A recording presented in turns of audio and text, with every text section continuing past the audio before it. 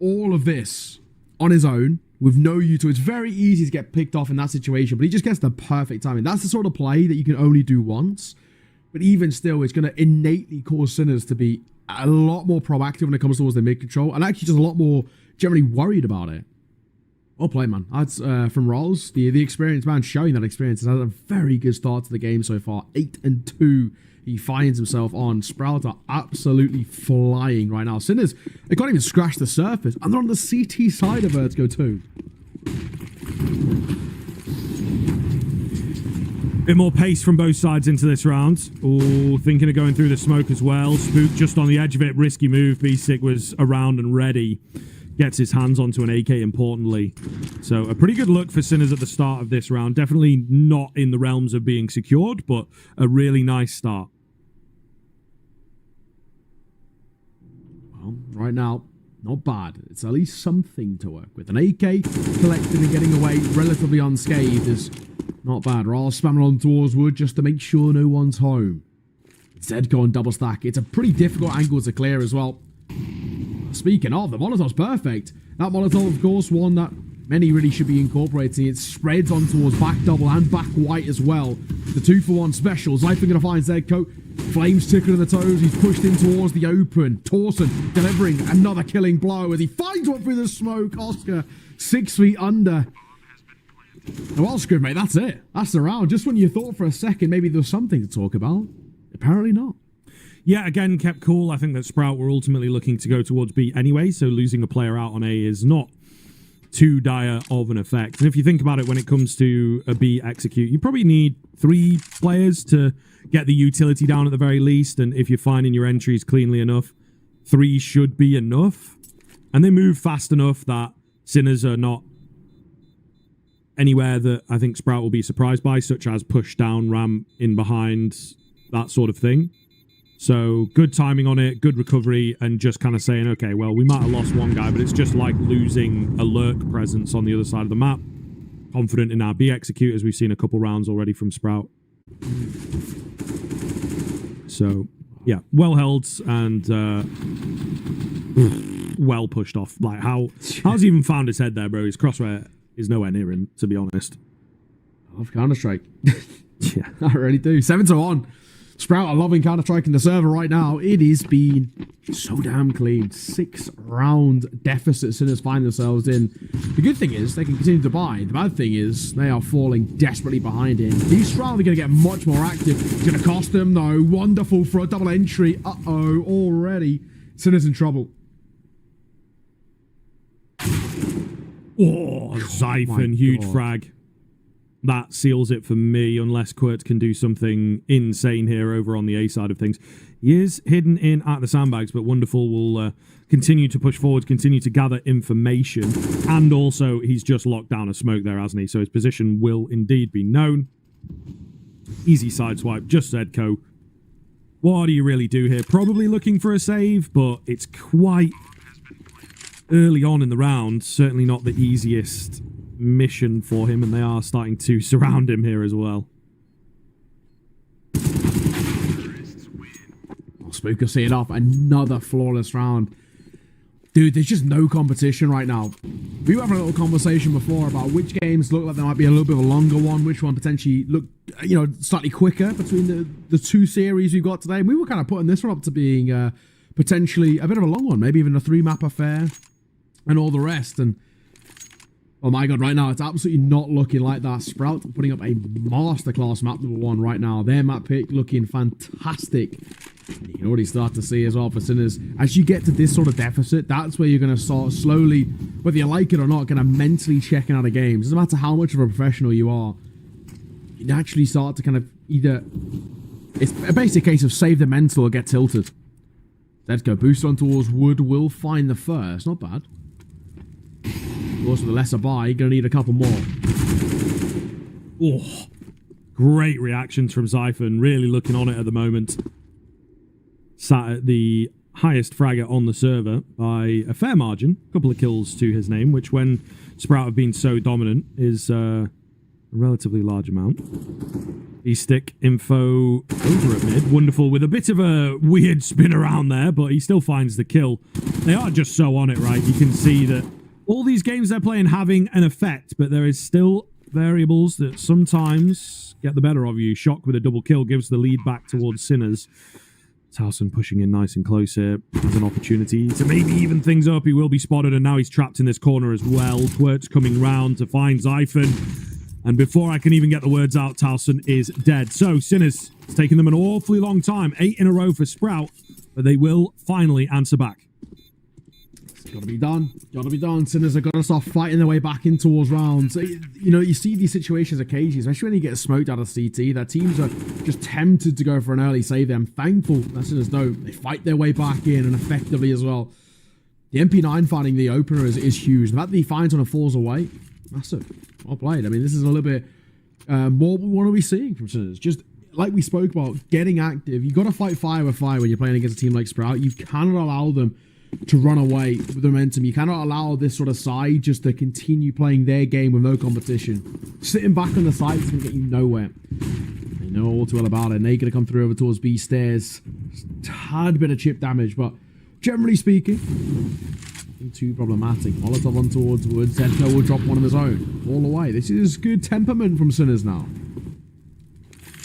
Yeah, nice to see. Nice to see. Maybe a revitalization, as can often be the case. And looking for some aggressive moves as well. Flash comes round. Doesn't blind Towson, but gives Zedko enough confidence to find that first frag. A really nice move to kick the round off for Sinners. Now all goes just a little bit of quiet right now, right? Numbers disadvantage. Sprout going to try and claw their way back in, but it's a question of how. Numbers don't favour them. A minute to work with as well. Time is starting to work against them too. Looking upon another round like Towson finding a 3K or Zyphon's consistency right now. Smoke will come in. Spook going to sit inside it, in fact. He had the crosshair trained in the right position. Asking for a spray there would have been definitely risky. They hear this commitment. Quirt has found a gap. Spook will fall, and now this round is starting to fall apart for Sprout.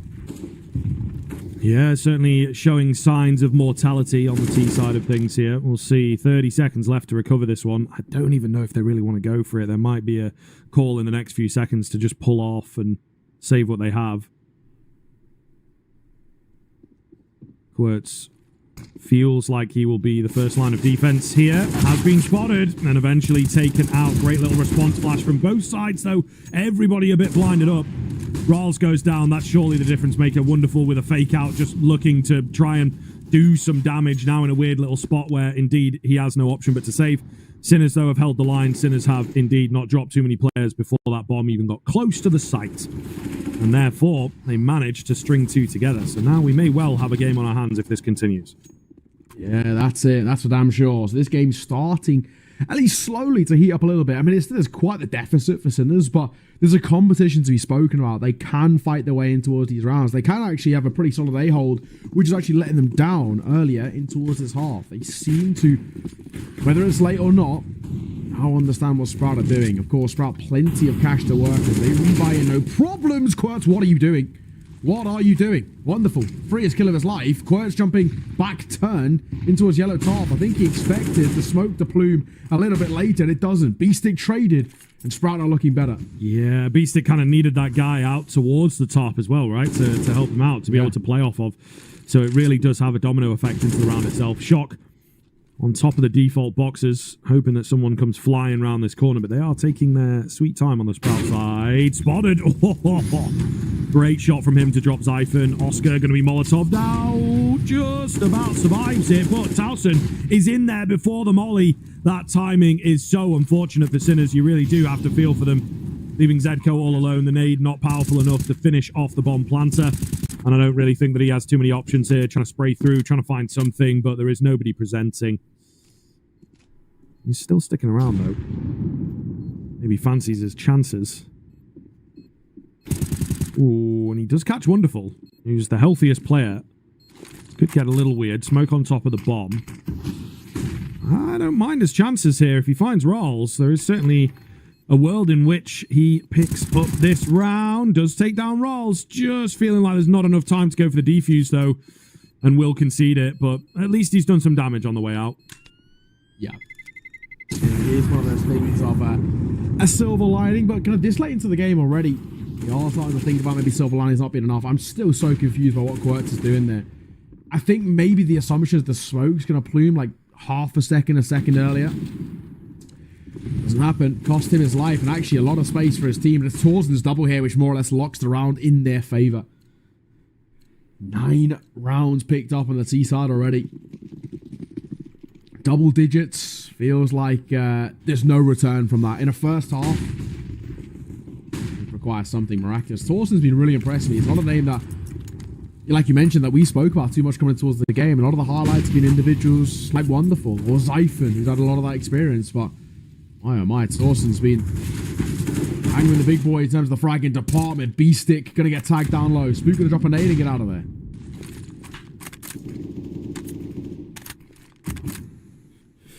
Much more passive start into this round from Sprout, it would seem. Just trying to fend off the ramp play, taking it a bit slower. B-Stick, oh, walking into the lion's den, but he's got a smoke to work in his favor, doesn't he? Finds one. Can he get any more? They've re-smoked the same spot. Really difficult for Sprout to battle through this type of an angle. Towson, though, is just waiting patiently for the smoke to dissipate, looking... Knows that he's got to be somewhere around where his crosshair is, and he would indeed be correct, but if B-Stick's ready for the fight, might be a tough one for him. Smoke going down, first one falls, and the second. Towson with the double entry, and they are now looking to pick up the pace. Shock with a key find over towards middle, and Sprout, they're apprehensive here on the push. I think they will still head towards A, but not before the rotations come in. Spook just behind the flames as well. Will lose his head to Shock. The bomb rolls forward, but Wonderful find the trade back into a 2 versus 2 in the smoke. Will give Wonderful the cross at the very least, but it's starting to dissipate now. And he didn't even clip the bomb, in fact. So still a recovery mission that needs to be had. Torsen caught by the flash. Might go unchecked here, and he will. They line up into the crossfire. And Zedco nowhere there to trade. Little bit mental of a move from Oscar, I won't lie. Zedco again finds himself in a situation where he is alone. He nearly got it done in the previous round, looking to get it done in this one, but Towson denies him. The man who starts the round, finishes it too, and gets Sprout their double digits and breaks that bank of Sinners. So a really massive round that is going to threaten a scary half here from Sprout. Starting to look good. Well, I mean, it's already definitely looking good. Not even just starting. It started a long time ago, but it's now being closed out at the half in an immaculate fashion as well. Double digits, like he's spoken about, is just so scary. There's an opening half performance. Penultimate round here. And Sprout, of course, a good opportunity. They find 12-3, dude.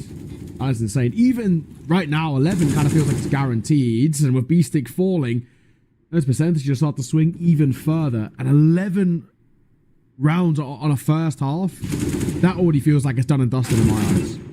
Sure. Yeah, sure. Oof.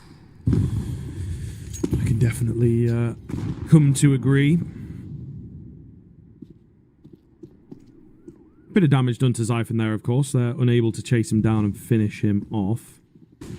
So looking towards A here as the bomb side of choice. Looks like they should be able to get in. I think Sinners saw some action over on B and thought that they would get involved with it, but doesn't really come off. Nice open plant here for Sprout. Should quite easily be their round. I think Sinners are just hoping to stick around and find some guns maybe, but even that will be a challenge. So I think, yeah, the argument of holding on to your armor is perhaps a good one. Already is looking maybe a little bit potentially like it could be expensive here. A lot of damage is being dealt to the T's here. Pistols could find at least something on the way out. I don't think they'll find the round by any means, but Constellation kill or two won't be bad. Quirk's gonna have one more to the tally. That'll be that. Yeah, my god. Made expensive. Made very expensive indeed. Only one being saved here. Just Spook. That's all that's left. So as soon as this, once again, they can have a small smile. Really isn't what you want to be seeing overall. 11 rounds on the T side. Realistically, do you think there's any chance going in towards that second half?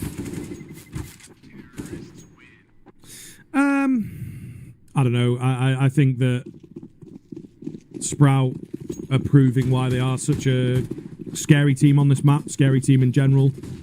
Some really good signs throughout. Sinners have definitely had a few rounds where they've come a bit closer, but again, Sprout, I think we've talked about how many games they've played. I think they're just so comfortable in these situations right now where Sinners are maybe still warming into this game a little. Zedco will find the first in this round. 11-4 feels much more winnable than 12-3, but Siphon is making sure to keep Sprouts interested in number 15. Ready. Again, looking for a little bit more. Swing on the corner, Spook. We'll find him. B-stick falls. Now things start to look a little shaky. And Spook gonna make yet one more. This round's done here. So's the half. 12-3 unless Oscar can pull off a masterclass. 2 versus 3 round the corner, looking for more of a fight, and he'll find Spook. So hang on a second. It's back on the 2 versus 2. Vintage Oscar trying to show himself here. The double up setup is proving to be scary as they both chime in to finish the round off. 11-4 at the turn. Still not sure it's going to be enough for Sinners, but definitely curious as to how this game continues to pan out. And hopefully, for Sinners' sake, they can make it a bit more competitive, give themselves some confidence going into their own map pick. Yeah, no, exactly that. Well, for now, we take a rare breather in this game. It's been pretty high octane stuff. Oh, the vast majority of it, there's just such aggression from Sprout. They've been so quick in terms of how they've been playing it. And more things be found here from Sinners. They need a pistol round at the very least to kickstart their campaign. Anything more already starts to be maybe out of the scope of where we want to look to right now. Trying to talk about tying this game up feels outlandish at the moment.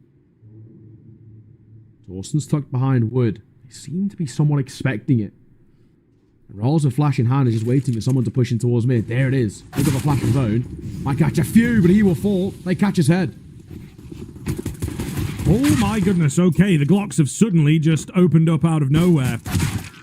And Spook can't get anything done either. Really decisive pistol coming in from Sinners, same as the first half, so at least that's something they have going for them, is how effective their pistols are so far. They absolutely need to turn this momentum into something massive though, right? Sprout, it looks like we'll hold their cash, go for an early rifle buy. So yeah, the Sinners need this one cleanly. Need to build up some speed on this T side and start taking control of the game in the same way Sprout did in the early stages of that first half. Right, absolutely. Let's see. 11-5. We start to slowly see something. A little bit of ramp push coming through. Spook gonna get a double. Wonderful gonna get one. Surely not. Okay. Oh no, a full eco. It's all down to one man in Zedco.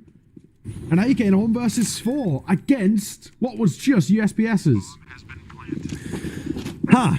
Colour me surprised, and I think Sinners as well will be absolutely kicking themselves. It was their slim, but still an opportunity to close the gap and get back into the game. Deadco, or double kill, but unfortunately the wood betrays him in the end. And we don't care about, oh yeah, he did some damage there. They literally invested nothing. So Sprout have stolen an absolutely massive round and just picked things up where they left off.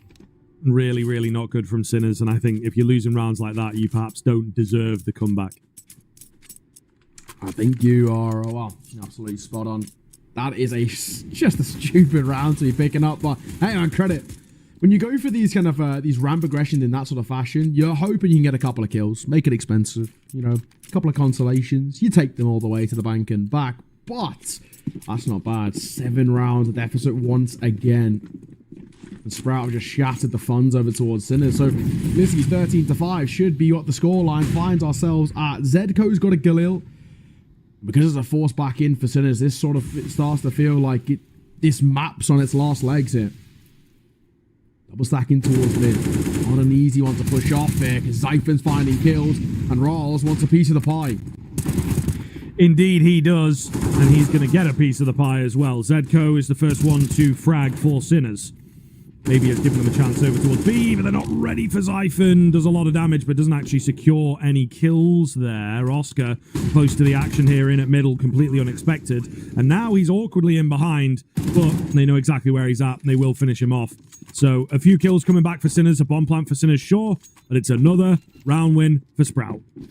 Yeah, I mean, again, you're right. We can talk about silver linings, but at this point, so late into the game, it's just not something we really even care about. Not bad for Sinners in the sense that you get a bomb plant on a low buy, and it does salvage the situation in terms of keeping their economy afloat a little bit. It means it's not a double eco situation, just a single. But even still, man, I don't know. There's just not a lot left in this. Sprout up to 13, 14th, more or less comes part and parcel with it as well. Considering that force in towards the round prior.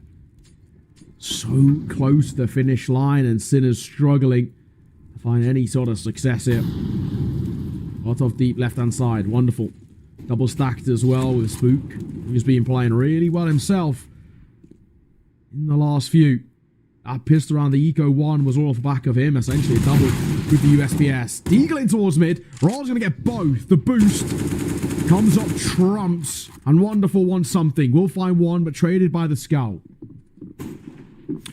Spook, good angle for him here. Just waiting for the right opportunity to strike. If only he knew how low Oscar was, he really could just fly around that corner. One bullet. All that's required against the armorless sniper. Quieten down a bit here. I think Sprout know that they have this one in the bag. There's no need to jump the gun. Spook as well, pushing down, finding info, kind of confirming the fact that they are most likely towards B. Definitely not towards A. Towson just needs to keep his cool here, and he will indeed find that double kill to close the round out. Looking very good. Sinners with their last chance in this map. They will have a pretty clean buy, but buys have not necessarily been the problem, so we're hoping for something a bit more effective from them in terms of the early approach especially, right? They've been losing a lot of the early fights. Yeah, it is well on. 2 more rounds.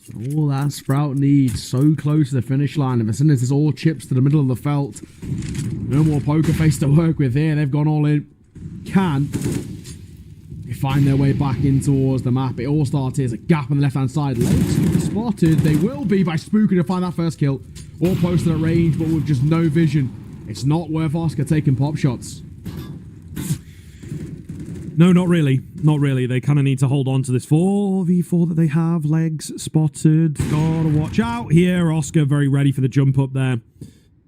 Big kill. Very big kill. But whether they're expecting so much presence on the ramp is my question. Rawls double. Triple for Rawls.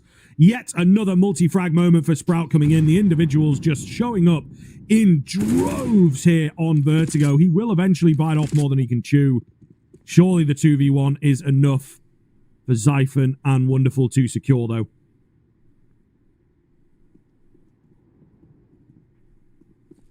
Let's see. They probably now suspect something's up. They're going to go over towards B. This now will be heard. Zedko becomes in range. But I'm going to go down. No, it's not. I spoke way too soon. Wonderful. 1 bullet to the head, and that's all it takes. 15-5. No bomb plant either as well. Again, no $800 cash bonus. More or less confirms this one surely now. What a dominant display. Just an incredible performance from Sprout. The consistency across Vertigo has been something that is just so scary. So scary. Rolls well played. I really wonder whether that barrel showing through the wall as well is something that is only on our side, or whether it's server side as well. If it is, that's pretty unfortunate. Oscar gonna find the first of the least. Spook overextending. It's happened a couple of times to him. Maybe given some sort of an opportunity. Obviously need to be able to work with an advantage like this. So we'll see where their position goes from here. Towson, cheeky. This is a 15-5 move if ever I've seen it, and it comes off massively. Double kill for him, AK upgrade for him as well, and a man advantage for Sprouts. All goes just momentarily quiet. You can see the cogs are whirring for Sinners. How do we get this back in our favor? Well, shot finding something here. Could be one way. Torsen is just so quick. Molotov in towards ladder. Bomb under the control of Sprout and the 2 remaining of Sinners. We look upon Oscar. The old guard of the Czech scene needs something special here. And realistically, nothing going to come forward from it. Sprout about to lock in the 16th their map in incredibly quick fashion. My oh my, I mean, for Sinners looking at this series as well, it already feels now at such a risk. Molotov front ramp, time ticking, 25 seconds. They will get a kill, but honestly, anything more feels outlandish here as they go into danger and into death. Tortorells will see it off. And what a showing. What a display. 16-5 for Sprout. They make that look so easy, Scrib. We were expecting a decent game from Sprout, definitely on Vertigo, right? The 90% win rate at the moment. Probably their best map by a fair margin. But that is something else. That is something else I think that we've just seen there. The way in which they were winning rounds, the couple force buys that they got, they really never let Sinners into the game. It was 8-3, right? Sinners won a couple in a row, but then Sprout just kind of immediately shut them down before they were really able to put anything up and threaten the first half. Didn't even get to like 5 rounds where it's like, oh, maybe they could bring it close, but Sinners unfortunately just kept down very, very low. They also won both pistols, and only then getting 5 rounds after winning both pistols is kind of crazy. I don't think that's something that you see very often at all. If you are a knower of counter, you'll understand how important the pistols can be. So really, really impressive stuff from Sprout there, I think. I think essentially what that confirms to us is that actually, the scoreline actually maybe alleviates a little bit of the embarrassment generally by winning both the pistols, but then losing in that sort of fashion. It should have actually been an even more dominant game. We could have even looked towards something as ridiculous as a kind of like a 16-2, 16-3, right? That's just how well Sprout played. And it does kind of make you think, right, if they cleaned up the pistols a little bit, how good would the side actually be? I mean, it's not like the pistols were bad. The opening one was a little bit rough, but aside from that, a couple of missed fights. Generally speaking, Sprout was so clean. This is a side that looked incredibly scary. This new look is so worrying. Of course, I mean, granted, we can take the other side of that was their map pick. We're now heading towards Ancient, which is a little bit better statistically for Sinners. But even still, man, with that level of dominance and that level of a performance as well, I just can't see a world in which Sprout looked like a completely different side. Yeah, it is wild to think. I think something that we did mention during the veto is whether Sinners would be able to just fight back. And I think we have seen there that it may not be the case here this evening. They may well be getting wiped out by Sprout, one of our sort of favourites in the tournament, I would say. So the fact that they're in the lower bracket is also a surprise. And somebody's got to play against them. Unfortunately, Sinners are the ones to meet them. We shall see. We do, of course, have one more map before we start to see whether Sprout can clean this one up. It is Ancient. It is Sinner's best map. So we're about to see how things will pan out for them in the follow-up. Quick break first. We'll be back shortly.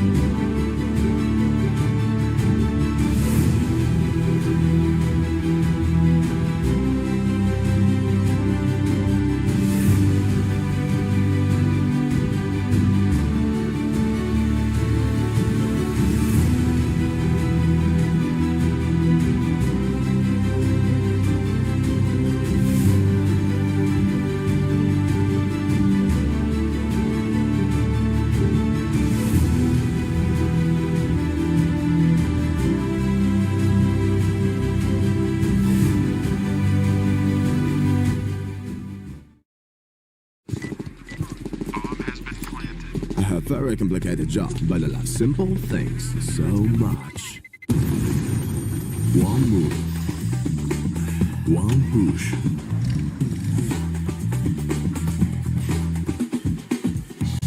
One touch.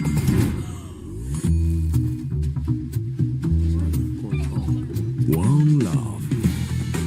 One click. One XBet. Trying to get the skin of your dream for a long time but can't get it in any way? On our website you have a unique opportunity to get your favorite knife. Users on our site can hand out skins themselves, and participants need to fulfill some simple conditions. For example, watch a video or buy a case on our website. After that, you automatically become a member of the distribution. Go to the user giveaways tab and do what you like. Hellcase.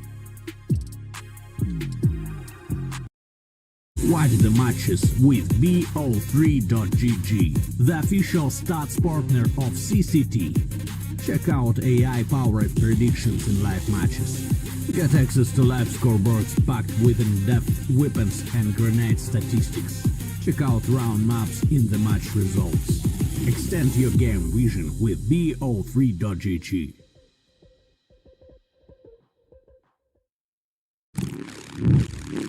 Well, what are you doing? Exhibit. What do you think? I'm a paperclip? It's Mr. X to the Z. You need to quit browsing like a lame and get Opera GX. Because with GX mods, you can pimp your motherfucking browser. All you gotta do is click here, select the mod, and boom! New look, new sounds, new everything. It's not easy being a legend. Oh, not again. Change the mod now. Download Opera GX.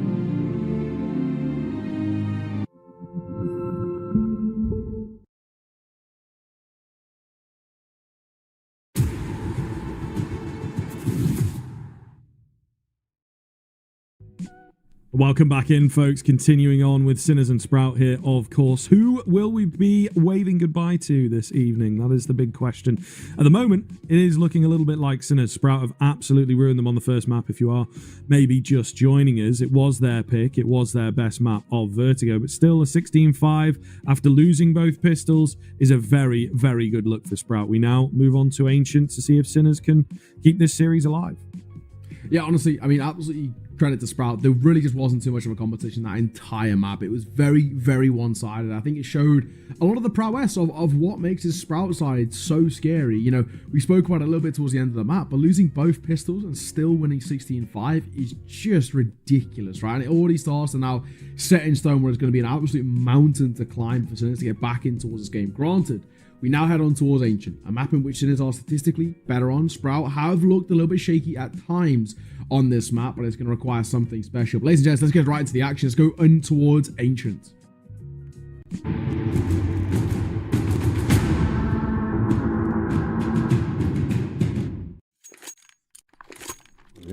We're in.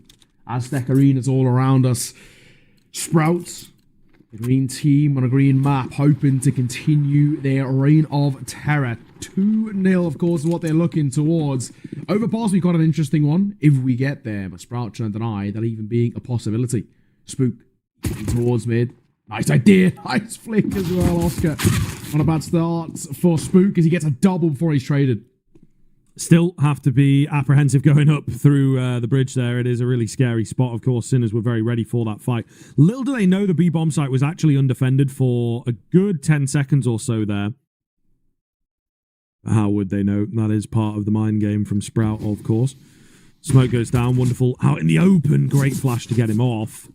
They need the kills here. I'm going to come round. Slant not smoked off, so this gets a little scarier. Again, a fantastic flash over the top, and Quirt's nearly in for 2 on the Glock. He's basically done the damage for 2, and look how low some of these players are for Sprout. Yes, it is a 3 versus 3, but it's a shaky one for sure. Zedco can't find his frag.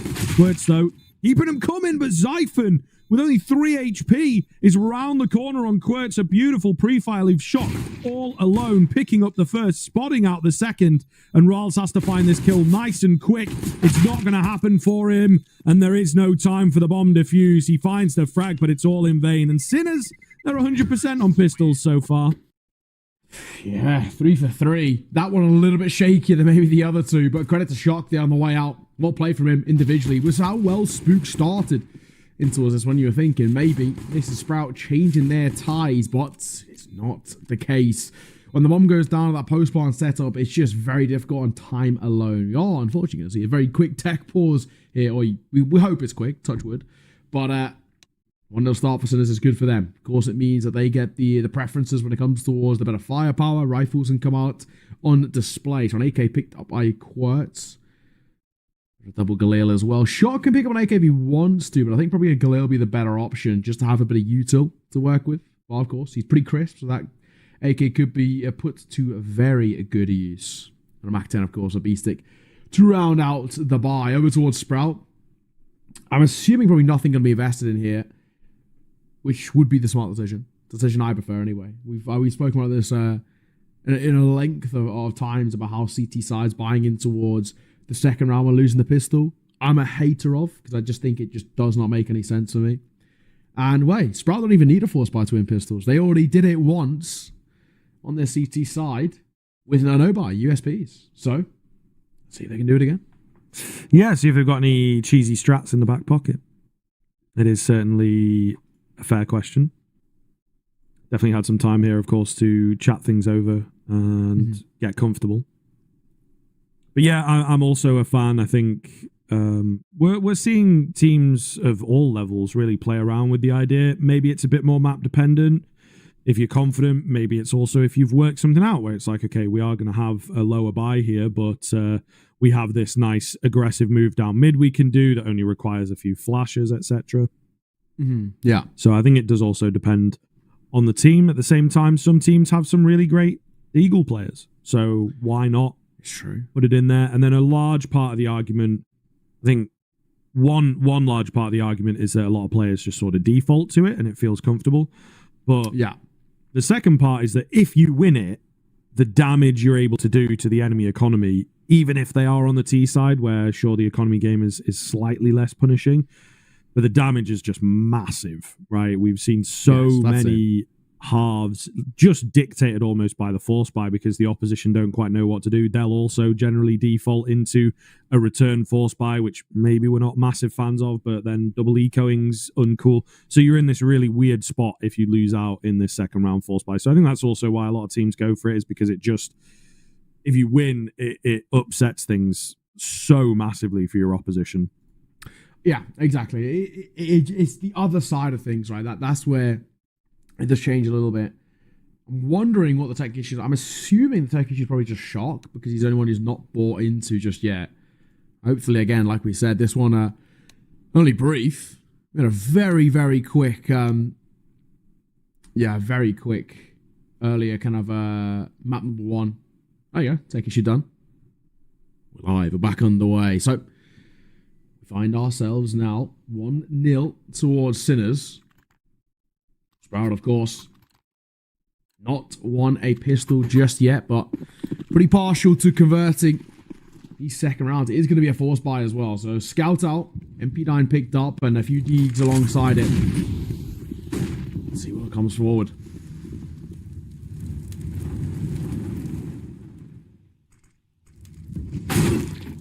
Ooh. All right. Maybe this is why they're going for it. Yeah, exactly. And this is the thing. You're in the force buy.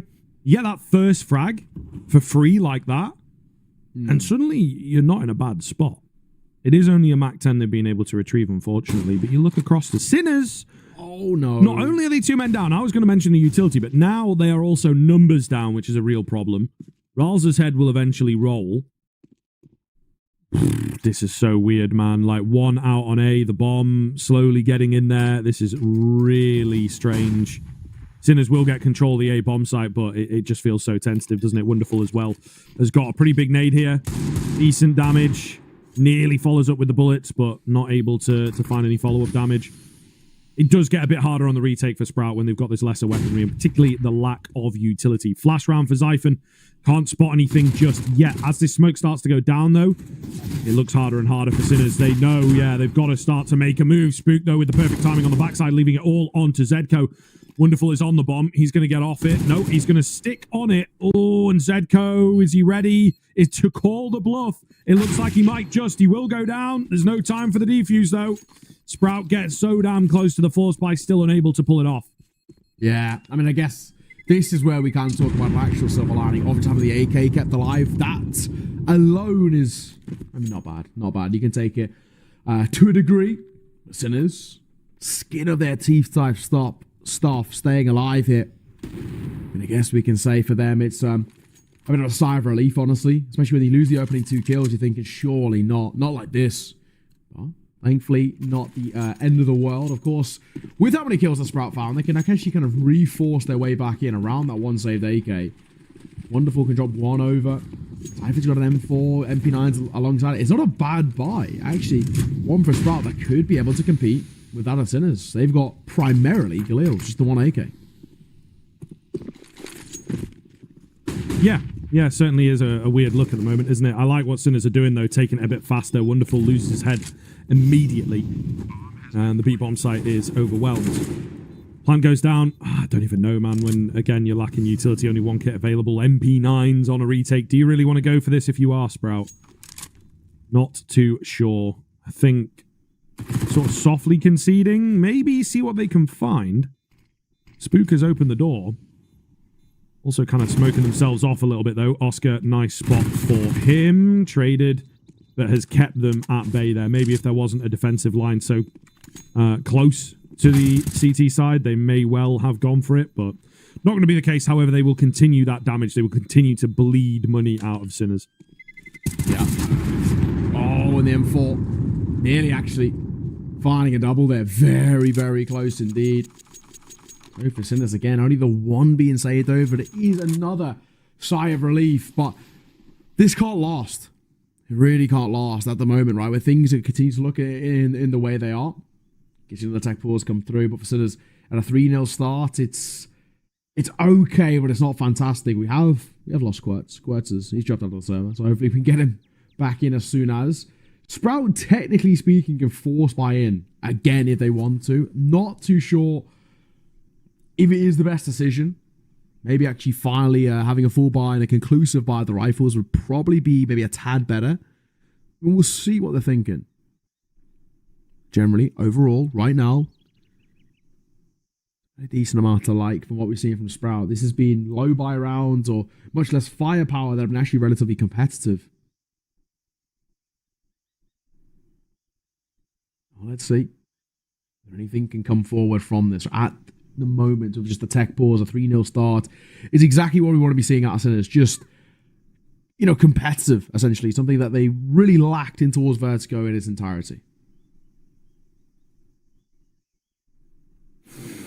Yeah, a little awkward here that we've had a few technical pauses at the start of this one. Definitely going to throw Sinners in particular off their game. I think you'll be used to the tech pauses for sure, but it can be a little annoying, I think, when you've just started to pick up steam and look like a much better team. Here on the second map, much more comfortable on Ancient, aren't they? You can immediately feel that. Yeah. We're quiet for just a moment. Hopefully we can get back underway as soon as. But yeah, we find ourselves right now, it's really isn't the worst situation for Sinners in terms of the early start. I just feel like I need a little bit of that competition coming through. They are going to go for the Force once again with the double M4 and the FAMAS picked up. Double MP9 around it as well. For Sprout, actually a pretty decent buy, but again, it still has never been a conclusive economic situation for them. They've always had kind of at least one SMG in play or somewhat limited utility, which again, sort of feels like the case. We now just wait for Querts to get back in. Hopefully sooner rather than later, and then we can get back on our merry way. Yeah, for now, not bad. I think overall, there is still definitely something to talk about in terms of successes for the Sprout side. They're making it very, very expensive round upon round, which is always going to force Sinners to feel just a little bit uncomfortable. And of course, is where we find ourselves for the mere moment. So we wait, we'll hold, and hopefully back underway as soon as. Apparently we've been given the ETA of a couple of minutes, so we just fill the dead air until then, my friend. But, yeah, I think that is the case. One thing, we're getting a nice tour of Ancient. That's cool. Yeah, exactly. That sort of float around. One thing we can talk about, of course, is I'm sure you did, and same with all the viewers as well. We all saw the CS2 tweet. They said, "What are you guys doing on Wednesday?" What are you doing on Wednesday? It feels like maybe Wednesday might be when we have CS2 announced, potentially. It's possible. They've done a few "What are you doing on Wednesday" trolls in the past, so I'm not holding my breath. And then they also tweeted Counter-Strike Global Offensive today. So I think we are perhaps It's definitely might soon, be, isn't it? the It's end. definitely soon.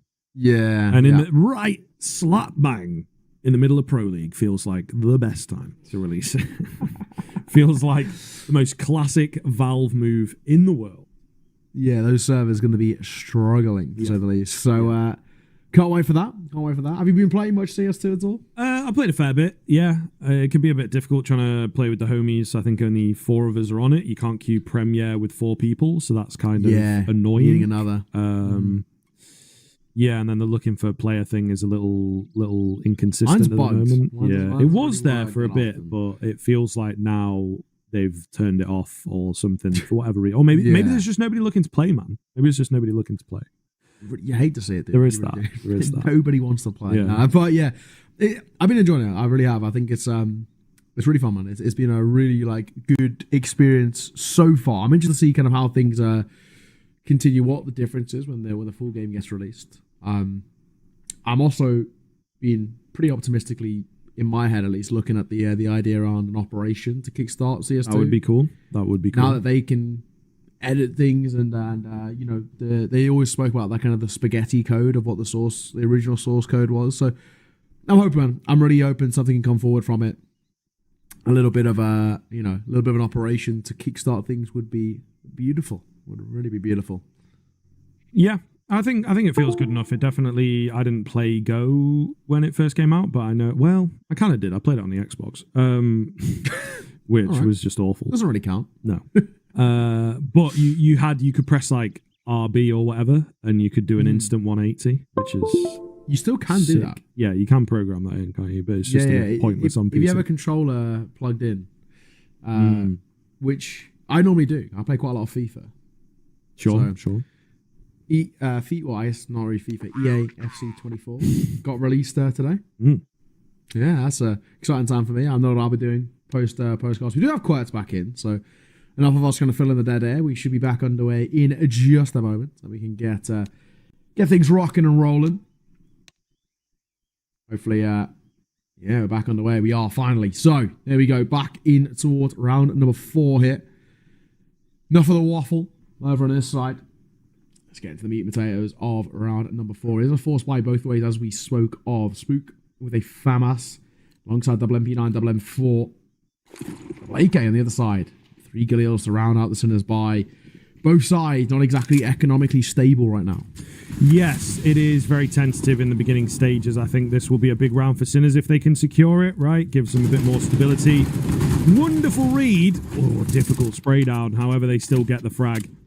Really well read. As mentioned, Sprout coming into this first gun round with a game plan, with an idea, and wanting to pull off the aggression. They're playing a very confident game, and Sinners, they recognise that, and they abuse that fact. So I'm a big fan of what I'm seeing here so far. Kita harus selalu membuat Out here over towards the A site. Nobody home. Sprout actually got a pretty tough decision to pilihan yang cerdik.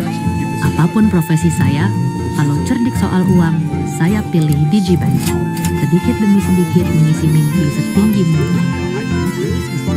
Menabung ambisi, ciptakan prestasi. Memulai langkah, teman-teman, wujudkan mimpi.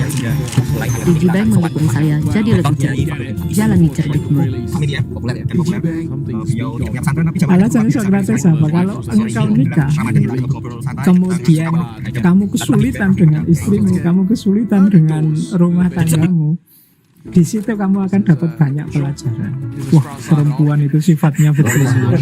Ternyata harta itu, makanya kita mikir banyak. Tapi kalau enggak nikah, yang dipikirkan cuma satu. Kapan saya nikah? Enggak filosofi pelajarannya. Yeah, definitely a weird one. They decided to stick around for fights there. This turns what could have been into full buy, right? Some drops across. They would have had full rifles at the very least. It's now just a half. So not sure if I'm a big fan of that. I think exit via B, just chill outside of the B site and you'll hold on to your guns. But they opted to get a bit frisky, and it did not work. So expecting another one out from Sinners pretty easily here into round number 5. Oh my goodness, Shock will spot Ralls there. As he gets above him, the mid control as well coming in should be a really, really scary linchpin for Sinners to work with. Expect so right now. Quiet here. They go for a mid push coming forward. Shock in red room. Simple and effective, really. The 5-7, pretty good at this sort of range. If Shock doubles back, he could be in a little bit of trouble. But he kind of seems like he wants to poke and prod around. I don't think he's going to give up here. Does he clear Torsen? The answer is no. That's an AK down, collected. And once again, Torsen might just save here. The bomb goes down. What's the point of sticking around? Go for a save. Keep the AK over towards the next round. Yeah, 5-0 start for Sinners, which is not bad considering they only got 5 rounds in map number 1. Jatuh cinta lah. Right, they're kind of scratching their heads a little bit on the CT side, looking pretty shaky.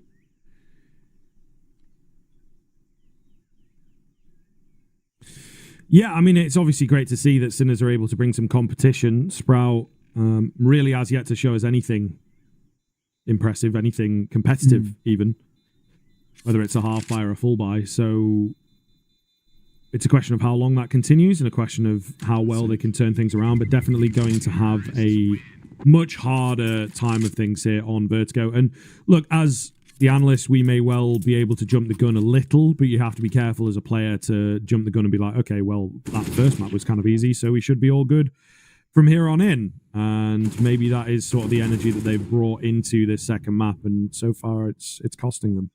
Yeah, no, absolutely. So far it's not been pretty right now. 5-0, but finally into an actual full buy. So EWP in play for Wonderful. This is the man we look towards, especially on this map specifically. An Orbis Paradise at times. One looked down into his ram. One is crossed towards left hand side. Wonderful would not have spotted that. But good spam coming through. Actually, Oscar's very lucky to still be alive. Spook. Big angle. Quirts. Shoulder around the corner. And Spook is afraid to run around and chase him, so just has to live to fight another day. Minute and 15 left on the clock. Wonderful with a little encroachment out towards B. Again, the setup here from Sprout, it's not the best defended B bomb site, at least in terms of the volume of players over there.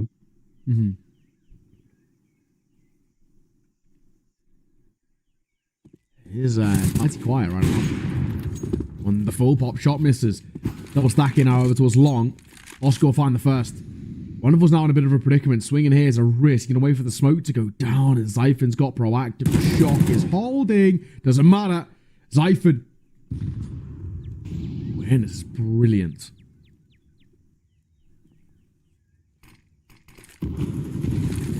Ooh, B-stick. Bit of a smoke here for him to work with. Flash will go down and leaves Torsen so damn blind. Rolls through the smoke, trades one back. Is it going to be enough? They've still got to get past this AWP. And another rare miss shot here from Wonderful. So that'll allow the bomb to go down. They're cutting off the flank, and there is nobody coming from the flank, so we'll see. Flash over the top. Again, very nervy here from Sprout. I think they understand that they're in a position where they could definitely win this round, and they sort of have to from here. Slowly but surely encroaching round to the site itself. Zedko just biding time, waiting for his moment to strike. Not needed yet. Quirts is the one finding the frags. Has he done enough to scare them off? There's not a lot of time left on the bomb, and they will indeed start to move away.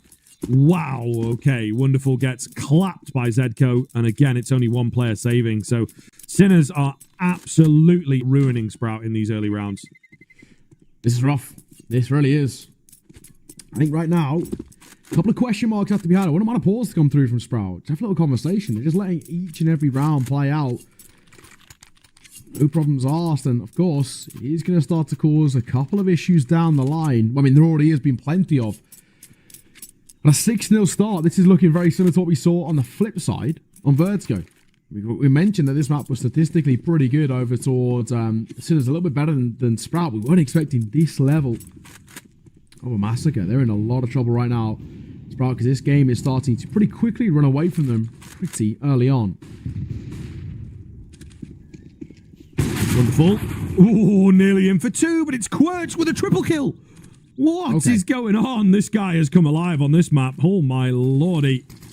will get traded out, but again, surely has done enough. And while all this action's been going down, Zedco has flown onto A, gathered all the information. The bomb is a little late to that party, but Zedco can use his position to get in behind. That looks more like what they're after here.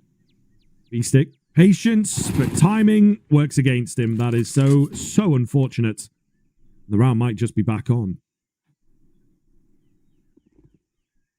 All goes pretty quiet here as Zyphon gets caught back turn. Timing now working back against Sprout here. Zego's been spotted. It's spotted each other. So they can go towards the A side for free here. He drops some Yuto, just keep them at bay. If you're Torsen, how do you play in this in a 1 versus 2? Damage dealt towards Oscar. Of course, now the knowledge as the bomb goes down about this one being, well, he's feeling pretty rough. Caught with a knife in hand, drops a smoke, and I think with the information being more or less secured in that fashion, that's the round. I can't see a way back in. I think he gets Torsen, pick up the AWP as he has, and just save. Yeah. Again, a bitter pill to swallow, but they really are running out of options here, I have to say. Getting worrying. 7-0 is a very similar scoreline to what Sprout were displaying on Vertigo. Yeah, you're right. So this is great from Sinners. Really, really great that they are able to fight back and just a new lease on life when it comes to Ancient. Just looks so good right now. So brilliantly, excellently played. You are getting to a point already. Like I've mentioned, I'd love to see Sprout call for a pause. They're just letting this game run away from them. They're not even calling to break things off. Of course, we had a couple of tech pauses, but it still remains the same for me. Where you could just have a breather, have a conversation. Where the gaps we're finding, that would change things. But no, letting it happen. Molotov will come through. Spook going to be forced to fall back. Wonderful going to stay posted on the angle. AWP good for one in this position. Falling away, however, that's where things could become tough. Yeah, certainly could be the case. We'll see. Wonderful, though. Does get the frag, and the player behind Oscar only really had nades out, so wasn't ready to take a fight, wasn't ready to find a... Oh, trade! Torsen, it's a bit of work. He will get the frag. Best luck that Sprout have had for quite some time. 2 to the good. Recognizing that mid could be compromised as well as they move some players off of B, so really attentive from Sprout. And again, they know that their position may well be compromised in certain areas of the map. Zyphon's got pretty good information as he pushed down. Quirts will fall in the cave area. Shock out on the site itself. Ready for a fight from A main. He could get 2 here. He does indeed. All right, maybe we are back on. The A bomb site blasted wide open. Not ready for another player to be so close, though. Just B-Stick 1 versus 3 without that bomb being down. Certainly is going to be difficult for him here. I think they will give the space across to maybe even allow him to find that plant. All the same, no kill coming off just yet. Wonderful has pushed through the smoke as well, and down he goes. I think he might have melted to the fire there, to be honest. But yeah, all the same, it will be the round for Sprout. Yeah. Okay, so not bad. But at the very least, we can now start to think there's something to work for Sprout. It, again, was pretty costly. It very nearly went the other way, but the first round picked up for Sprout here on the CT side. On their opponent's map pick, have been looking rough around the edges.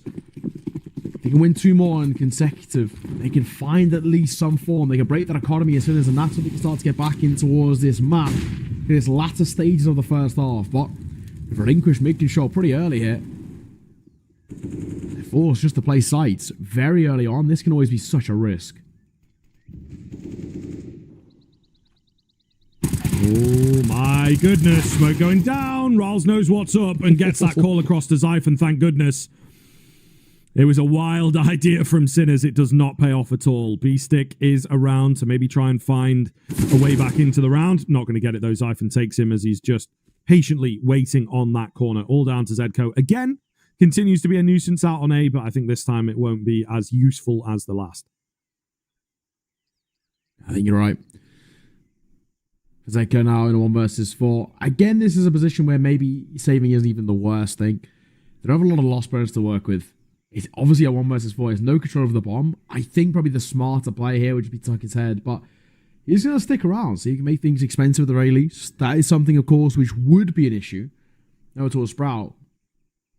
while they're finding bits of success and we're seeing moments where things look okay, they still are, relatively speaking, pretty rough around the edges when it comes towards their finances. And even, if he has 2 kills here, he's absolutely going to have a massive knock-on effect.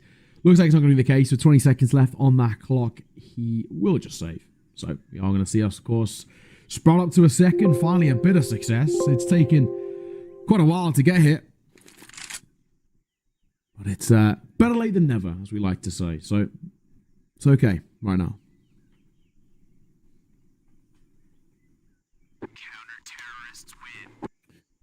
Indeed. Where do you think we're at round-wise on this map at the moment? Is it like super even? Are we looking at 9-6s in favor of the CT side? What are you thinking? I'm thinking realistically, I mean, at the moment, I'd be very surprised if Sinners don't get minimum 9, is kind of what I'm feeling. And honestly, anything more feels not even the most unlikely of scenarios. Like a double-digit scoreline for Sinners is not too big of an ask, right? Just 3 rounds from the remaining 5 to be played. I feel like it is, in my eyes, kind of feels like a possibility. We'll see, but I think generally speaking, Sprout, I'm not convinced by anything just yet. Considering, though, Sinners now being forced into what is a pretty janky buy. If Sprout, like I said, they needed 2 in a row. They found 1. Find the second here. Sinners are going to be left reeling, which is going to open doors for Sprout to start closing the gap a little bit. So I think this round for me feels extremely important.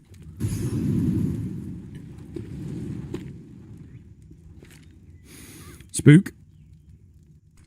Pretty dangerous spot for him. This is obviously an area that Sprout have found quite a lot of success with over the past few rounds, so I think Sinners will be much more concerned with the way that they play Cave. Or even if they try to do so, to be honest. Mid-control. Again, it's a decent read. It is an area that Sprout have opted to leave a little less defended. So Zedko, off the power of 1 smoke, is all the way up to Red Room. Has yet to go into it, though. That's aggression. Nice trade. Bomb drop. That's important. Rawls, though, left all isolated on an island here. He's in a bit of trouble trying to get some space back here as Oscar will find him. And that's a sight. So already now the round completely flipped on its head. Spook will answer back. Shock gonna fall. So will Spook, though, in the trade. Zyphon, it's a flank upon a flank upon a flank, which Zedko will find. And all that's left is wonderful here. It's all a game of timing, one that hasn't worked out in favor of the CT side. And for wonderful, this is just such a big ask. But 1 versus 2. Bomb will go down.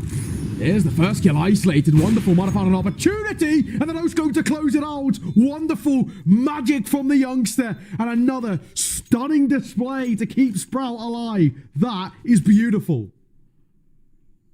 Pretty mental stuff. And I mean, exactly what we want to see from Wonderful, right? I think, to be fair, although not disappointing, he has been a little quiet. He's not had a moment like that at all yet in the series, but no time like the present. No time like the present. So well played, and a massive round for Sprout to keep them very much in contention. In this first half, they will force another awkward buyout from Sinners. This one makes a bit more sense economically, you might say, but it should be a 4th round for Sprout. Again, in part, thanks to Wonderful. Oh, that's huge. That is absolutely massive. Wonderful. We highlighted them a lot coming in towards this game.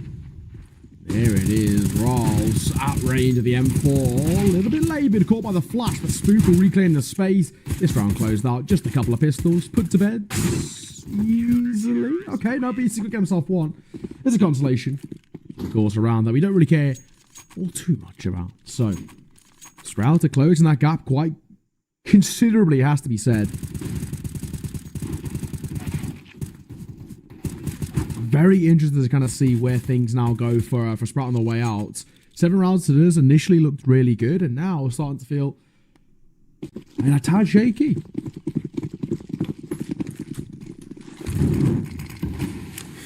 Difficult, yeah, very difficult. I think Sprout, as said, we were maybe expecting them to get back into this game just because of how effective they've been so far in the series and also over the past few weeks. Spook pushing in.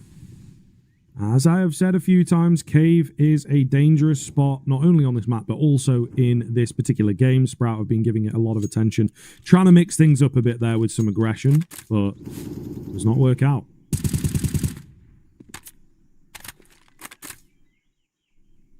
Once again now, numbers now favouring Sinners for the first time in a long time.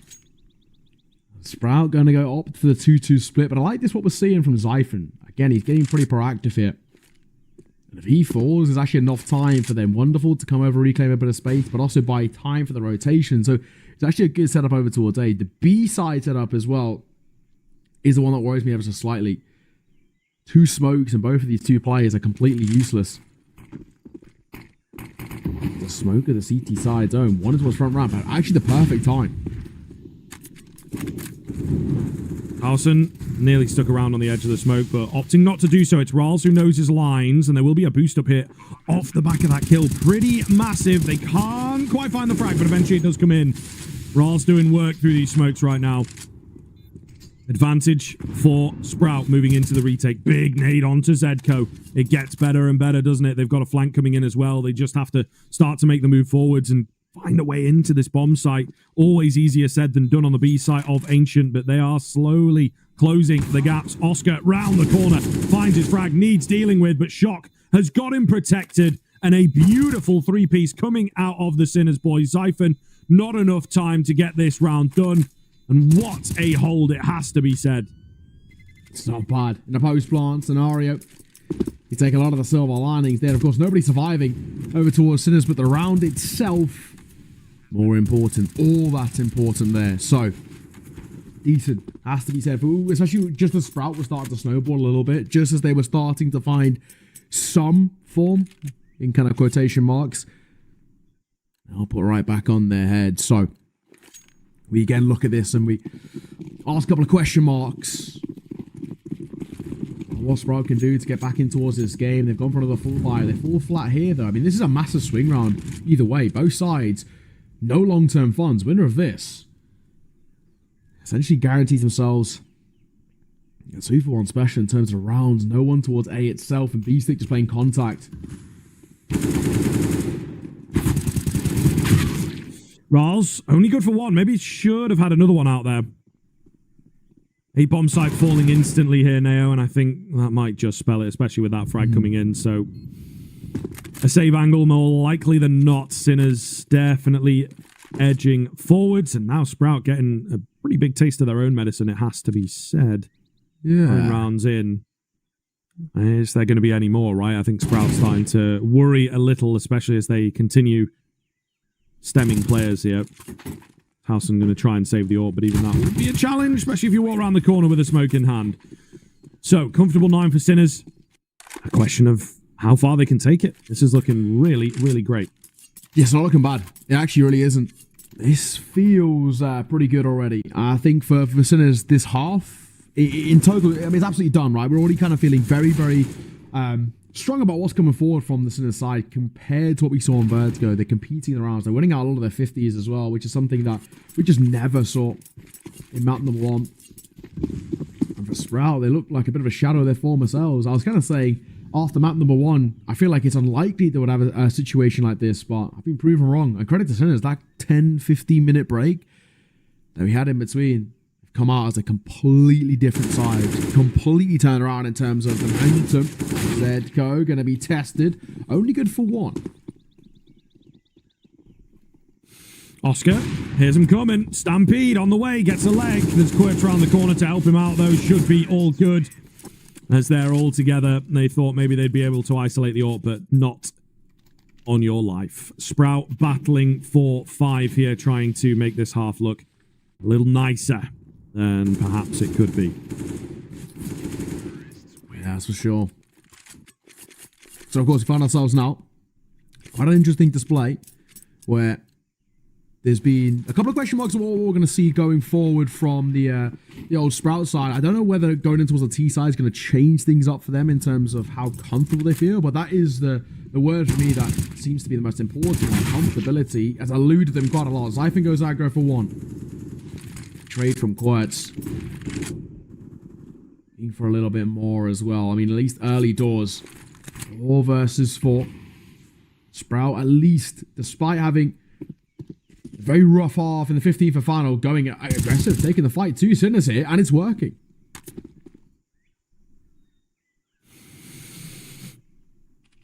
Good to see that they have not lost their mojo, despite the fact that they are quite a few rounds down. Big battle incoming towards middle here as the CTs are on their way. Oscar on the scope. Finds one. Oh, and they pull back. And Quirts will demolish them. This kid has been flying on Ancient, and it just does not stop. My goodness, I thought surely he was going to go down there. It looked like it was kind of the right move to just bait them in, let them come to you, right? Surely they won't expect 3 players around this corner. Unbelievable stuff. Tarson, of course, going to try and give this a good go. Can't bait out the AWP shot, though, and falls when Oscar pulls the trigger. 11-4 Sinners with an exact repeat of that first map. But they are the ones on the aggressive side, on the successful side this time. An absolute credit, right? I mean, really, really is something to behold here. This is just a stunning display from the Sinners side. That T side was immaculate. Sprout have got their hands full trying to get back into this, but realistically, it's looking like Overpass is going to be on the cards. They have just played a brilliant Counter-Strike. Very, very effective in terms of what they've been bringing to the table. And again, we look kind of the other way at Sprout, and we kind of got left scratching our heads. How have things changed so drastically from what was a really solid performance, map number 1, to a completely different display now here in towards Ancient? We mentioned it's not a map in which is particularly amazing for Sprout, but it's not bad. I think they held something around just shy of a 60% win rate on it. How good their recent form is, I really did expect this to be under lock and key. No, not just yet. 11-4, and a pistol round is so needed for Sprout, but they're 0-3 right now, so don't hold your breath.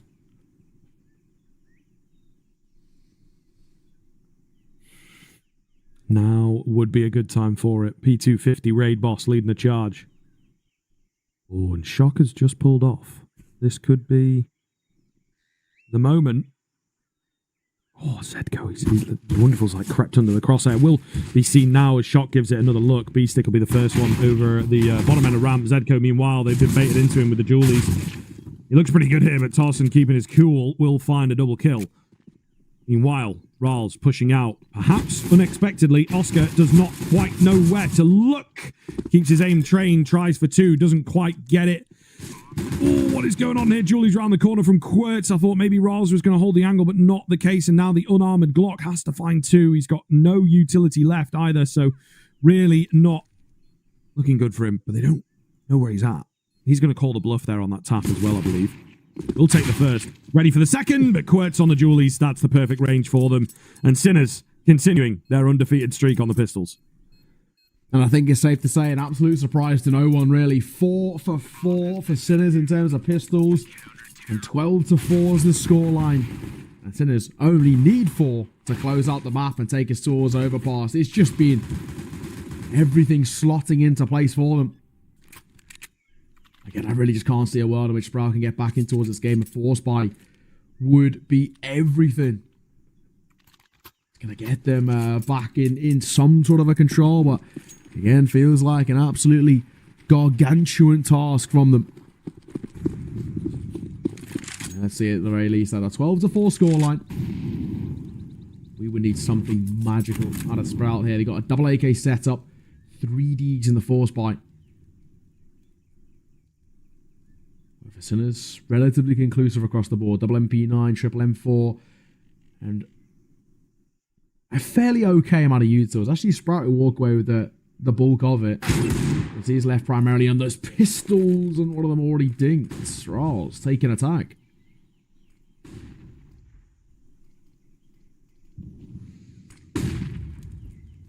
Flash out for Quirts. Does not spot anything, which in and of itself is some nice information, especially when he's looking towards mid there. B-Stick. Ooh, dodgy little smoke to just try and give him some space to work with. Not expecting him to get aggressive there, were they? He's going to melt to this fire while blinded, unfortunately. A bit of a team flash as well. Panic moments on the B-bomb site, but Oscar keeps his cool for 2. Down to just 2 for Sprout with no real control of the B-bomb site. They don't know where to go with it. And I thought they were going to go together on this anti-flank move. Doesn't come off that way, leaving Xiphon all alone. I feel like it probably will be included here. Back turns, pop shot, which Xiphon will punish. Not bad. Quirtz, does he attempt to swing? Of course he does. Quirtz has been so good so far. 20-9 he finds himself on. He did throw away the AK though, so question marks for that. Did have an AK, threw it away to his teammate, I think, but then didn't pick one up himself. So is actually gonna have to go back into a buy. It's okay, a little faux pas, which we can allow him that because he's been playing so good so far. 4G for Sprout. I feel like on the last legs here, Ancient not being a good map for them basically at all. And it is really looking at rough around the edges. This one, I feel like is already a bit of a forlorn conclusion. We'll see whether maybe anything can change up, but generally speaking, I just feel like I can't see a way right now. Yeah, not looking too likely at this point. Oscar in behind on the auto shotgun, but Spook with a quick reaction, to be fair to him. Needed a double entry, though, to make things interesting. They were maybe hoping to draw some attention away from the B-bomb site, but it has not been the case at all. Spotted now down at the bottom end of ramp. Nade should be good. Just does a little chip to all the players. I think exploded a bit too high. All the same, they know where they're at. They're locked out. Some pressure coming in from the side. Shock. Really well played here on the Patience. Finds one. Just keeping presence. It's called containment, if you are to use the fancy term for it. And, well, Wonderful is trying to get out of this cage. Shock will also fall. Okay, we are back on 2 versus 2. A weapon upgrade for Wonderful. Off angle is not enough for Zedko. And here he is again, showing why he has such a high rating, showing why he turns so many heads on the server. Primarily because he puts them on the ground. B-Stick tries for a cheeky move, doesn't come off, and Sprout answer for 5. Yeah, it's not bad. So, for Sprout at the very least, we can talk about a silver lining. We could talk about, well, something to talk about, but generally speaking, long road to recovery. I'm glad to see the auto shotgun getting its mileage. My favourite. Has to be said. Anything more is where we was what we asked, basically. I think for Sprout, it's nice finding those sort of rounds, especially considering what the buy was, but we need to find consistency on the full buys. That's where it matters most. That's where we're really going to take a kind of a care, at least for now, have some reservations about what they can do in terms of consistency. Scouting the angle, force away with a Molotov. Sprout trying to take donut control. They don't have to actually commit here. And committing would be slightly worrying, but they're going to go into the double stack in Red Room. Ooh, nice shot from B-Stick. This could get a bit fruity. Does a little tiny bit of presence there, but no bullets landing, unfortunately. However, he's seen 3, right? Tony Quirtz over here on the B-bomb site. He's been having a great game. Oh, and it continues. He's dropped the bomb. He can't keep it going, but my goodness, he's got them back into the round. That is for damn sure. 2 scouts on a retake feels a little weird for me, but numbers-wise, it doesn't look too bad. What can this 5-7 get done? Nothing. That might kind of be it. I don't think you really want to move into a bomb site with 2 scouts, to be honest with you. But Sinners still making their presence known, and of course taking a lot of guns away from Sprout. Pretty big deal when they're so far in the lead. Frosker now as well. Deagle in hand. It did look like he was sticking around maybe to see whether he could find anything on the way out. I think, though, he probably will walk away with not a lot. So, Frosker, individually, that round not amounting to all too much from him. McQuirtz, again, just continuing to be such a menace. 22-11. Finds herself on right now is really not bad. Any more would be pretty miraculous. I'm not going to count it out by any means, too. I mean, we already have seen him single-handedly take over rounds and really put Sprout in an uncomfortable spot. At a 13-6 scoreline, still, I'm not even going to tempt fate with talking about a recovery, but there is now going to be at least a period where for Sinners, their finances are pretty shaky, and they being Sprout, can actually start to put Sinner's under a lot of pressure, not only in terms of the finances, but also the morale, right? Round upon round, breaking the economy, leaving them comfortable. Scout will find a nice shot. Credit to Oscar.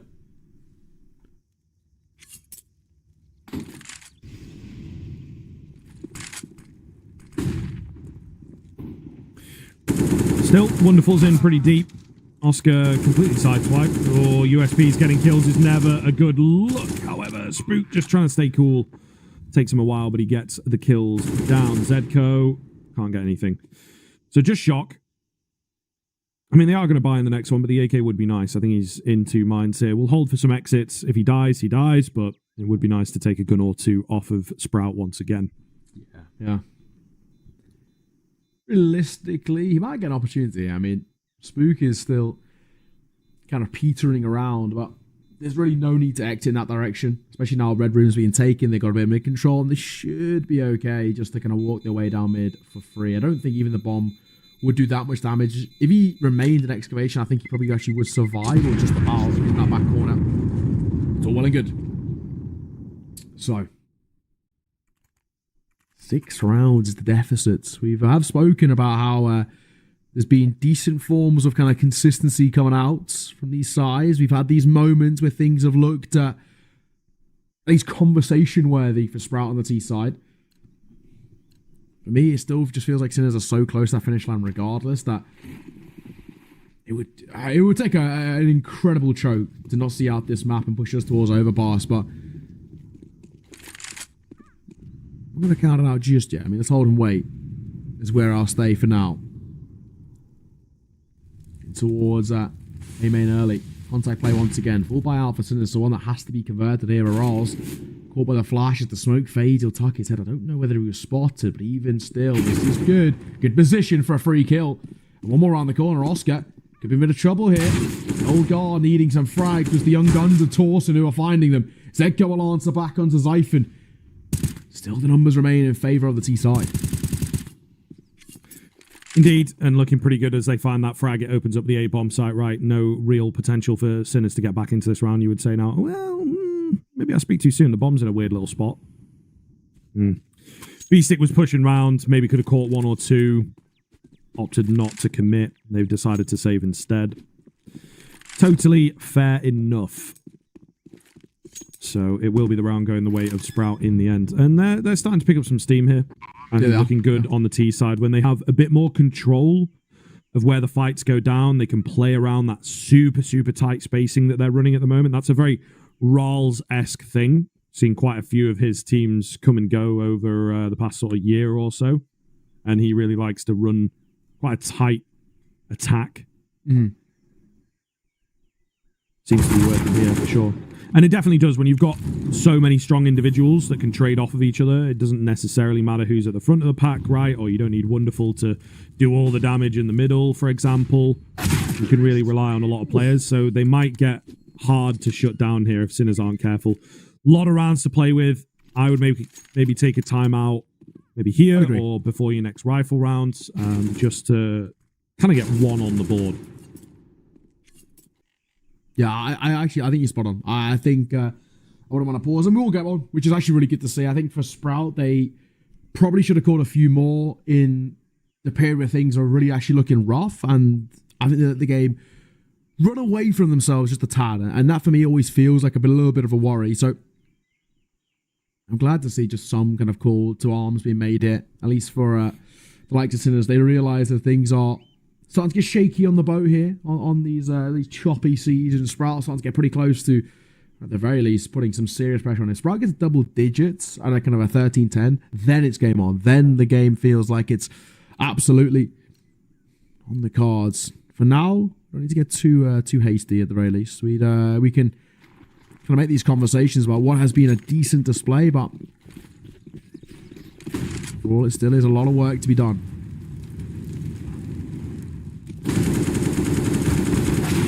Great flash through the smoke. That is beautiful. And it nets a second as well. Uh-oh.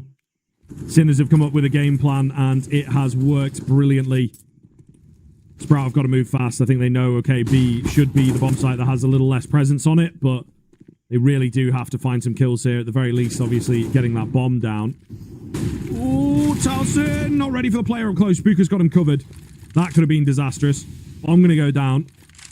No spam or anything like that. So Beastic doesn't want to give his position away. A nice deep smoke as well to keep them at bay in towards the CT area. Smart move so far here from Sprout, but as they start barreling on through and the spam through the smoke, etc., it looks pretty effective. Spook, low ammo, keeping his cool. Down to just Oscar all of a sudden on the auto shotty. Flash over the top is a bit awkward, but the trade is there. Goodness me, though, that was stressful. Boy, you got considerably worried for a second that something wrong was going to arise there, but thankfully what we do of course see is now Sprout closing the gap. That auto shotgun, good for one. Getting two is quite the ask, has to be said. So at least for the time being, I am enjoying what I'm seeing out of Sprout on this T side. There is, you know, that form that we speak so highly of, that consistency, and once again kickstarted for Zyphin finding an entry. Beastic allowed to back on towards Torsen, so an important trade kill being found here as Zedko posted, looking for a pixel peek, playing around the smoke as it starts to fade. He has to get worried. Oh, nice touchdown made. Oh, and the spam, it's close, but actually not doing any damage, so Quirts must have just hidden behind that pillar in time. Ooh, pretty quick flank here, and he finds success. He's dropped the bomb as well. Molotov to go around. They've got to deal with him quickly before this becomes a problem. Zedko, if he can get one more here, would be absolutely massive. Not going to happen. Not going to happen. I like the move from Quirts as well to just sort of push down, try and capitalize on this chaos. Doesn't get anything, but he's able to get away safely. So no harm, no foul. All the same, Sprout back in the lead, at least for the time being. Quirts stuck around Ralls with the quick spin. Now just Oscar. The Orba has to go huge. He's posted. Contact play by Spook might be enough. Molotov into his red room. Oscar's going to run away, and Spook will hear this. They know he's running away from the B side, so more or less confirms his round again.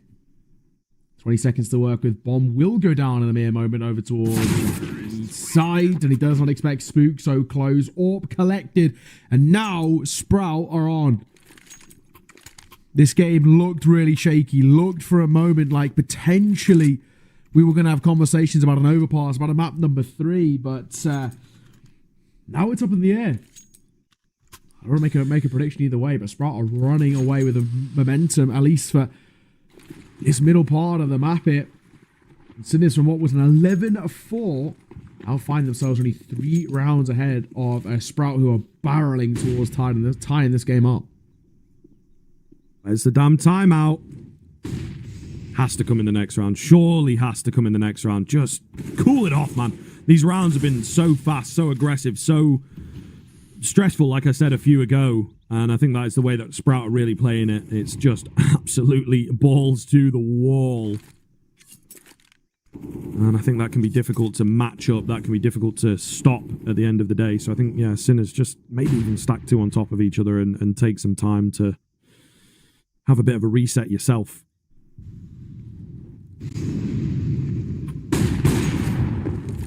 Pop flash. Ineffective. An early fight there. Spook as well. Spots 1. A re-swing in by Beastic the MP9. That is hella aggressive. Maybe not needed, but Quirts and a Eagle will find 1. Or missed shot. Bomb drop 2. Already not exactly the easiest. Wonder if we're going to opt for the AK here. Against the pistol is probably the better angle for the fight. This is low too. This AK should be fine to find the kill, and that will be the case. Now the B-side is open. Only 1 here close in terms of the rotation. Just Oscar and a P2K. Ooh, a little bit of damage straight back through the smoke, though. That could be dangerous. Oscar doesn't really know where to look there as the smoke goes down. Holding well here on the Sprout side of things. I think while they're on the comeback train, maybe would be nice to keep all these players alive, but this will be their round. This will be their round for sure. What are we looking at? 3, 4 more rifle rounds? It's not a lot of work for Sprout. They've already done that. They've already done that, so this is getting dangerously close. Yeah, no. It is It is actually now incredibly concerning where we find ourselves on a 11-13 scoreline. Sinners, again, we've called it. We've said it time and time again over the last 2-3 rounds. Call for a pause, guys. Come on now. This is incredible, the work that's been done here by Sprout. They're really showing an incredible run of form, right? Considering that's now the 7th round in a row they've picked up. The fact that Sinners are just letting this happen continues to put us in a very, very, interesting position for us. Worrying position for Sinners. Not very often you get to talk about an 11-4 half being not good enough. Right now it's feeling like that is the case. Of course, once again, back into a buy. This has been the story. Rinse and repeat. 4 buy in, no success. What can they find? Beastie for 1. Torsing quick on the trade here. Oscar posted up with the AWP. Will find the trade. Numbers favour Sinners, and a quicker play by Sprout has been punished. Yeah. I like the quick play. I feel like there maybe should have been some utility down to facilitator where it's like, okay, they're not full sending there on B. Maybe just trying to feign it. Maybe just trying to see what they could find. But yeah, the fact that there's like no smokes down or anything of that sort was a little wild for me. Spook has a good read. He knows that there will be an attempt to push down. Creeping round, wins the fight. Oh, massive. He's so low. He's so low, but gives him a lot of control back into the round. A little bit of a jump spot. Orp out for him. Zedko trying to follow. Now it is just Spook. This will be a hell of a thing, but not going to happen. Zedko gets him from behind. I don't know, Sprout. It's difficult, right? Maybe if you're more even on the rounds, you could go for something like that. I get the idea that it's like we're late towards the end of the game. This is a big round. They're not going to expect us to go rushing in, but still felt a little too carefree of a call for my money. I think you're right. I think it was probably a risk that was not worth taking, you know what I mean? Like, it feels like a gamble that was not exactly needed. You know, if pressure's on, backs against the wall, and it feels like it's about to be closed out, maybe. If you've got to leave, yeah, fair play. But I think at that point, when everything had been working well in these kind of somewhat slower rounds, where they've been finding opening kills and pulling apart the Sinners defense, then call for a random fast play like that, which hasn't worked for them prior. Just feel a little bit weird, but again, still is not the be-all and end-all. Something to work with in kind of these earlier situations that for Sprout they can fall back on. Like we said, these slower rounds where they've been able to find overextensions. And speaking of, there's quite a mean one in towards mid. A double stack here. The orb's posted too. Wonderful. He's pretty quick on these flicks. This is where Zedko's tucked his head. If Shark shows a pixel, that'll be enough.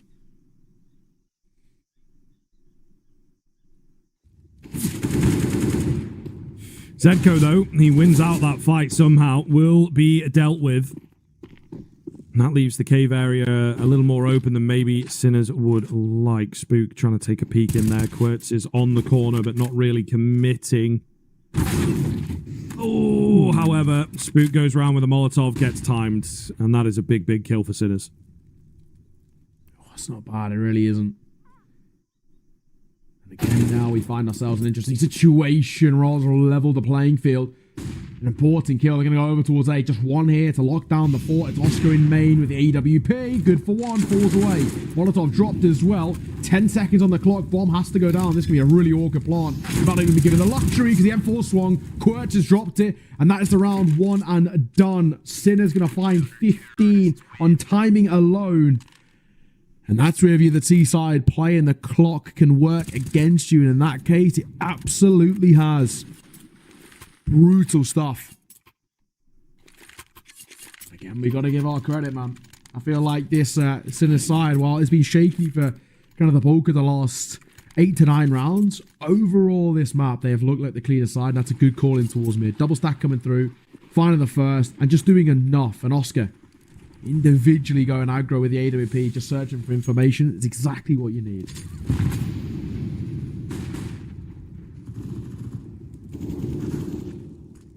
Oh, Torsen with the pickup into this round, so that is a good sign for Sprout. Obviously, a lot of work to do if they are to close this gap, but it all begins here, I suppose. So, a nice find on the first, dropping back, making sure not to give that advantage away. Very, very clean opener. Oscar, once again. Just going to tuck his head to go back towards A. They've struggled on this site before. Zedko posting towards backside. It's a good angle. It's a head glitch for him. And he'll find a head of Roz. Flash in the corner. Wonderful posted looking for a fight here. Not going to be given all too much. They went for a jump peek. And it cost them. Now with the smoke coming down as well, that the expectation is a jump peek to come through. So if an ult was posted, they get worried. Oscar's flanking too. Just buying time. Does bait his teammate a little bit for a bit of a laboured spray. Nonetheless, finds the kill. 2 versus 3. Numbers still in favour of Sprout with their backs against the wall here. Okay. All right. The headshots just come nice and easy at the end. Maybe could have done with that in one of the previous rounds, of course, battling against a very scary spot, but it comes at a decent time for Sprout. They've broken the bank of Sinners. So when we get to round number 29, there is an insane amount of pressure on that gun round for Sinners. Yeah, not bad. Not bad at all. Sinners, they're going for a full eco here. Absolutely the right call. No point force buying. But even still, now definitely puts them in a... Hey, I mean, you could probably say quite the predicament, generally speaking. Sprout closing the gap here. Of course, Sprout playing for overtime now. And, in all fairness to them, getting mighty close to it. Warren's been heard. But Spook, not spotted. 2, 3, 4. Oh, it's easy. A massacre, a mowdown. Zedko's all that's left. This one USPS. Also, probably, I was going to say maybe heard by the donut player, but he actually ran away there. I don't think Zedko gets all too much. The potential of a consolation kill. Anything more? No chance. So, a 13th locked in place. What a weird game we're getting here. Actually, Spook is low, so yeah, it was back turn, heel fall. Oh, don't do it. Actually, do it. Get the AWP money. Nice. Little left click as well, just for insult to injury. Smart in a lot of different ways.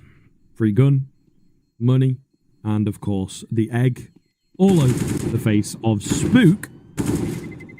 Nicely done onto the second one there. He could survive here, or he could just keep getting kills. All right.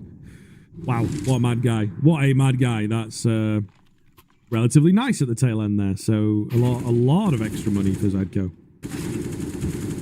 I think they'll be pretty happy with that. I mean, all things considered. Yeah, not bad. Not bad. So, at a 15 to 13, this is the buy. That means everything towards Sinners. Essentially lose this and lose it in a pretty ineffective way. The only one who has really any money is Zedko and Oscar. That means essentially 2 M4s in those back pockets. But yeah, I mean, at least right now, this kind of feels like the play for overtime. If Sprout find this one, then overtime is absolutely in their favour. But even that's going to be a big ask. I think going to find the first. Quirt's the fourth. The most important man dropped. And so is B-Stick.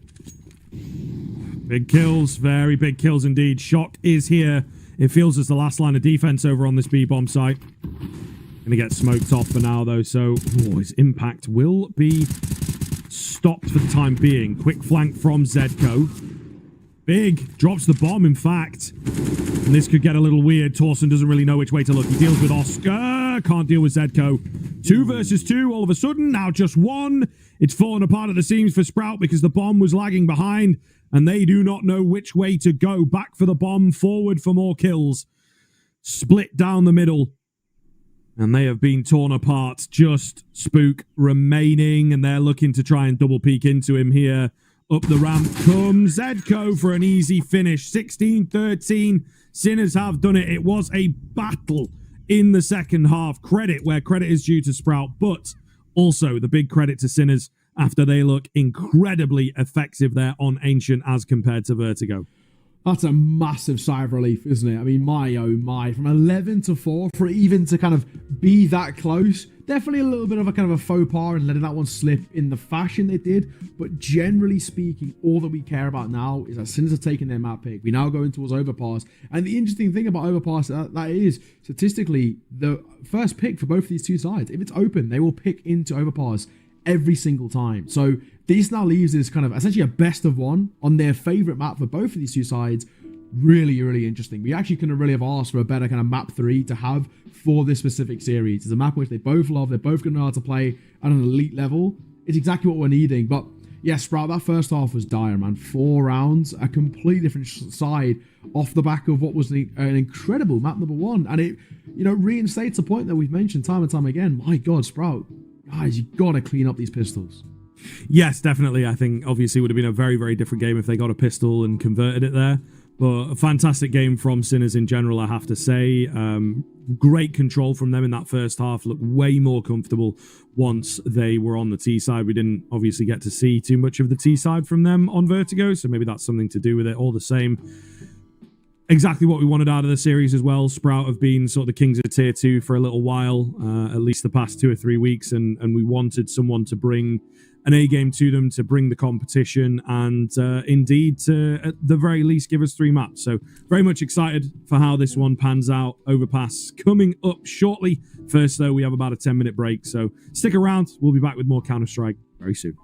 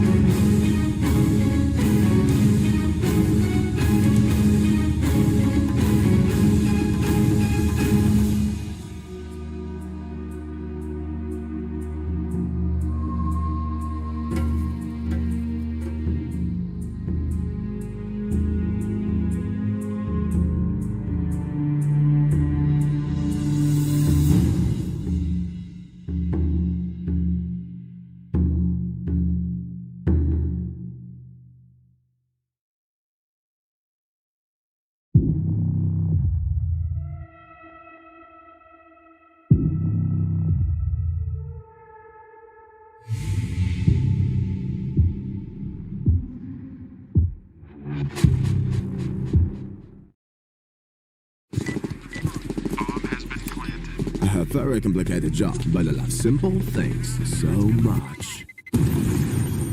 One move. One push.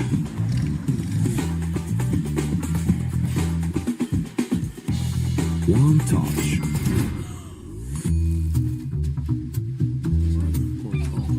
One love. One click. One XBet. Trying to get the skin of your dream for a long time but can't get it in any way? On our website, you have a unique opportunity to get your favorite knife. Users on our site can hand out skins themselves, and participants need to fulfill some simple conditions. For example, watch a video or buy a case on our website. After that, you automatically become a member of the distribution. Go to the user giveaways tab and do what you like. Hellcase. Watch the matches with BO3.GG, the official stats partner of CCT. Check out AI-powered predictions in live matches. Get access to live scoreboards packed with in-depth weapons and grenade statistics. Check out round maps in the match results. Extend your game vision with BO3.GG. Well, what are you doing? Exhibit. What do you think? I'm a paperclip? It's Mr. X to the Z. You need to quit browsing like a lame and get Opera GX. Because with GX mods, you can pimp your motherfucking browser. All you gotta do is click here, select the mod, and boom! New look, new sounds, new everything. It's not easy being a legend. Oh, not again. Change the mod now. Download Opera GX.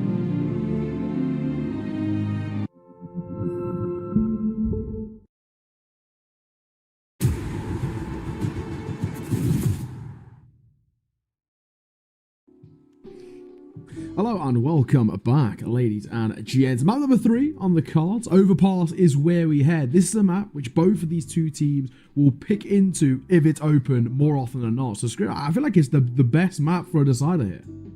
Yeah, definitely. It's one of the most played maps as well. I think both these teams have a lot of reps on it is the thing, right? We maybe look towards Sprout's Vertigo as being perhaps their most confident at the moment, but this is definitely one that I think Sprout were able to rebuild this team around, and it definitely does show. In terms of what should bring the most competition, we maybe expect it to be this map, but so far it has obviously been a very yin and yang kind of series, very one-sided first map, very close second, but it was a comeback, right? Are we going to finally get some back and forth between these two teams rather than massive streaks? I think that is the big question that we're asking here coming into the third and final. Yeah, absolutely. It's going to be a very spicy affair when we head in towards Overpass in just a moment. Sinners, I think it still felt for me like a bit of a sigh of relief closing out their map pick because of the comeback. You know, we had 8 rounds in a row from Sprout at one point where they really got the ball rolling. They got a lot of good form. Everything started to kind of slot into place. Thankfully, they've done enough in that first half to get across the line, right? 11-4, you really shouldn't be choking that out. Thankfully, they don't, but they were made to work for it, right? And I think now when we go in towards a map like Overpass, a similar thing can come forward. I think whoever starts on our CT side is innately going to have an incredible advantage going forward. That's where they're going to make a big difference. We've already seen the statistic in terms of pistols, 4 for 4 right now for Sinners as well. That's another big thing. Sprout, just one pistol can completely throw a spanner in the works here. Yeah, definitely could be the case, to be fair. We have to cast our minds back to Vertigo as well, where Sinners were able to find both pistols, got reset on both of them. So it was kind of a wild ride, hoping for a bit more of a wild ride, I suppose, bringing us some entertaining Counter-Strike. But we are indeed ready for Overpass. Let's get into it.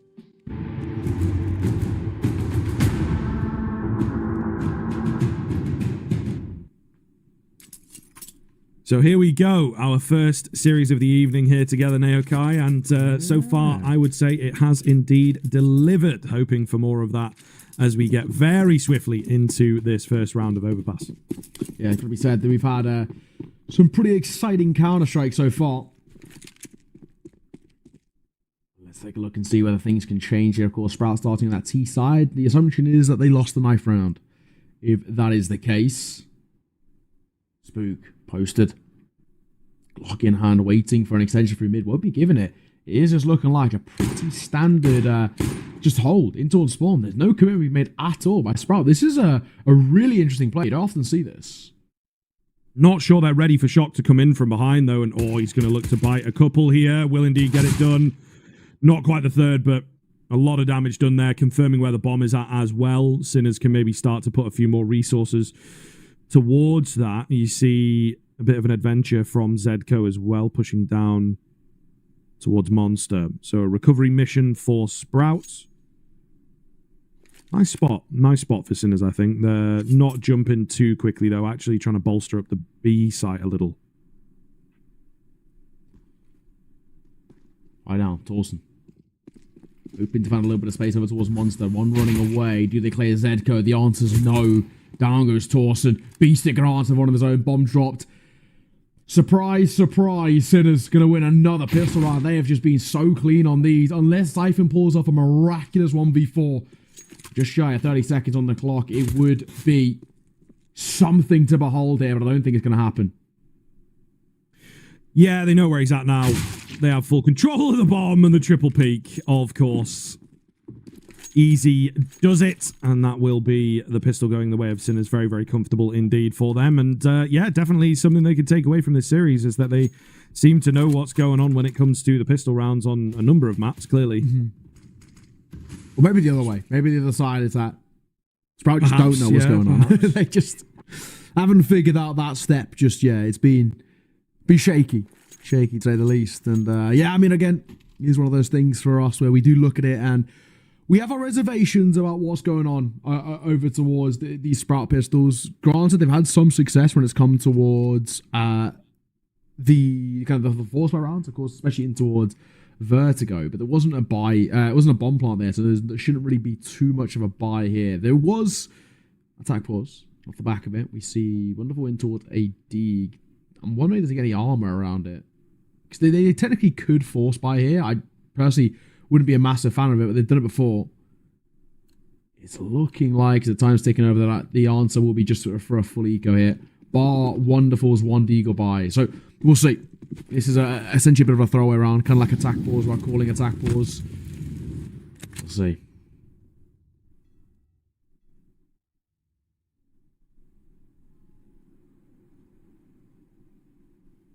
Very much just chilling at the moment. Starting to make some space towards middle, I suppose. But yeah, not really expecting too much here. Maybe Wonderful's Deagle can pop off. That would be lovely. Oscar revealed. Oh, and he's sticking around at least for a little while. He wants to fight, doesn't he? Nothing landing, and as you keep peeking into this Deagle, I do get more and more and more worried. Flash comes around for him, again, unable to find anything, and there's so many bodies around this corner. Quirks is getting into the action now, though, and surely he should be okay with this FAMAS against the unarmored opponents. Looks to be the case. Yeah, too much to deal with in the end for the side of Sprout, of course, as to be expected.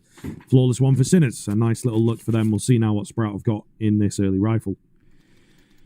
I've got to be said, we're hoping they can kickstart the campaign pretty early here. It took Sprout a long time to get going. Map number 1. If they can get at least a little bit of leverage early in towards this map, especially on a side of Overpass, which is pretty tough. It's kind of a bit of the cruel mistress of the T side of Overpass. Currently one of the most CT side maps in the pool, at least statistically. And it plays a lot like it. Seems to really struggle to get a lot of mileage. Speaking of, Quirt's got a fairly decent amount out towards Fountain. Mid control taken very aggressively by Sinners, but okay, an opener for Oscar on the scout as well. Will be a trade back, I suppose, but they'll be kind of happy with that on the CT side. It's one of those weird trade situations. Usually we say that CTs don't like 1-for-1s, don't like even trades in general, but when it's so far back on the map, it doesn't cost you as much map control as perhaps it does, say, towards Banana, for example. Mm-hmm. But still not super ideal, I guess, for Sinners. Yeah, right now, again, quiet. Nothing really starting to arise. And I guess the earlier stages here. I was going to go back over towards lead the charge in Banana. Scout of Oscar was pretty exposed there. Now, falling back to Dice is good. I don't know if it's a pixel peek he's looking for, but I can fire a little bit. And now has spotted one. Can I drop a molly if he wants to, as opposed to plant denying molly that he could drop? Actually, no. Maybe he might have missed it there. It'll work in his favour. Flanks come through. Roz has been caught by a tag. That's also giving the information away. Bomb will go down. Spook planting the flames, but gets the bomb plant nonetheless. Now all the onus on Sinners on a retake. Shock moving forwards here. Distractionary play, though, as Beastic capitalizes on that. Spook round the corner is going to be expected, is going to be found. Looking solid from here on in. Beastic is just so on it, however, can't find that frag. Siphon doesn't really know where to look, and he gets taken down. I think he was a dead man regardless. Towson, there's not a lot of time on the bomb, but he cannot keep them distracted for long enough. Sinners will pull off the retake. It's got to be said, it's a pretty nuts retake, and also going to really lock things in once again about these strong starts. Sprout, Birds Go was really good in terms of getting out the gate early, but since then it has only been one-way traffic. Beastic, really, really decent work coming in as well, especially with the FAMAS. I mean, you ask questions about Sprout. These T sides have always been so slow to get underway in the last two. This thing's kind of worrying. Of course, the bomb plant plus loss bonus is giving them once again a rebuy back in. So, Quad Galil 1 AK for Spook. Since Vertigo, it's been a bit of a shaky story. Credit to Sinners, back turn for Xiphon. Don't know whether he was playing anti there, but it'll cost him his life.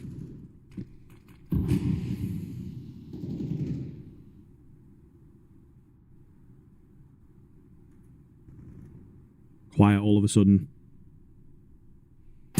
Oscar. Oh, beautiful timing. Catch a Spook. Nade in hand. Wonderful with a trade attempt. We'll leave him very low. Oscar, though, still alive and now obviously calling for some support. But it gives up control in connector. Still, Oscar having a field day up here with the balloons. Can he get any more? No, he can't. Still, man advantage and so much info for Sinners to work with. Beastic holding. It's a good angle as well. The shadow be spotted before the peak. So, but he falls away, but that reload's heard. That's the important thing. Beastic has the information on what the setup, at least for one, is looking like. With time ticking, door blown off too. Shock doesn't even need to face it. And just continue to crouch peek up. If he does, he'll get a freebie. There's one. Let's get rid of that. Wonderful to find the trade.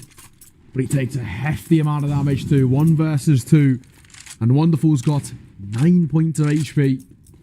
I really just don't think anything's going to come forward of this. Making its way out of Monster. Needs to have the crispest couple of fights here. Time ticking. I don't think he's going to get towards the site. He's going to call it. Saves being hard, and Sinner's going to find their 4th. And again, Sprout left reeling. Yeah, Everything I mean, going wrong. It is pretty surprising to see once again that, you know, Sinners getting their claws in early, looking really, really solid. With aggressive holds, with confident holds as well, which I think, again, after the first map, we were expecting Sprout to just individually be able to not necessarily walk all over, but definitely be massively in control. And it's kind of shocking. It is kind of shocking. Sinners, though, still early doors for them, but a great look once again and continuing to match up, which is just fantastic to see. I mean, it just have to be said that, like, everything is going wrong right now that could go wrong for Sprout. That's the uncomfortable thing. Of course, opening kill not going their way here. Like we said, they can kind of somewhat continue to force 5 it off of this. Maybe not, but an off angle for Zeggo, but expected cleared, and he will drop. Molotov's good. They line up as Shock makes it a 3K. Bomb drop 2 has bought time for a rotation of 1 versus 2.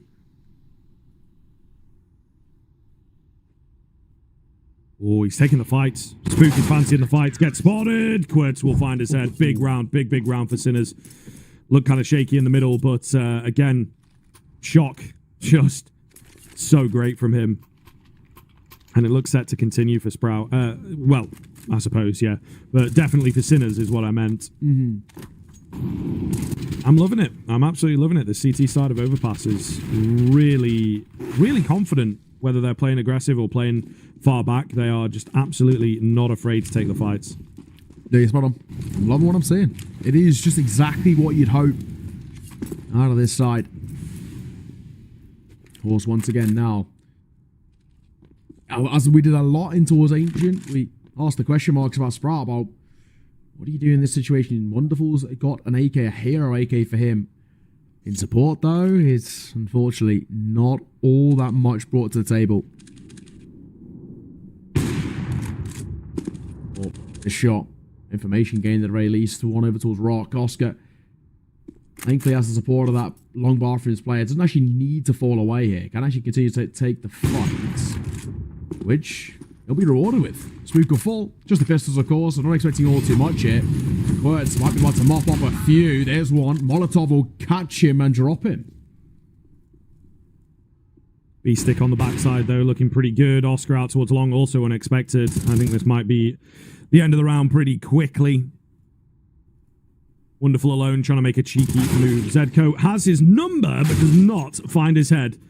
A nice shot in isolation from Wonderful, but obviously not going to have an effect on the score of the round. So Sinners continuing the streak and continuing to look pretty good. They're denying bomb plants pretty heavily as well, right? These are all very, very good signs. Yeah, spot on. This is, yeah, not a bad position to be in. I think right now, the Sinners don't change up anything. The setup's quite, it's honestly, it's quite meta, but it's working. I mean, there's kind of obviously a reason why it holds that title of being meta. It ain't broke, don't fix it, and that's exactly what Sinners started living by. That one expect odds, they've flipped massively from what they were at one point. Both sides blind. Quirts will find one. Traded out by Wonderful. Not exactly the worst start. In towards short.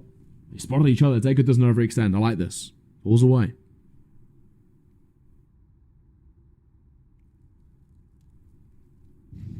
Towards the B site. There is some action here as Shock is pushed down deep. Zedko also on the corner. Oh, dry peeking in. He finds both. Oh, that's unbelievable. That really is. Smoke going to go down. His life numbered, though. Rals nearly falls to him, however. 2 on 2, but hanging in the balance. And I don't think they will expect B6 to be so close behind. I love this. He's going to hear so much information. They surely don't clear this. There's one. And there's 2 as well. It's at that late in a round as well. It's such a weird position to play, but off angle works well. Effective and 7-0 start. Even worse, actually, than what we saw. At least at one point, it was kind of, you know, a round on the board for Sprout by the 7th round. Of course, it was then answered right back by Sinners, made 7-1, but even still. Another pause to be called. Understandably so for Sprout. They can't really go for a buy here, so for Sinners, you'd probably assume it's a very nice little position for them to try and push towards what we'd hope in that of an 8-0. Massively shocking overall in terms of the series, just because of the recent form of Sprout. They've looked so good. You really kind of thought, I mean, I know I definitely did that. This was, you know, on the lucky here, I really thought Sprout was to make a really good run for the lower bracket, but Sinners are causing a really good upset here. And credit to them, they've played cracking Counter-Strike these last 2 maps and on track right now for a miraculous reverse sweep.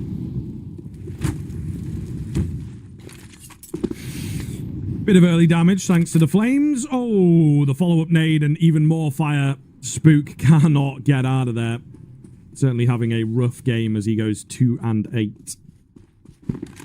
But yeah, nothing coming off in the early stages. Sinners not playing that far forward, so I don't really know that Sprout are going to have too many opportunities at favoured fights in this round. Quirts is kind of the first line over here.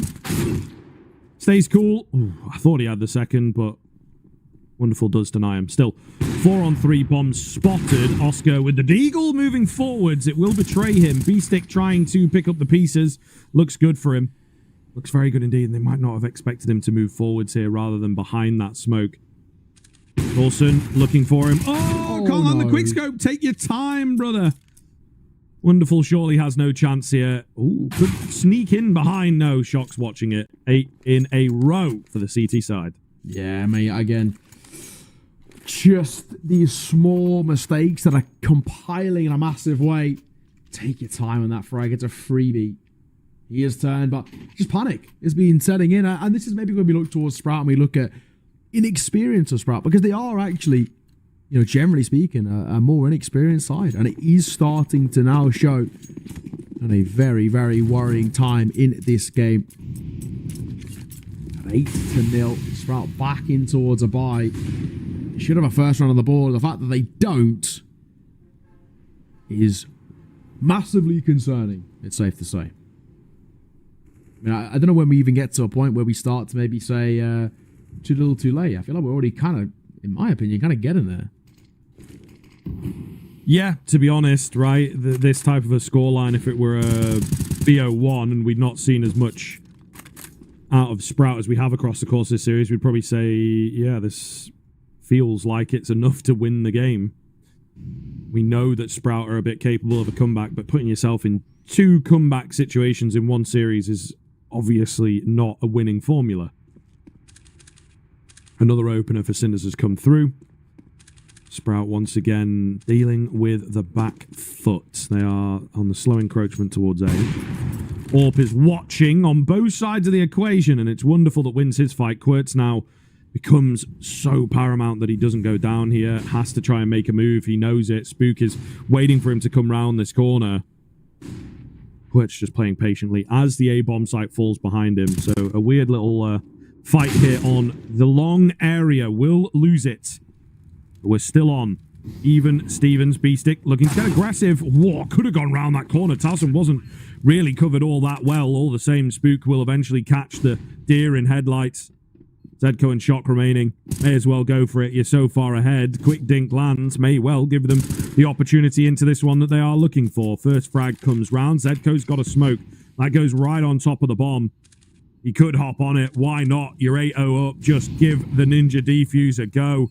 Starting to try and get themselves into a decent position, but somebody's going to have to get on that bomb eventually. Zedco's going to go for it. Spook has to line up the spray down, does so indeed, and Sprout are finally on the board. My. It took so much to give Sprout their first, and even then it felt very, very shaky. A lot of it came down to basically whether the Ninja Diffuse pulls off or not. Thank God we saw Spook step up. And important as well, Spook was pretty crucial to a lot of the success. As a kind of supporting rifler, we needed him in in Vertigo, and he really did look incredible. Now, of course, back in towards a strong position once again for him individually, but as a team, quite the gap to try and recover him. 8-1. At the very least, they finally find that first notch. This is where things can compile. This is where they can start to slowly get back in towards a game. Again, with it being made pretty expensive, rolls down to just the old Mac 10.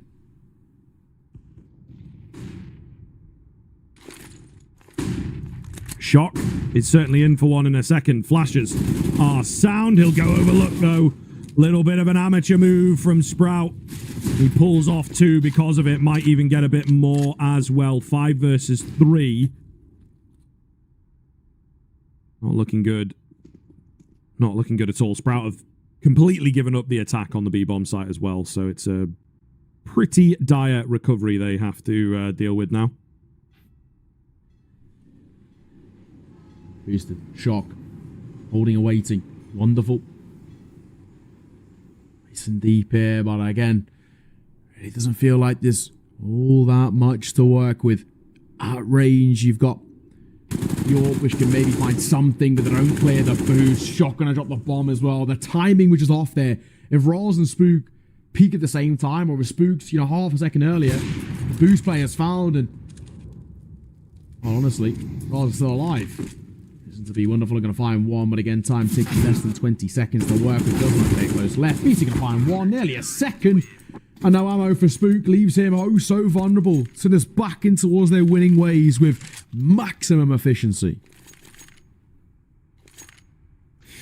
Yeah, not ideal if you are Sprout, to be honest. I mean, tac pause coming in might be a little late. I think it's already bad enough. Really going to have to turn things around in a big, big way. Obviously, we talk about 5 rounds being the bare minimum that you want to hit. 6 would be nice, but that includes a pretty solid string of rounds that we are yet to see out of Sprout on this map. And it perhaps should have started with the previous round. Again, pick up the pace on towards B, right? They did it a little bit on Ancient. Didn't really work over there either. So I think we're a little surprised with how things are turning out here. And it may well be too little too late with this time out.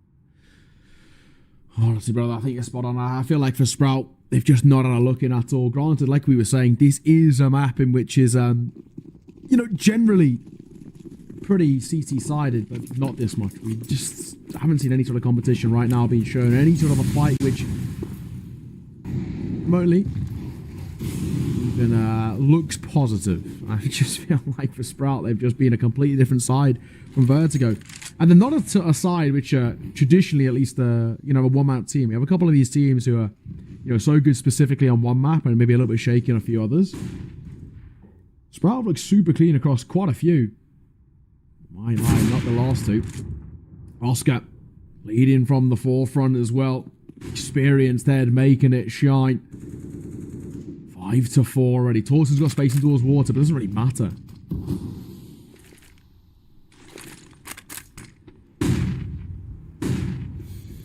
Torsen. Oh, wow. I thought he was going to go overlooked. He gets completely caught off guard there.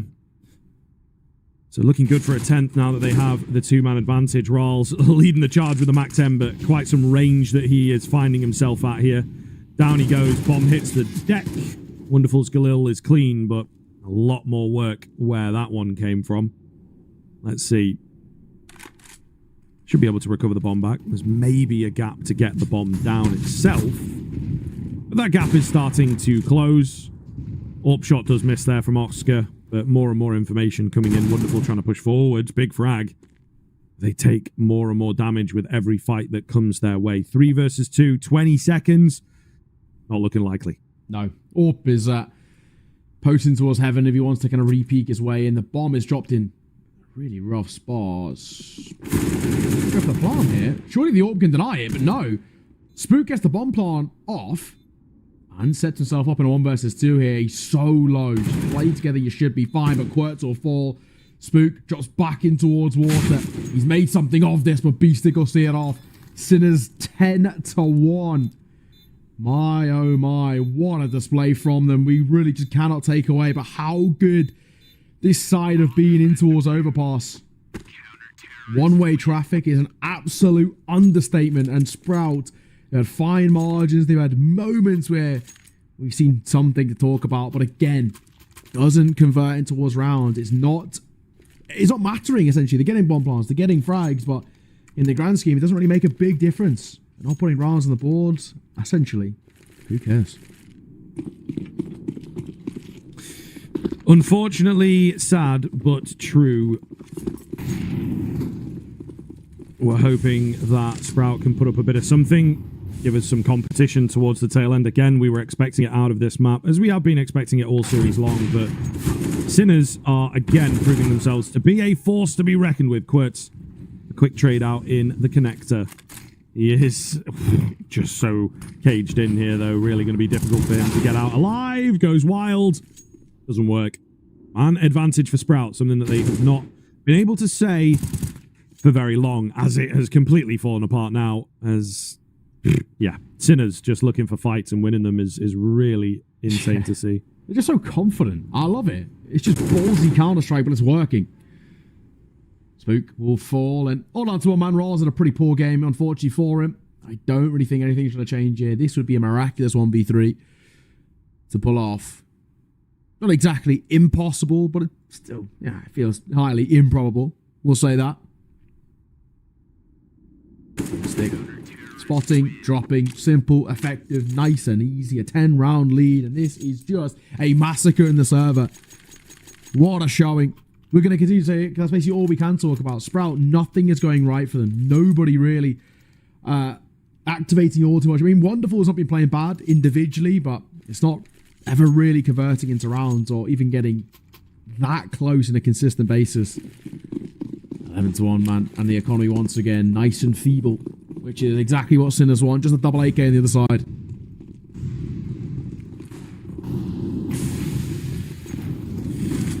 Fast once again from Sprout, looking towards B short, trying to crunch that B bomb site if they can. Shock doesn't quite know where to look, but the homies have got him covered, it would seem. How's he not gone down there? Oh my goodness, Rawls alone. Double on the Mac 10. Surely not. Okay, maybe we're on a little bit because Beastick's only got 6 HP. This could get kind of fruity. Still on the Mac 10, but much better looking situation here as he's gone 1v5 to 1v2. Okay, all right. Well, there's something to talk about at the very least. With Rawls finding 3, not only individually is he back, as he was, alongside a couple others, really struggling so far. Of this spot, he's been spotted from short. The biggest thing that sold him in that round is just dropping the bomb in such a rough spot. Anything different, it could have been a completely different story to be had. Once again, we continue to pull further and further away. We've had some pretty dominant halves. 11-4 has been standard, and Sinner's doing one better, if not a couple more. Penultimate round to be had here. And it could be closed incredibly quickly. Sprout. A full buy for them in round number 40, and this one falls flat. So I was going to say, they're going to have no money.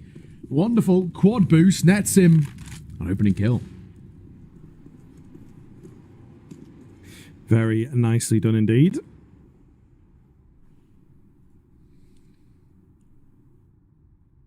What do they do with that, of course? Been in these types of situations before where they hold an advantage and just cannot convert. Works. Right place, right time, but on the business end of the Galil in the end. Set it up for B-Stick. Oscar, meanwhile, I think that was double scoped in, so a pretty hard shot to hit at close range, all the same.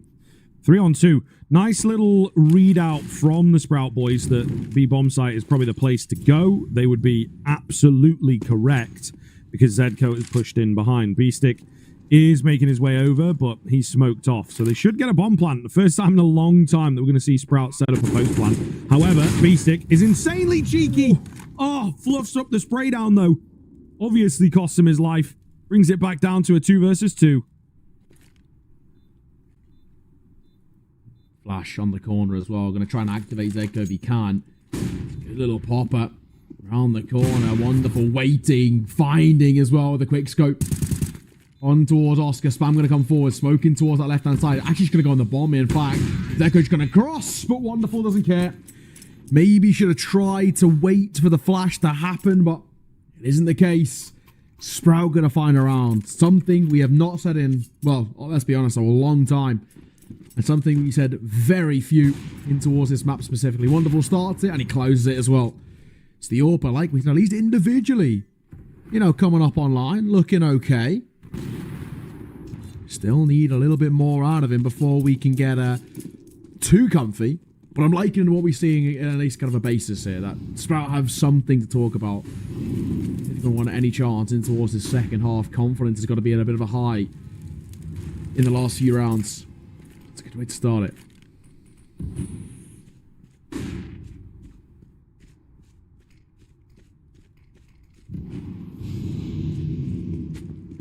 Very quick up long here.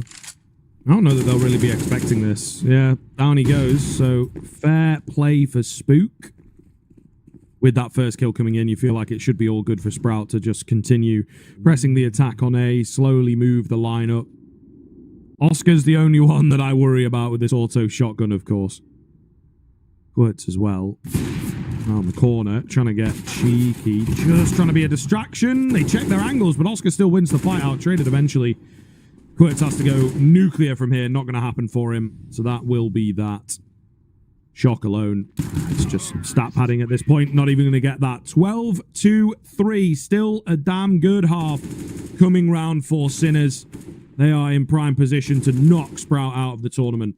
Yeah, with maximum efficiency, it has to be said. 12-3. You know, we've already spoken about how the 11-4s were so damning throughout this this series, and you know, more or less locked things in place. I mean, granted, Ancient a little bit shaky, but we can ignore that. But yeah, I mean, overall, at a 12-3, I just cannot see a way internally, because my mind's always going to come back to probably what is one of the most important storylines we've had throughout this series. Is now currently Sinners find themselves 5 for 5 in pistols. Can they make it flawless across the series? That would be actually a pretty good sight to behold. Sprout, it's not been something which has been all too favourable for them. Look at the kind of the stats across the board too. 20 kills for V-Stick, 16 for Shock. Words and Oscar just a bit behind. Zeko's not actually being called upon all too much. Sinners. Looking like they might. They want to contact B here. They have a flash to work with. They might even just want to swing their way out. 2 players on either side. Good flash in it. Calm shock for the first. The Barrels player in trouble. Smooth drops a smoke, but surely, I'm going to say, surely not long live in the world. Going to find one. Looks for more as well. Trying to dance his way around the Barrels, but it's unfortunate. Beastic, does he get cleared? The answer is no, but he's going to fluff his lines. Oh, goodness. And Oscar goes a bit wild round the corner there as well. Could have given his life away a little needlessly. Not going to be the case, though. However, he will eventually chime in. Now got the Julies, looking strong. And are we set for a flawless run of pistols from Sinners? It looks that way. Xiphon is 2 HP, does not want to have anything to do with the tail end of this round. And that is fairly impressive. Sprout, I think it gets to a point, as you were saying in the first half.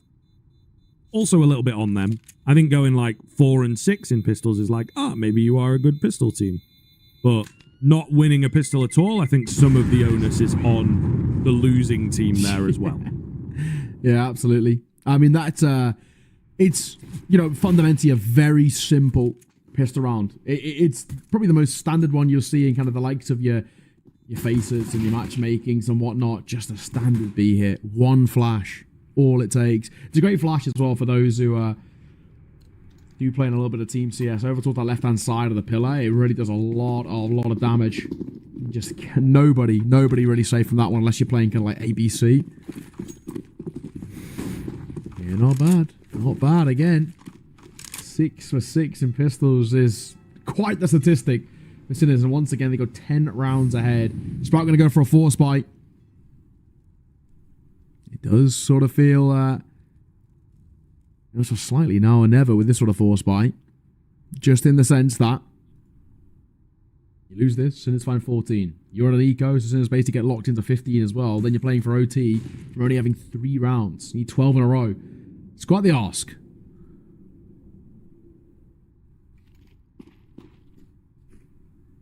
Let's see what they can get done with this force bite. Xiphon is the right guy for the job, but he's so blind.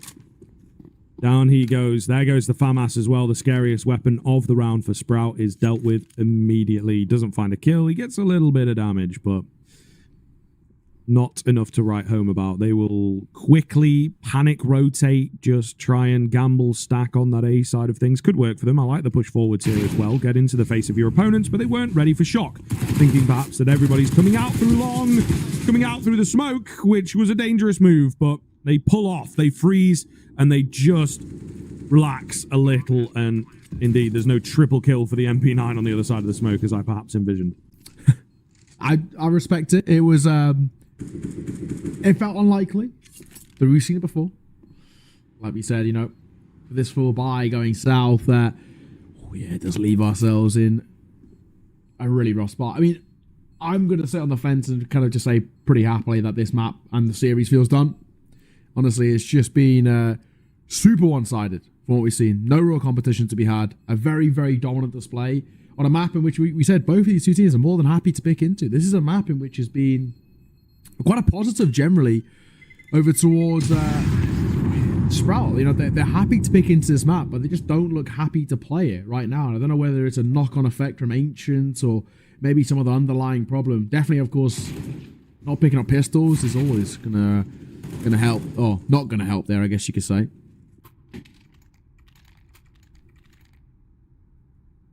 But yeah, I mean, right now, not bad. Not too bad at all. And a 14-3 scoreline. Screw. Any hopes for a comeback here, or not really? I would say no. I think they've used their comeback juice, as it were, on the previous map. So, yeah, not really expecting it. Not really expecting it at all. And they're on really weak buys to get it kicked off. I honestly think Sinners should be able to close it out in a 16-3 fashion. I think you're spot on. There's the problem. It kind of just feels like they're force buying their way into sort of oblivion right now.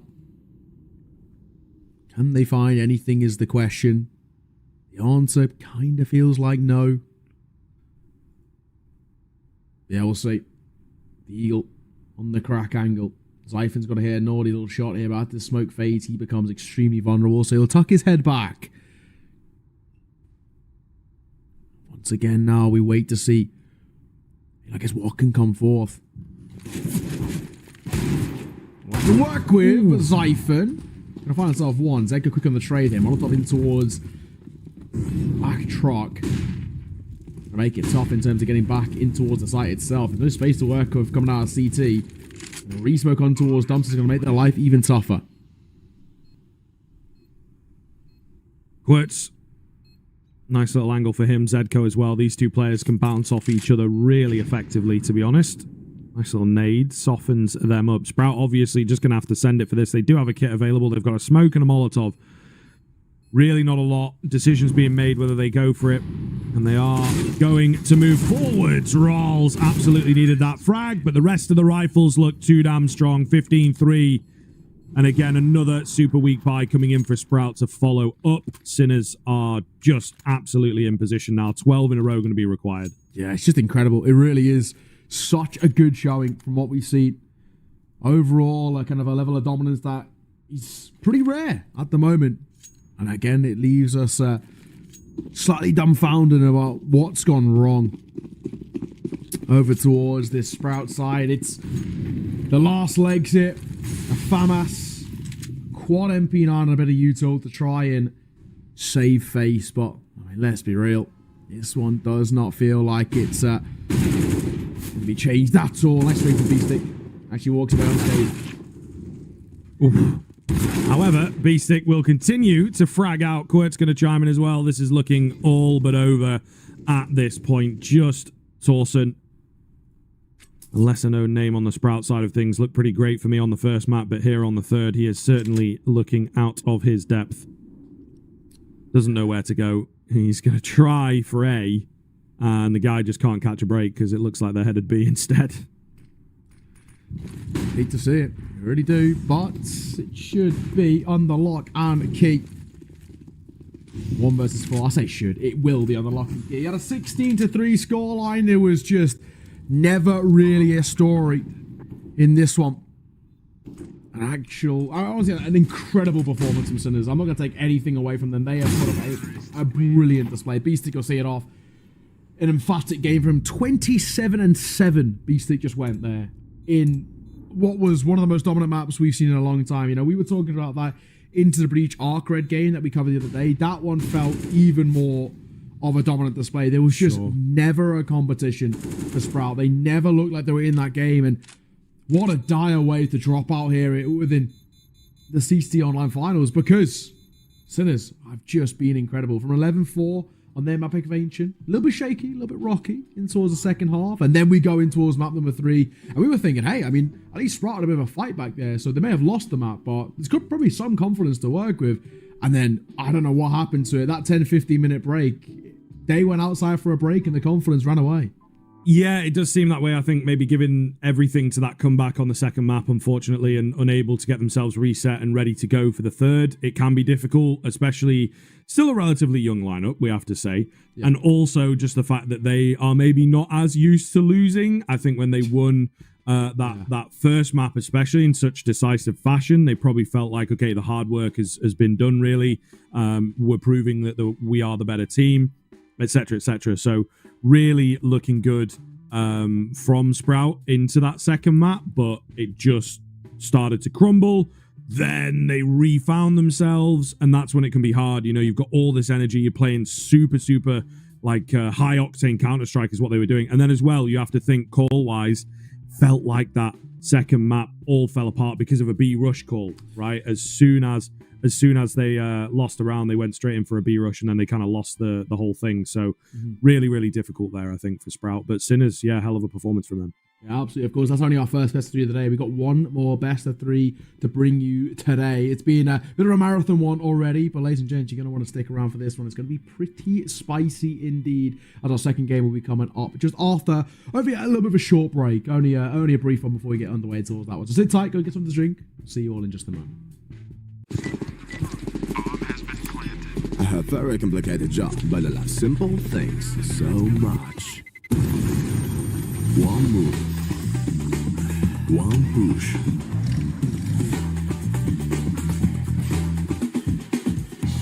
One touch.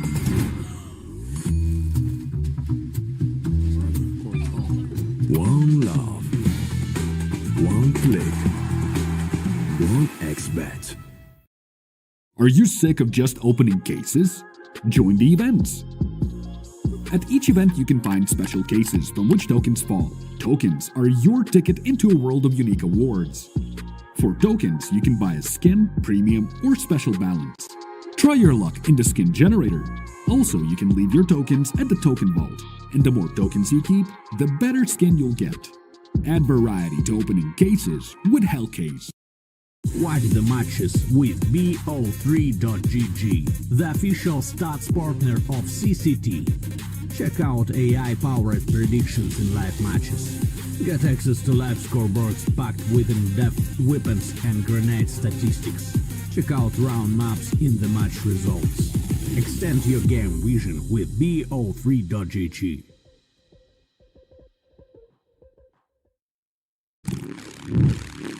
Well, what are you doing? Exhibit. What do you think? I'm a paperclip?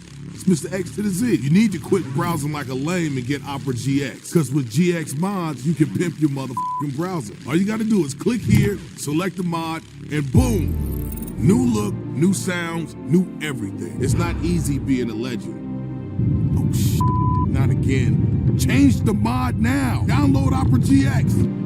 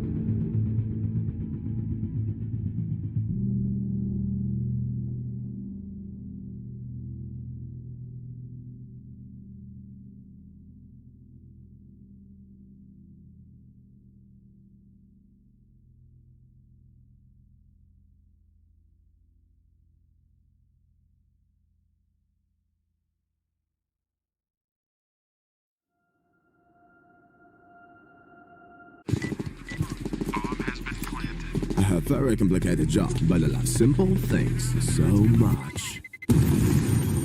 One move. One push.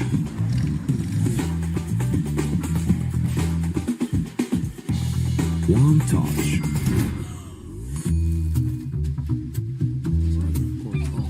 One love. One click. One XBet. You look into your inventory and there's only...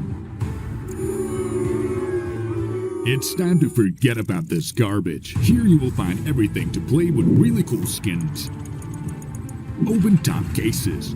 Upgrade dropped skins and turn your junk into a cool gun using the contract system. Every day, thousands of people upgrade their inventory with us. Hellcase.com. Look at yourself in a new way. Watch the matches with BO3.GG, the official stats partner of CCT. Check out AI-powered predictions in live matches. Get access to live scoreboards packed with in-depth weapons and grenade statistics. Check out round maps in the match results. Extend your game vision with BO3.GG.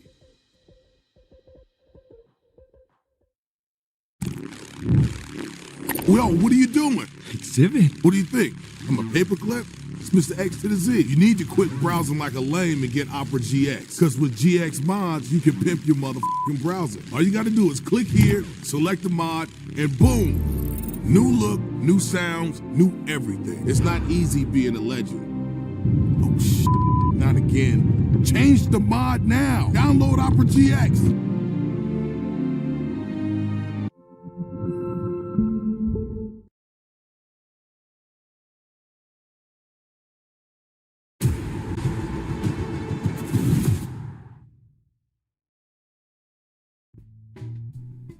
Welcome back in, folks. We are here continuing on, of course, with the lower bracket side of things for the CCT Online Finals. Very much looking forward to getting into this one. A couple of well-known names, I feel like, for this matchup for sure. But maybe you will be forgiven if you're not as familiar with the organizations themselves. Preezy up against Sharks, of course. Preezy had only just kicked things off in June. This roster, the most of it has been together for the best part of about a month or so. So very much looking forward to it. This is where the lower bracket sits. If maybe you are joining us as a fan of one of these teams, didn't see this earlier.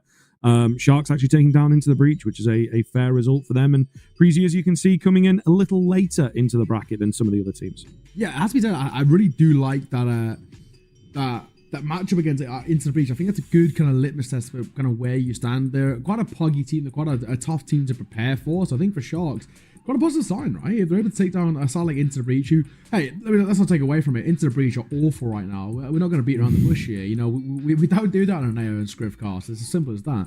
And they are. But it's a good test because the individuals are very good. So I think for Sharks, it shows that as a team, they're much more unified. They got a lot of that kind of synergy and cohesion, which is good. But also mechanically, they can step up too, which is something to definitely talk about. I'm looking forward to this game. I still think it's a big test for Sharks. I think generally, kind of throughout this tournament, they always are going to come in as the underdogs against the vast majority of teams they come against. But of course, here is the Sharks team: DRG, Doc, Togs, Gafolo, and Ardenazal. I don't know if that's exactly right, but I think Arenazal, I think. Yeah, I know there's another guy who's Ardenazal. So yeah, who knows? Who knows? But the guy I'm going to look towards in this team, someone who I've liked and I've casted quite a lot in the past, Gafolo. I think he's very, very talented individual who can actually really, really step up. Doc's had his moments as well. I've seen him being pretty proficient with the odd rifle. So these two, but especially kind of Gafolo for me, is someone in the past that when I've casted him, he's looked very, very talented. Someone who can definitely step up, and of course, Aerodenazal is definitely an individual to keep an eye on. The Sharks side, they're not bad. Yeah, they're pretty good. They are pretty good. I think obviously been playing over in EU quite a lot at the moment, as well as a lot of the South American teams are, a lot of the Brazilian teams are in particular, a few of them in this tournament, in fact. So again, looking forward to seeing what they can bring.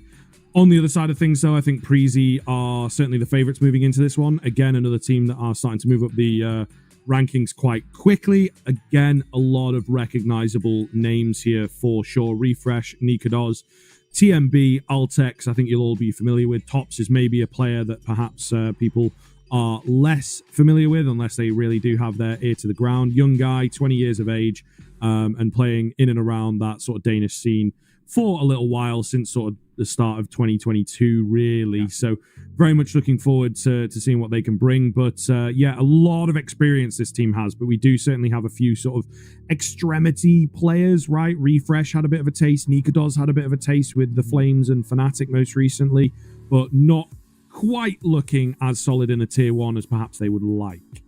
Yeah, I think when you look towards the team, for me, Nicolas is the guy you look towards. I think when it was in tier 1, unfortunately for him, and I think he probably admitted as well, he was a little bit out of his depth. I think at times he really couldn't have the impact that he wanted to. But when we look, we cast our minds back to kind of the Copenhagen Flames days, one of the best AWPers in tier 2. And this is the thing, I think in this level that is tier 2, I think he's arguably kind of too good for tier 2, but not quite good enough for tier 1. So it's a bit of an awkward space for him, but he's so talented. So at this level, he's the kind of player we look towards who can really take over. Refresh, he doesn't play a lot of those hero roles. Well, he doesn't play the hero roles. He plays a lot of the anchor roles, a lot of the pack player roles. So for him, we're not expecting, massive stats to come through, but generally speaking, is a very, very proficient rifler on his day. Of course, we all remember that 1v5 clutch he pulled off in Inferno B site. He's a ridiculous individual, someone who can really step up. For me, the guy I'm going to keep an eye on in terms of the rifling department is Oltex. I do think he's very talented. He made a bit of a name for himself back in his previous organization, Astralis, and I think there's a world in which we can see him at some point in the near to far future actually make a bit more of a step up, especially with changes being made a lot within the Danish scene to the likes of the teams like Heroic and rumored Heroic and Astralis as well. So he's someone who I really do like. I think he's quite talented. We've got the veto here to roll through as well, and then we should hopefully be just about ready for that game. Obviously a little late starting with the last one running over a bit. So the bans make sense. There is a few options available. I think Preezy in particular was still fully figuring out their veto. They pretty much pick Ancient like every single series that they've been playing in the past few weeks. Mirage comes out for Sharks. Again, not too much of a shock. One of their better maps for sure. And then Inferno is a decider. Again, I think a very middle-of-the-road kind of map pool for both of these teams.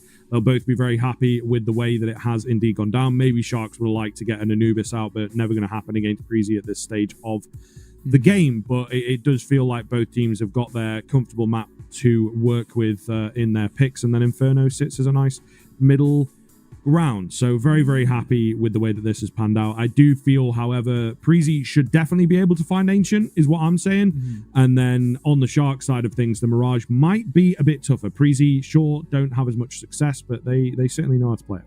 Yeah, absolutely. I mean, it feels like Ancient has been a really strong map.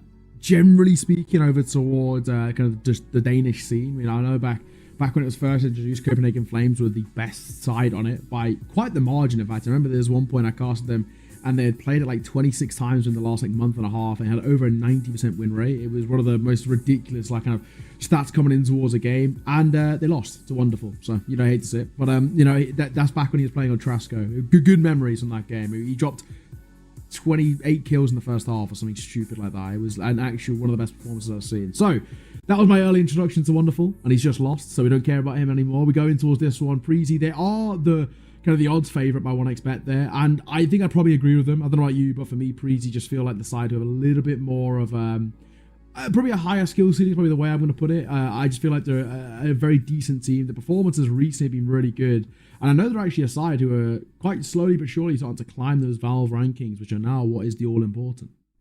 That's very true. That is very true. They've gotten in at a good time, right? Where maybe their HLTV and their Valve rankings are going to match up quite nicely. So we sort of have like the statistical basis and then the almost qualifier basis, I guess it's going to be with the Valve rankings, especially when CS2 drops next week. Haha. Yes. All the same, I kind of agree with your sentiment there. The fact that they do look like the stronger team on an individual level, but also just bring so much of that experience, really. Nikodos definitely has fit back into the tier 2 realm quite well. Not sure what the guess is for him, whether it's a stopgap or whether he's going to be sticking with this team. But we don't really care too much about the future. We care about what's going on in the present. We are indeed ready for Ancient. Let's get into the game.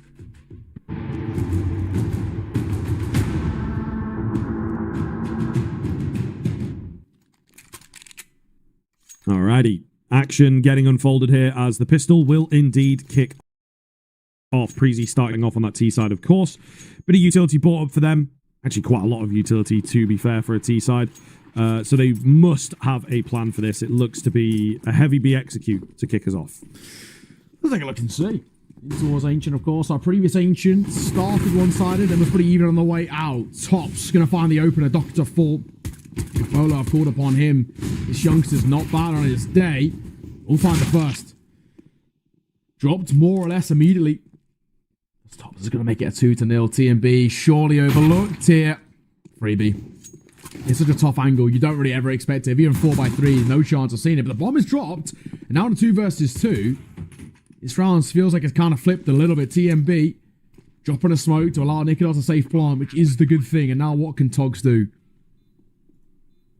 Not a great spot for these Julies. Oh, on his head. Taken cleanly. That is a nice frag, though.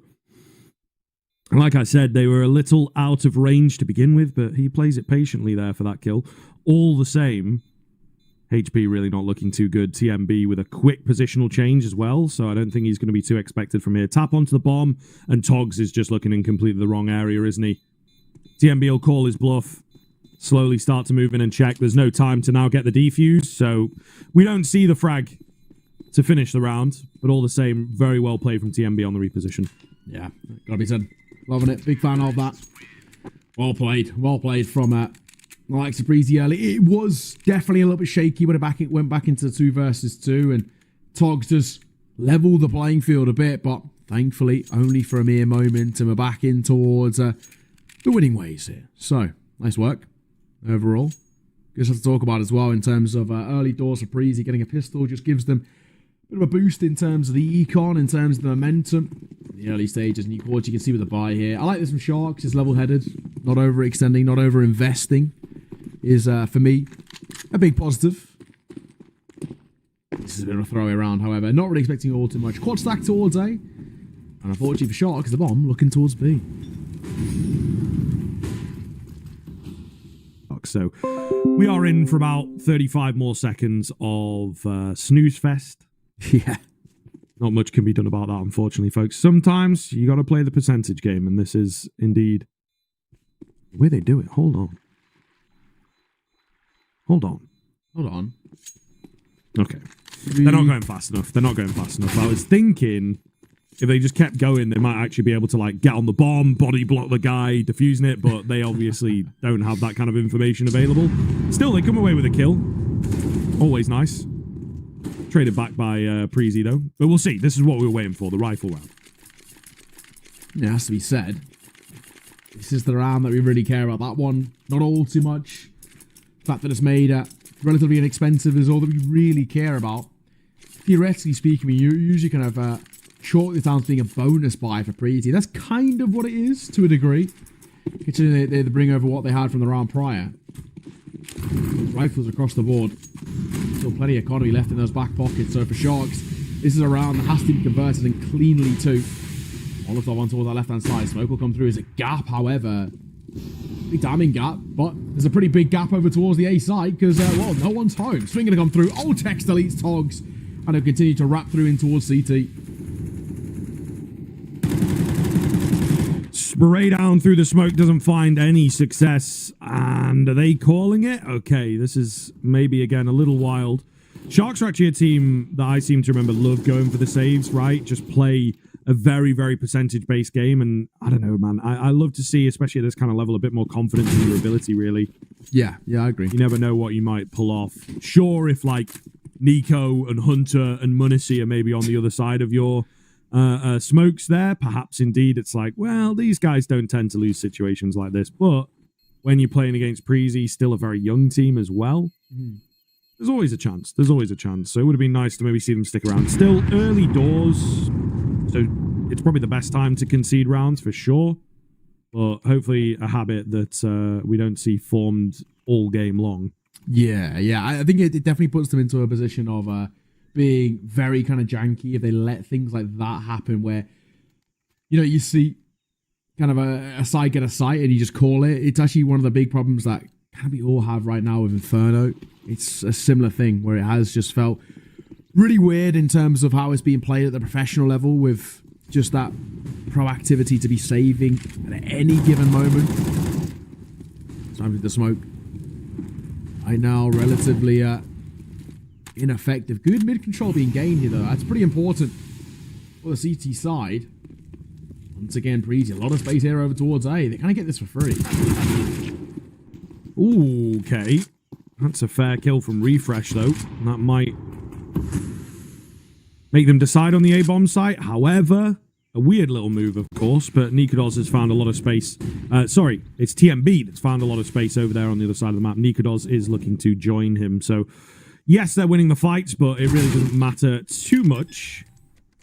As this bomb gets planted, there's probably going to be a little crossover from Sharks of figuring out that it is B. They find a couple kills. And now it gets even weirder because Tops has got to get over here real damn fast. Thank goodness for that Molotov. Nikodos, though, dangerous position for him. Really does not want to lose his life too early into these exchanges. Okay, what's happened there? No kills coming off for Nikodos and leaving Tops with it all to do. Is he here fast enough, they say, and they were not quite ready for him. However, the player with the kit on the bomb, he can't quite find him. Oh, my goodness.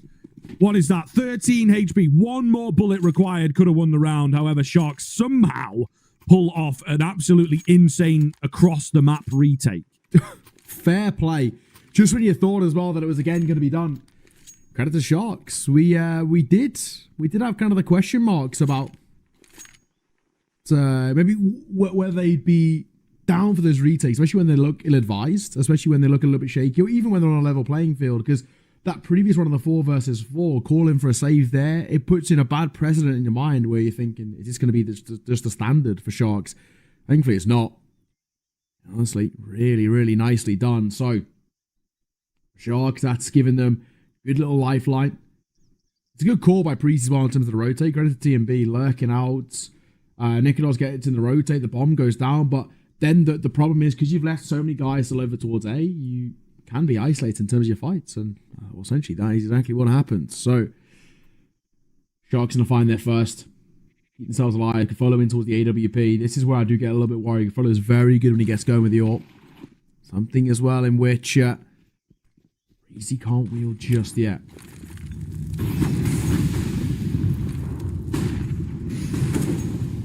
Quick rush in towards middle. TMB, though, will pull back. Then goes back in. So, again, these fights are looking really weird in this game so far. I think both teams don't have much experience against each other. Really just sending the feelers out there at this stage to see how they play. Altex with the pixel angle. Tries to find a frag. Doesn't work for him. Refresh going to go down in mid, that was. Ikados finds Gafolo out on towards B itself. Looking for a little bit more, but again, not going to fully commit. So 4v4 once the dust settles. All kept alive. Doc now going to wield it. MV, Molotov over as well. Spamming through in towards Carby. Nothing given just yet. It's a 2-1-1 kind of split. One in towards mid, one towards A, which is pretty standard. Two towards that B site.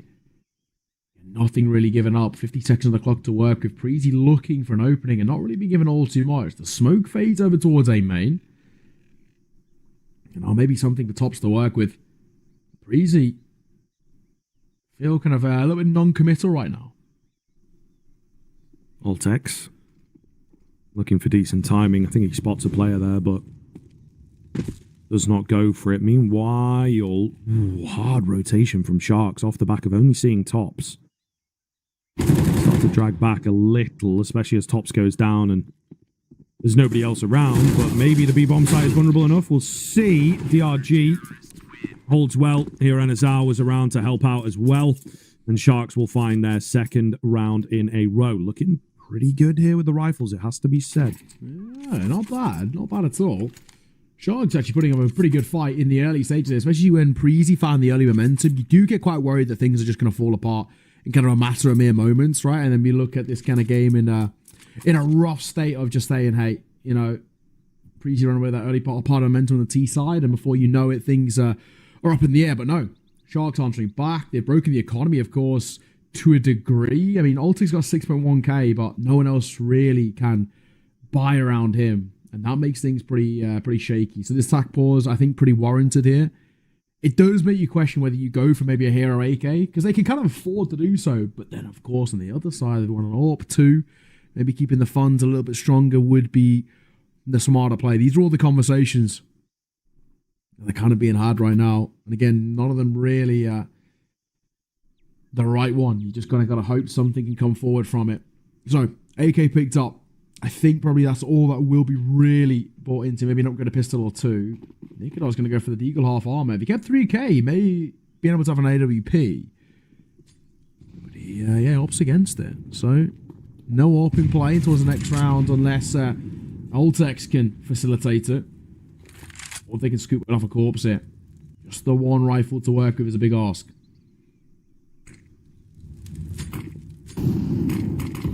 Smoke comes in to keep them at bay as well. They were playing passive on B there, hoping to catch some aggression, but I think they are quickly learning that Sharks are not going to take early fights. They are quite happy to relax on the bomb sites. Where do they go from here? Breezy, obviously, a little thin in terms of options. One flash, so perhaps a pop out middle might be the move. But so far, a really quiet round.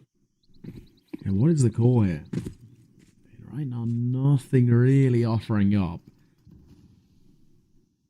Towards mid, of course, Refresh only got a Glock, so with the right person to take first contact. If he dies, it won't really be the biggest worry. Nice idea by Ultex. Pretty close, in fact, as well. Smoking towards front donut. It actually forces them now into a bit of a pincer. That they go towards the mid player that they've just fought, then wrap back over towards brackets, which then allows them into actually a relatively strongly held B site here. Eagle wrapping through Nikodos. Bit of space for him to work with. Bards could be in trouble, and is simple. Jordan is out. E250 ineffective. So Ultex 180 head on a swivel. Doc looking for more. Dropped out TMB. That's a brilliant little three-piece on the site. And 3 rounds is what Sharks find. That was hella clean. That was hella clean indeed. Sharks looking good. Sharks looking very good indeed. Once the guns have come into play, they're playing a pretty standard kind of game, but Preezy just don't have too much of an answer for that. I think they're trying to activate their individuals, and Sharks playing in and around the setups. Again, another team that kind of do that, as we saw with saves and things like that in the very, very early stage.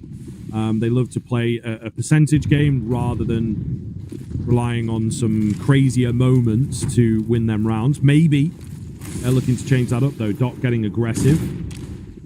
Spots nothing towards mid, but the B-bomb site itself pretty open. Oh, the flash is so good from the CT side. 2 return ones from Preezy, though. This is getting messy. Bomb going to get dropped in a really inopportune spot. Togs for a double kill. All down to Altex against 3. Picked up the first. Surely not the HP to get this done. It's rough. This is tough. 1 bullet is all that's needed on all 3 of the players remaining alive, but it's Arda and Azal who will drop it. Sharks, a lovely little run of form here. 4 rounds on the trot for them. It's exactly what you want to be seeing. This is a decent little position for them to be in. Preezy now left again in a really tough call. No money to work with, so just a little bit of a low buy for them. Sharks are a side that continue to impress. Consecutive rounds, and I'm loving what I'm seeing. If they keep this up, they're going to start to run away with the real early part of the CT side, which is ultimately extremely important. Keep it going. It's a good fight so far.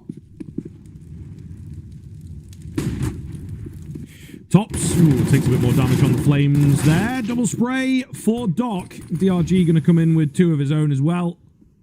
Just missed a Doz. Trying to find a head round the corner with this Deeg. Nothing quite presenting just yet. And Gafolo, the first proper fight for him, does not go his way. Sharks keeping it rolling as they find themselves 5 in a row now.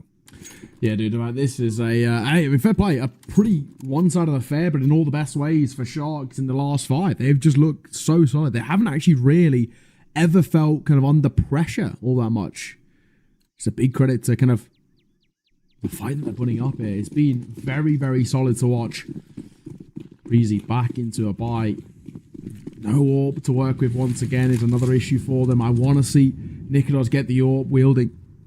And a lot of people maybe don't like AWPing on the T side, but that's better. Bad time to pull out a nade as well. Refresh and make it a double.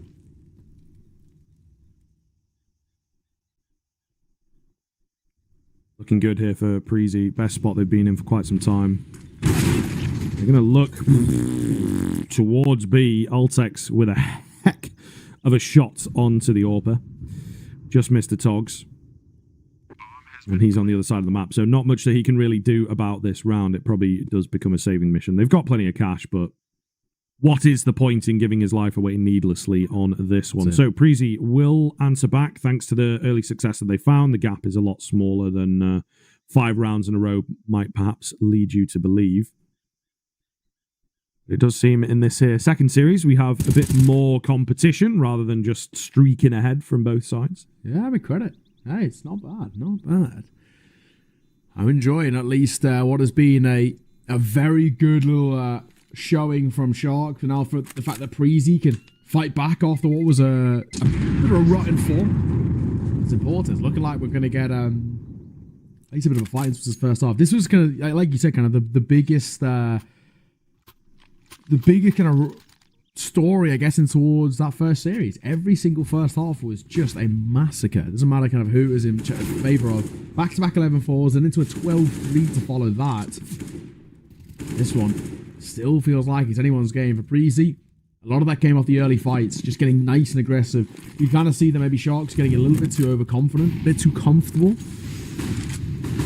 I'm going to beat them at their own game.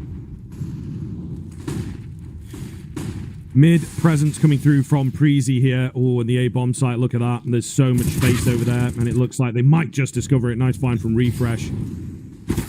4-on-4. Doc from behind, though, making sure that there's an advantage going into what looks like a probable retake. Gafolo getting another. Wow, they are just really dropping like flies on the Preezy side of things. Bomb plant will come round. Nikados catches Gafolo, getting a little giddy. Togs, though, with good timing. Oh, jumps the gun a bit early. Lands a dink on the jumping player, which is fair to him, but he needs the damn frag, especially against an Orpha. I think it's easier said than done. A wild swing comes round. Altex held in the 1-versus-1. Who will win? Togs spots his head. Can't find the bullets. Can't find the bullets, but eventually, on the third time of asking, he will get it done. Sharks retain their lead. My. Not bad. Not too shabby at all. Sharks, a lovely little response and an AWP scooped up as well, which can be dropped over towards Gafolo. I mean, granted, Gafolo's sitting with 8.2k, so it's a luxury. It's a cherry on top of what is a very good situation, again, for Sharks. Really nice little kind of retake coming through, too. They've got a kind of a 1-1 split, one coming through Temple, one through CT. They've both got to win out their 50s, and they both do. There's a bit of a trade that comes forward, but it's not a trade that we kind of care all too much about. So, well played. I think for Nikados, the wild jump on towards box really cost him a little bit there. If he had posted up, or maybe even just waited for the fight to come to him, it would have been okay. Throw it button, maybe. It's what we know is absolute is a very solid position to be in. Doc on the corner, trying to deny the fight being had here as well. Altex surely clears it and does. Massive frag. Massive frag. On such a pivotal part of the map as well. It gives them way more scope to just work the defense, split the defense maybe, keep them confused, or even just go in for the attack. Only leaving one here, though, on the Shark side of things. Certainly interesting. They're going to try and regain space towards mid, it looks like. And they should be able to do that with ease. It's just a case of what they do once they have it. Nice Molotov. Confirms a bit of information. Preezy ready for this push to come in. Refresh. Spotted one and a clean frag. Irene Azau is afraid to take the fight, and rightfully so. Wins it, though, as Refresh gives him the peak. Still, it's a man advantage for Preezy. It is a weakened B-bomb site. Well, Altex now holding for flanks. The bomb goes down as well. Good way to play this in the post-plant. Numbers favouring Preezy, and so is the situation. Can't see a world in which this one slips. We've spoken about Sharks and the retake. They've got to find a kill in the next 5 seconds. They want any chance to get it back into this. Nothing offering itself up. Time starts in the tick. Yes, they have kits to work with. It's a pretty solid hold. Gafolo with the AWP is low on HP. He might not want to test things here. Flash misses. TMB spots, looking for more as well. Togs for a double, but time just too far gone. He might not escape with his life intact, and that'll be the case. So it's expensive, but it's inefficient. And Preezy going to find themselves back into a 5th. What a game we've got on our hands there. Round for round stuff.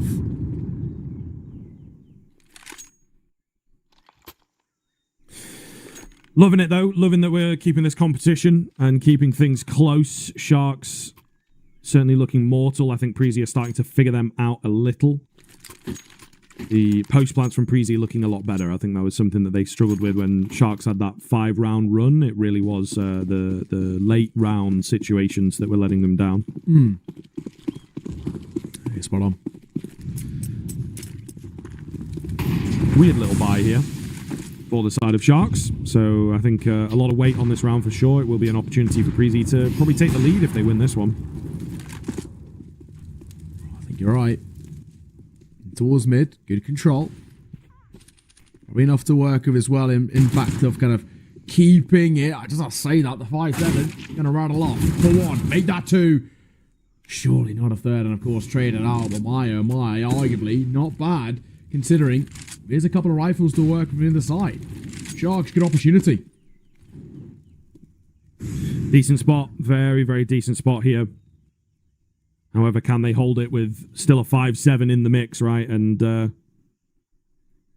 of a weird positional spot that they find themselves in. Togs, though, he's been doing this quite a lot, pushing in behind. Usually it's just info that he finds, but here he finds a really big kill. As Preezy are down to just 2, with one of them being mid, one of them being outside of B. Not a great spot, is it? And especially TMB, he can't really do anything from here. Just has to wait and see what his homie can find on the backside. They're starting to become savvy to it. Nice find from Refresh, to be fair, but 2 more to get through. One's got an AWP. That certainly is scary. Oh, but they look away. No. They thought he dropped back, I guess. I don't really know, but all the same, he finds 2 turned heads, and the round is absolutely in the hands of Preezy now. That's a massive blunder. Togs, all that's left. And they're going to go deep as well. Now they'll know where he's coming from, and he won't know that he's being flanked. I like the little kind of split up here on the Preezy side. On towards the bomb, no kit. Spam coming through, and Refresh's head ripped off. If he had a kit, this round would be on, but of course TMB can swing in. It'll cost him his life, but he'll find the round nonetheless. If Togs had a kit, this is their round to be had. He might not even survive here as well. He's running away, hightailing it. But he's not far enough. The radius just too damn big. Was started so well for Sharks. I mean, arguably kind of finishes well in the sense that they find the frags, but they really would have hoped to have seen that one in their favour. And if they had a kit, it would have been the case. And that's why we say the age-old saying, Scriv. Don't be a loser, buy a diffuser. Simple as that. Of course, they didn't really have any money to do so, but if one had dropped near the site, it could have been a different story. Tough, very, very tough indeed. As mentioned, Preezy now in prime position to take the lead, unless something silly happens here. We've already had 1 USP round win for the day. Surely not going to get another. Now I've said that, of course. The classic. Put it into the air there, mate. You've put the cast up. The curse, even I say. Well, our good friend Trav does not believe in superstition, and it would seem here he might be proven right as triple spray down lands for Nikados. They're getting the bomb down, right? Should be all said and done in just a second here. Might even be an argument, try and get that AK out of there, but they're not even going to be able to get that far in. So, Preezy get their 7th nice and easy, as they will indeed look to extend this lead now. Here we find ourselves... Again, this has been a really good half of Counter-Strike. It's actually quite difficult to call. This is a map now of Agent, which has definitely changed in terms of kind of the conversation we have about it. I mean, generally, this has been a map which, when it first got introduced into the map pool, extremely CT-sided. We looked towards kind of 11 rounds as being like not even the most kind of audacious expectation. 10 rounds kind of felt like a must at times. But now it's changed a lot. TMB transfer is sumptuous. Double jump coming out in towards mid for Sharks, but this is why this map is no longer CT-sided. Those T-side spawns are moved forward, and T-sides win the control in towards mid.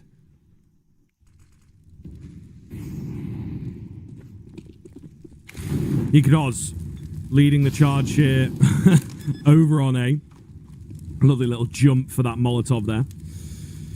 Bomb planted, and Togs just trying to get himself out of here, but unable to do so. That's unfortunate. Smoke had just gone down, I think. They're even on the hunt for Gafolo, it would look like, try and deny all the weapons away, and if they can do that without losing a player themselves, they're in a perfect spot. Especially as a T-side, that economy really starting to expand. Only one for Gafolo. They will absolutely take that. Preezy gain the half lead, looking to solidify it with a 9-6. Yeah, a bit of a TMB masterclass there. You love to see it. Really nice play in towards mid here. The transfer's actually sumptuous. Doesn't stop for even a second. So, not bad. Not bad at all. Of course, we're going to find ourselves in quite an interesting position once again of the other side too, where we have to look at maybe what Sharks can do into the 15th and final with what little they've got. This is going to be a test maybe at times where they're going to be on a similar sort of buy on the T side. Great nades coming through early here. Furlough playing around it, spots one. Molotov will be dropped here to deny a swing, but a smoke put on top of it too. Breezy, better firepower, not a better situation in terms of their HP, and a couple of these heads. Oltex is mighty low.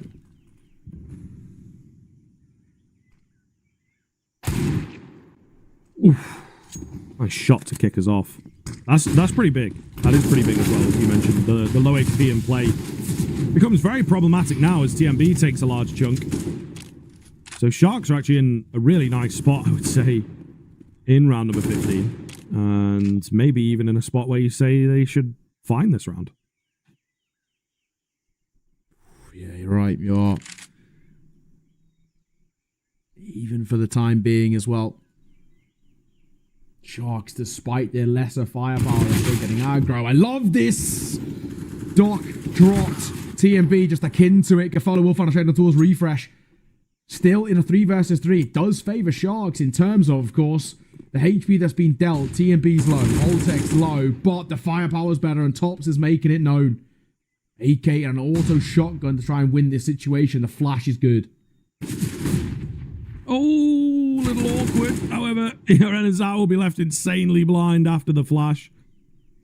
So it doesn't matter too much. Togs on the backside. It's definitely doable from here, isn't it? They're going to plant nice and safe, so he can't really do much about that. Just biding his time. I think there is a kit dropped somewhere, but getting your hands on that is not going to be easy. What is his plan? I think he was hoping that someone would like walk his way, he'd get a freebie, but not going to be the case. Clean onto the first. Looking for Altex. Going to get him. Oh, no. Goodness. Not ready, though, is he? Not ready for the position of TMB here. Going to go dig in. Not going to be able to find him in time now becomes the factor. TMB has got this one. Yeah, takes him in the back. That was damn close for the auto shotgun, but no dice in the end. A nice clean lead for Preezy moving into half 2. Yeah, weapon of my own heart there as well. The auto shotgun. Unfortunate not to see it.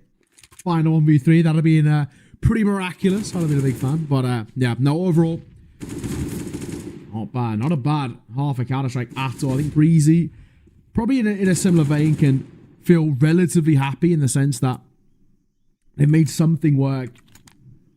In the sense of they built up somewhat of a lead, right? On the T side, because of how the spawns have changed and just generally how this map kind of feels right now, to have a little bit of a wealth of a lead on the T side is pretty important. Getting a pistol would be even more so, just to lock it in place. Again, let's see if that is a possibility.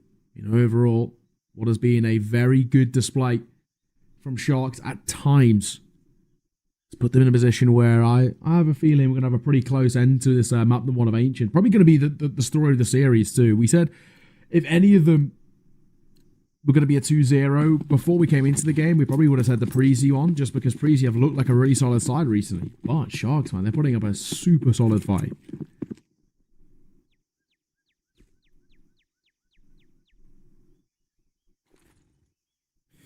Slow start into this pistol, but there is an execute on the cards.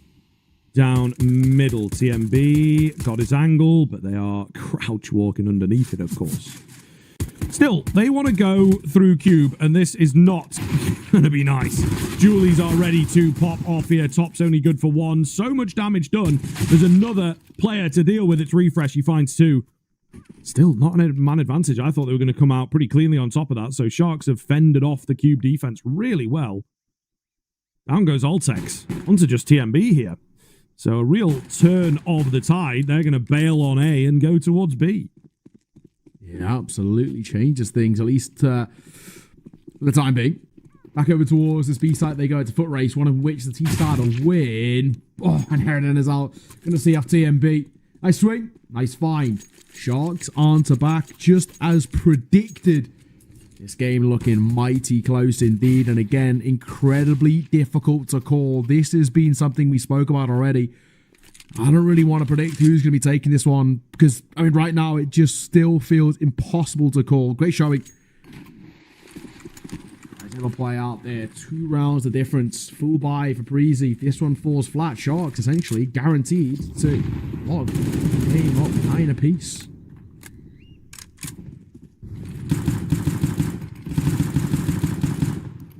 Five seven spamming away. Not able to find too much. Lot of pressure over towards mid and towards B. Yes, they've not found any kills, but they've actually gathered a lot of information from this one. Hard rotation towards A might be the move. If they move fast enough as well, they may be able to cut off Sharks, but with these smokes going down, I don't think it's going to be too likely, unfortunately. Yeah, not looking too good. So bomb plant at the very least should be coming through. Tops can't really do too much to stop them. Nikodos the first one to fall in the round. And I think from here on in, they should take it on the Shark side of things. It might even just be a hold the pistols for Preezy. You're probably right here. I mean, for Doc, best opportunity to find a couple on the way out. Refresh. Going to continue to poke around a little bit. Doc jiggling. Just take a little tag.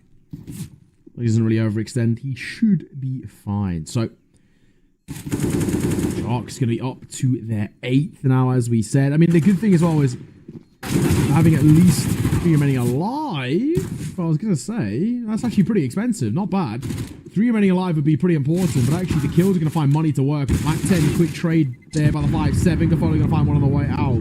Only 1 survives for Preezy.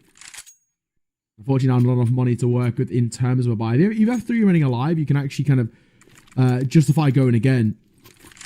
Anything less, yeah, not so much. With how expensive they made it, I don't think they're too upset with that. He's keeping that Sharks economy at bay. Let's see. Triple AK. 1 Galil, 1 Mac 10. It's a good opportunity as well. DRG can get in towards the action early doors against these pistols without the armor. Our sections of the cash bonus is going to look pretty naughty indeed. Mac 10. 1. There it is. 2. There it is. Line him up and knock him down, baby. That's what he's going for. He wants to go through the smoke as well. I can feel it. However, they'll just smoke it off again, and Doc will confirm the round. M4 to save for refresh. He actually bought that up. Little bit funky. But he should be able to save it here. I probably should be okay. I think he was waiting to see whether there's any sort of early rotation coming forward in towards CT. Then he has to be worried about the flank. Oh, no, yeah, right now, he'll be fine. He'll save. I mean, they got the right idea in terms of the hunt for Sharks, but doesn't matter all too much. So Sharks, as we sort of were talking about not too long ago, we were talking about the old tying the game up 9 apiece. That's what we get. 9-all. This game kind of feels like it's anybody's. Of course, buys come through. Good position to have as well, in the sense that right now, Breezy desperately need to change their ties just a tad. They are in still a very unpredictable space overall. And I feel like confidence kind of feels low in the camp over there. Danes need to get things started as early as. AUG opted for tops here. Nothing to do with it. Another drop in towards Donut. Swing going to come behind that flash. He gets caught by it, in fact. That second T-side flash that comes over catches Nikolos, forcing them back into towards Donut. This is so fast, so wild here in the early stages of this round, but no kills coming off as yet. Nikodos sticking around as this smoke dissipates. Actually wins that fight on a dry peak. Looking for a little more, but he's not going to be needed. The boys have got it covered from Red Room. Down goes the bomb. And a mean 5v2 situation for Sharks to deal with. Yeah, it kind of feels like what now, right? I feel like for the Shark side, it wouldn't even be the worst call to save, but you just got so much time to do so. It's going to buy a minute. It's rough. Nikodos going to find one more. Doc will fall, and with, of course, Togs throwing the Molotov, that'll lock things in place. They know where he is. He'll be dead in a mere moment. And that'll be the round as well to follow suit. So, Breezy on their first full buy, answering well. Gonna find, be the first side as well to find double digits, which is very important. Bomb drop to no man's land, and of course, no chance. So we do find ourselves in quite the nice position. Breezy back after what was a little bit slow start to the half.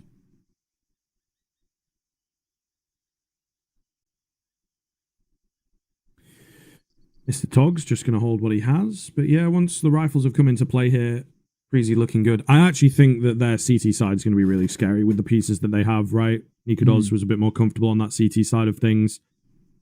Refresh, not afraid to take early fights.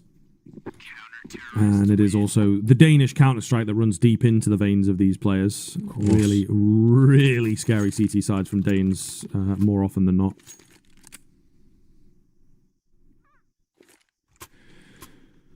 Well, let's see.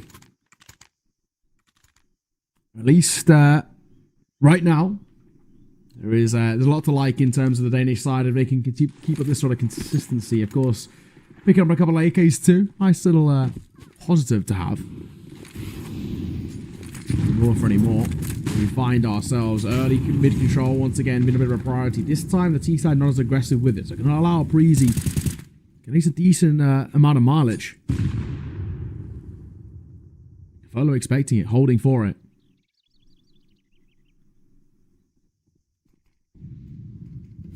Refresh on the push. Late into the round, but as you have mentioned, they're looking very ready for this move here. Molotov goes round, not going to be enough to stop Refresh, and the flames cover a lot of the sound of his footsteps as well, right? 5v4 very quickly for Breezy then, and they have just pushed this T side so far back. B is a lockout. A is their only option. Tops is indeed alone over here, but he recognizes that fact, right? Quite a safe angle on the AUG, but he can't get the frag. Loses life in the meantime as well. Nikodos is here pretty quickly. They don't have a smoke quite yet to deal with him, and they're actually going to get it in relatively late, so the CTs are pretty confident to push through these smokes and take the fights. Down goes one. TMB going to need another. The pre-fire is sound, and his back is covered. Gafolo alone against 3.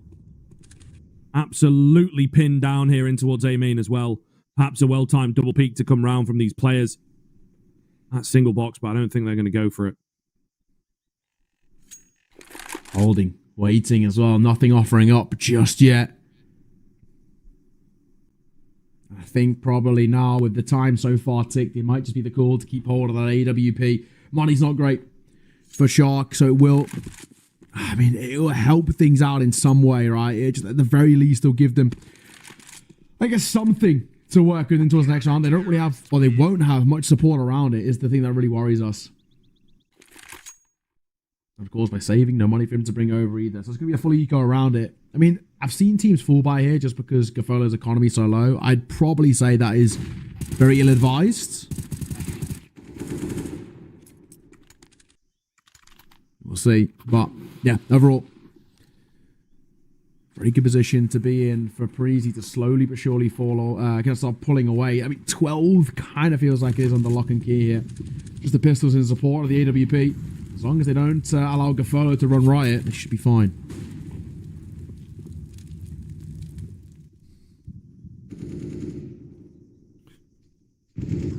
I would like to see what Sharks have got planned. Smoking a flash. Just to give a small amount of space on B, I think, is what they are looking for here. Well, as you can see, Breezy are pretty well ready for this B hit. Altec's going to take a wide swing. Only good for 2. Should be able to get a bomb plant out of this on the side of Sharks. And they are, again, proving that maybe they just got to be careful with the peaks here because that AWP's still in play. However, he's left low. He spammed down in the end. Just DRG with it all to do. He's retrieved the AWP himself. Sure. Good for 1, but not ready for the flank. That's unfortunate. All the same, decent damage, decent plant. But Breezy starting to really move ahead now and get close to that 16. Yeah, not a bad little pop shot there as well. Not bad at all. So, I mean, of course, for Breezy, finding the rounds what matters most. You can take a real decent little silver lining if you are Sharks. 3 kills and a bomb plant. Actually, not a bad round overall, considering they had 1 AWP to work with and a few upgraded pistols. I think they'd be relatively happy with that as kind of a round in itself.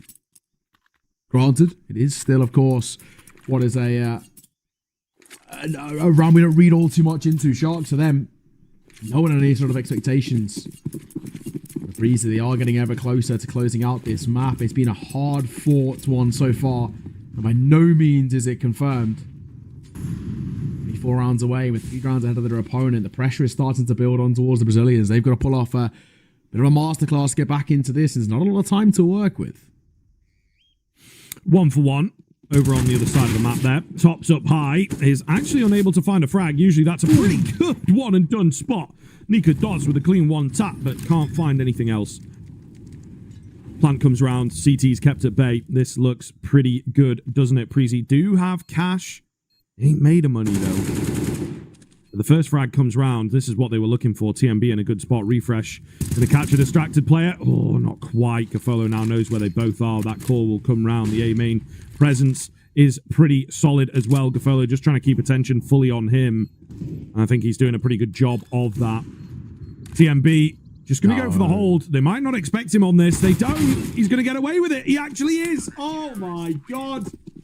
Oh, I throw my head back in despair. Preezy, round they never should have won. They never should have won. The A-main guy took way too long to check him, and DRG will be so annoyed at that. That's rough, man. I really feel for Sharks as well. They've done everything right there, apart from that last play, to not check. Generally speaking, to stick the bomb there is just, you're never going to expect it. It's so outlandish to go for something of the sort. But again, man, absolute credit to even go for kind of that level of a ballsy play. I got to give them so much credit. Preezy, going to call for attack pause. They're second so far in this game. And again, you know, we find ourselves in quite the interesting position where, as we speak right now, things are in position for them to lock out this map on their map pick. And then, of course, going towards their opponents with a bit of renewed confidence. I think right now there is still a few question marks to be had. Going for Sharks on the T side, they're falling a little bit flat. They've not got too many full buys left in them before this game is done. Flashing towards the corner.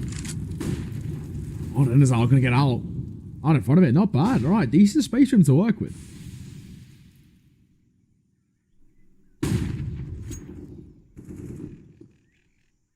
This gets a bit weird, doesn't it? I don't know whether they will expect him in so deep. Tops is definitely watching it. Meanwhile, over on B, Nika does.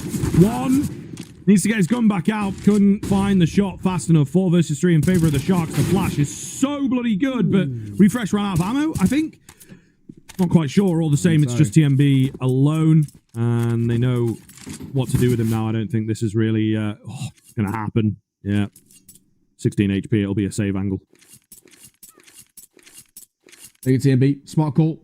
You have money to work with. Rebuying towards the next round. No problems asked. Any kills that are getting found here by Preezy are going to have a bit of a knock-on effect. Sharks are still left in what is generally quite an uncomfortable position. But I think right now we find ourselves in a tough one to call. Togs will see it off. I was holding my breath to see whether maybe TMB checks to his left. The answer's no. He will fall. So, again, it is still a tough one to call right now, but generally speaking, I'm starting to get pretty uncomfortable about where things are heading, where this game could go the distance, and it still becomes very tough to call. We've seen sides in the past, Preezy, these individuals, the ones who played a little bit more experience, like Nicolas and Refresh, got to just make sure, don't let this one slip too late. This round means nothing. Throw away. This was the workup, but yeah, they got to make sure they don't let this one fall away. Don't let it slip this late into their map pick. If Sharks steal this one away, my Preezy are in trouble.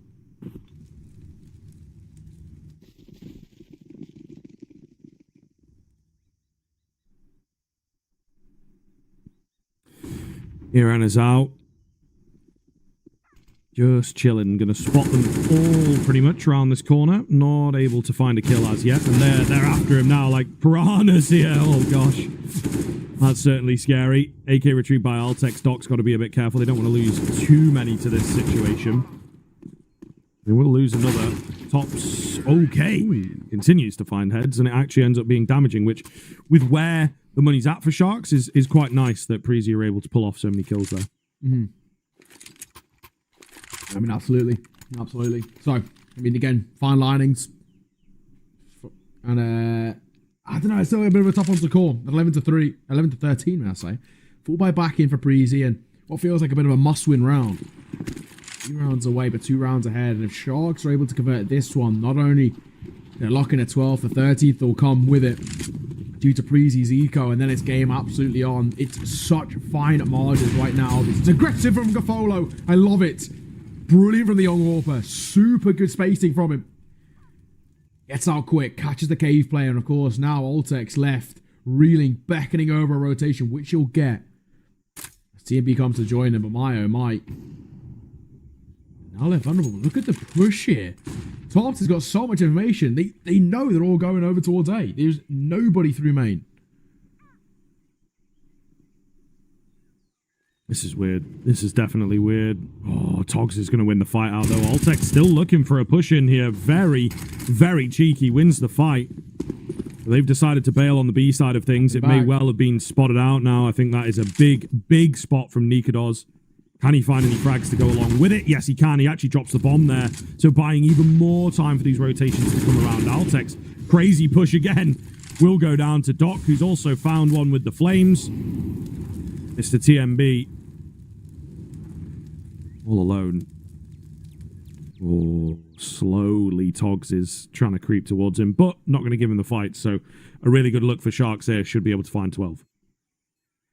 Should, yeah. I think for TMB, despite 2 of them being low, just having the rifle alive means a little bit more. But again, we've already spoken about what this means and the implications of this sort of situation. Another one to be had where we talk about it. That, again, now puts Sharks right back in to a very positive spot. Look where they find themselves. It is... Well, TMB finding an exit, but that's all it is. Sharks up to a 12. Greasy economy, not enough to facilitate a buy here. They're going to have to eco. Sharks get a free run to finding a 13 apiece. As long as they don't fluff their lines, that will be the case. This is incredibly damning right now. What a slip up as well we start to find ourselves into. But an incredible display. This game is getting so damn spicy in its latter stages. What more comes of this? Hero AK to work with from TMB. That's all they have. He, of course, playing in towards mid. He went alone in towards middle. Shot for the smoke from Altex. DRG, that's just unfortunate. Not very nice at all, sir.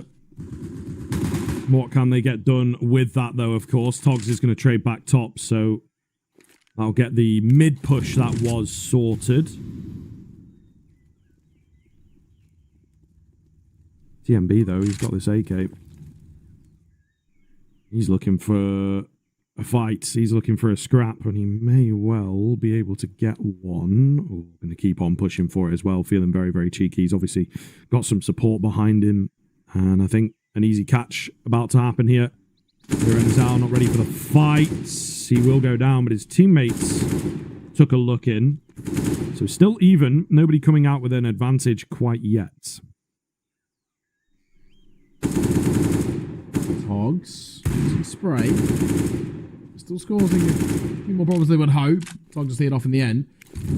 Bit of work there. Molotov will come through. A-site vulnerable. And the bomb in due time will rotate their way over.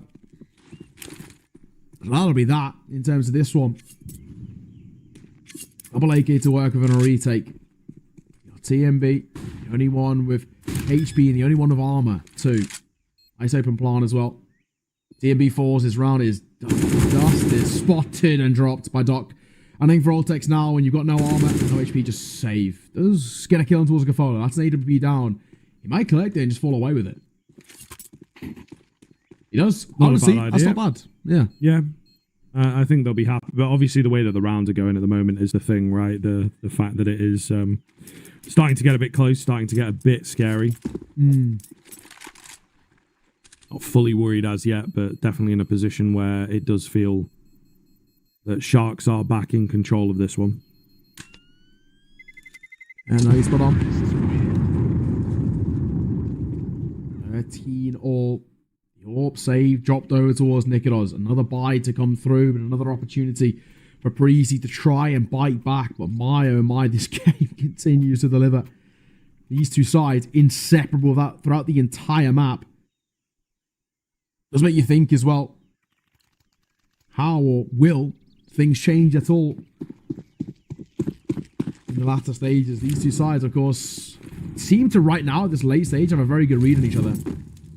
Draws in towards CS2, Script, mate. We're not going to be able to see this deep into 13 when it was collected. That was it. Breezy already won the map. Yeah, very true. Very true. All things to consider. TMB has gone walkabouts straight down middle. Lots of information through that smoke. Meanwhile, it's a fake out towards A. Might work. Might draw all the attention, in fact, especially as they're finding kills. Lovely, lovely idea from Sharks. TMB's gotten in behind, though. This becomes now difficult for Togs, so the B hit has to make use of the fact that they're fully distracted. Togs going to get another before he goes down here. 3 versus 3 on the retake, but they bought themselves a good 10 seconds of that bomb timer.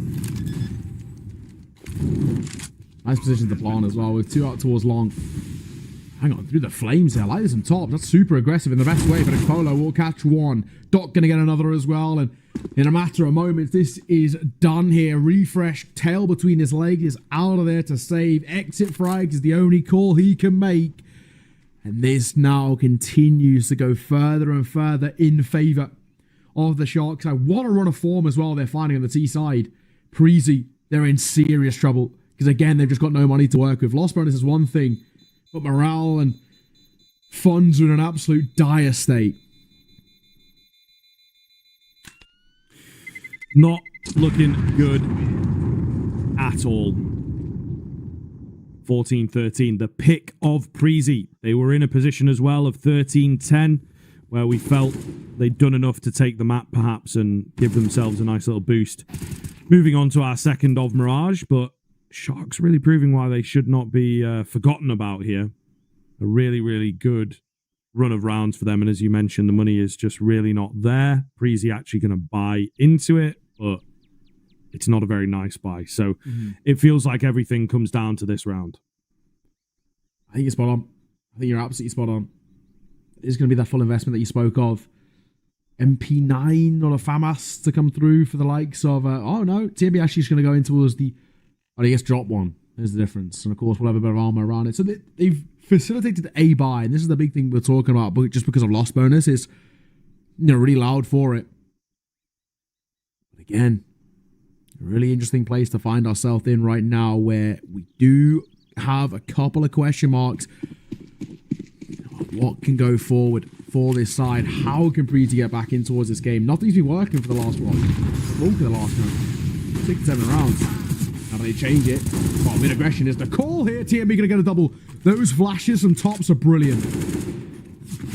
Absolute magic. Doc will trade one back, so they're still not quite out of this just yet. Refresh finds him, though. So back down to a really difficult situation for Sharks to be in. They are opting to move through the smoke. I love it. Refresh will not be able to find anything, but he survives to fight another day. They are after him. He's stuck around and he loses his life. What is the move now? As technically speaking, on the B-bomb side itself, it is just a straight up 2 versus 2. Nika Doz round the corner, able to find one, and DRG distracted away for the second player. 14 all, the full 30 needed, potentially, and some in towards this game. But again, what a game we are getting from what was a bit of a weird one in our previous series, where, I mean, every single map kind of decided within the first, well, like 8 rounds, basically. They're also dominant from the get-go. It never really felt like much of a competition. This one, difference where it absolutely does. Where to now?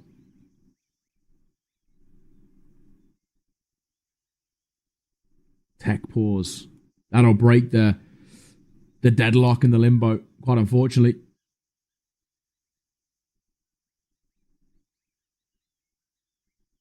All goes just a little bit quiet. Just when you thought as well this game was going so smoothly. We get a little tech pause in. But yeah, I was saying earlier, of course, the big change with CS2 obviously is one of the big ones that will affect the esport is obviously just that of no ML15 anymore, ML12. So this game would have been done a long time ago. Preezy would have won a 1310 would it have been? So it would have been sorted, relatively comfortably. It's a big change. I don't know. I'm very interested to see how it affects the esport overall. I feel like it is. Quite a drastic one. I don't know if you saw the sort of screenshot the other day, but CS BO3s on average are like the longer than most traditional sports fixture going. Yeah, cricket basically. Yeah, right. So pretty mental if you think about it. I think certainly there is a world, especially with the saving and things, where games have been dragging on a bit, and it can be difficult, even from like a casting perspective. Yeah, some games, some series are going to drag a fair amount, and that's not what we want, right? Whereas if there are less rounds, there's more pressure. It does feel like every round matters. Don't quite know what they're going to do money-wise, don't quite know what they're going to do pistol-wise, because it will mean that pistols are incredibly powerful.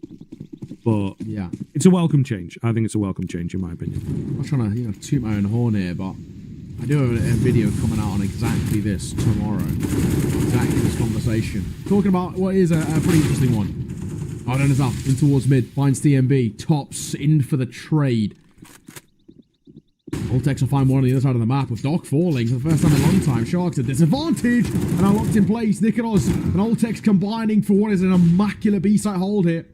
And just in the dying embers of this map, it looks like Preezy could be about to just steal it away.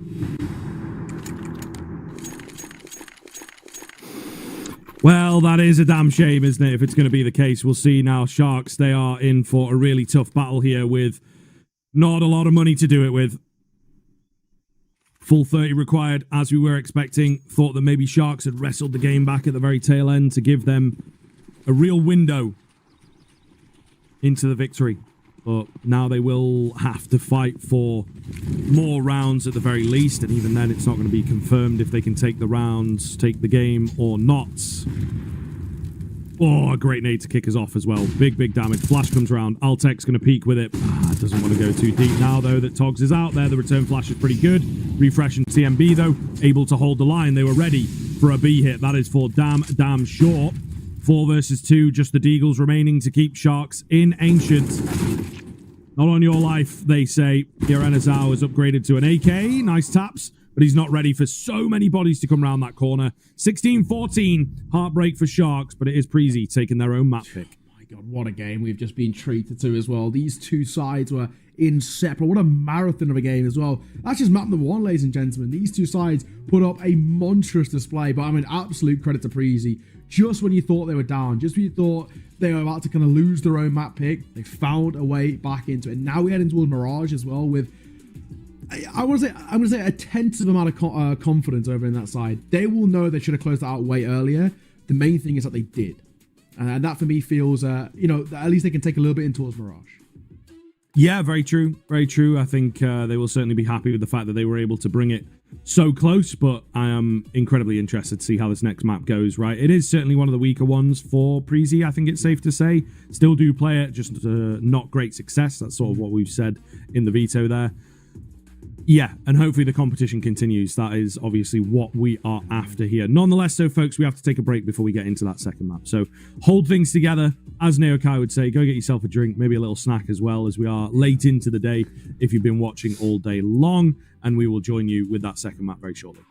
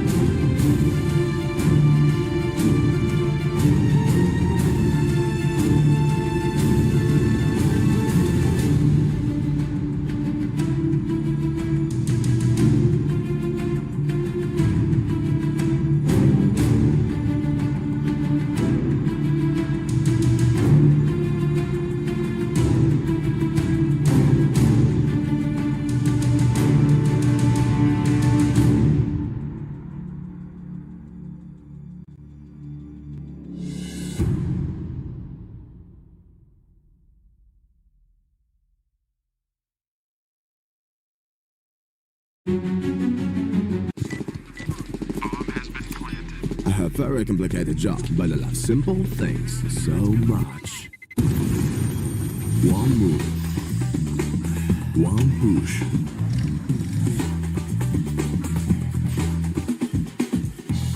One touch.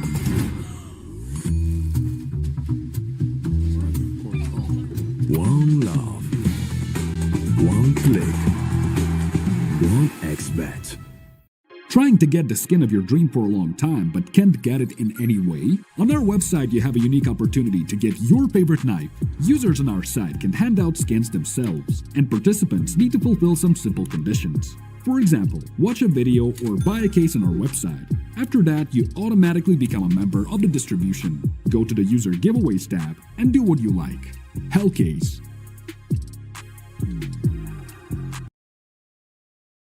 Are you watch the matches with BO3.GG, the official stats partner of CCT.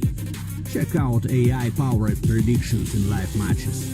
Get access to live scoreboards packed with in-depth weapons and grenade statistics. Check out round maps in the match results. Extend your game vision with BO3.GG.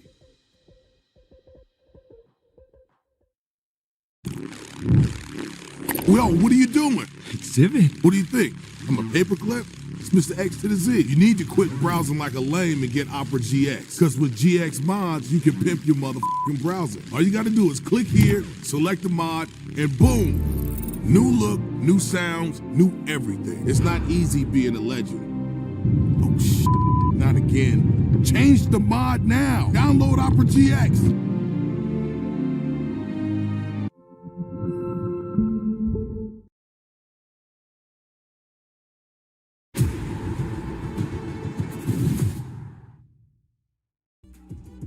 Welcome back, ladies and gentlemen. We are into our second map here. Of course, Mirage going to be the second. I'm looking forward to it, right? We've just had a full 30 rounder there on the first map.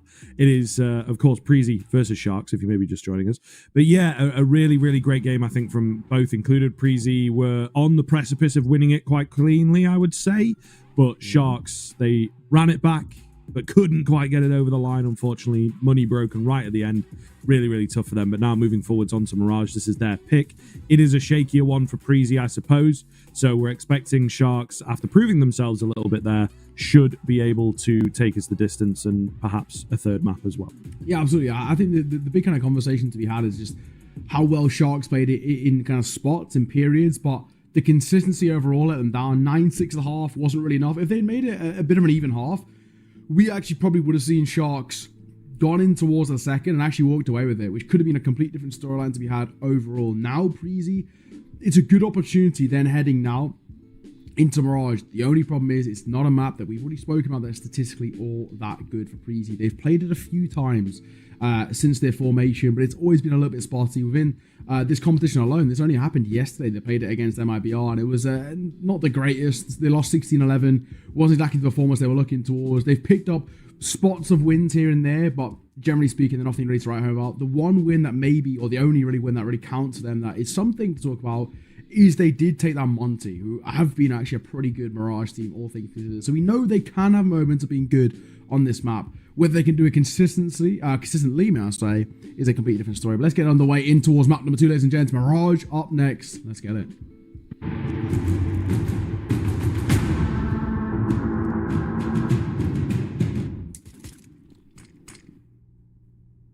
Well, here we are in towards Mirage off the back of course, taking their map in their favour. Preezy, hoping that the CT side start will be effective for them. It has been shaky at times. Preezy lost a lot of the control for a long period in towards our second half of Ancient. If they could start well here for this round, that would be huge. Yeah, it would. It certainly would, I think. But I don't know. It's going to be a difficult one. Sharks, for a while now, have looked pretty comfortable on Mirage, I would say. So, okay. And a headshot to kick us off as well. Ultex does not live much longer after that. Refresh trying to hold the line from the backside here. One is not quite enough for my money. The market window as well smoked off. So there's really only a few avenues of attack that Preezy can take, and they're already, of course, a man down. So, not looking too favourable.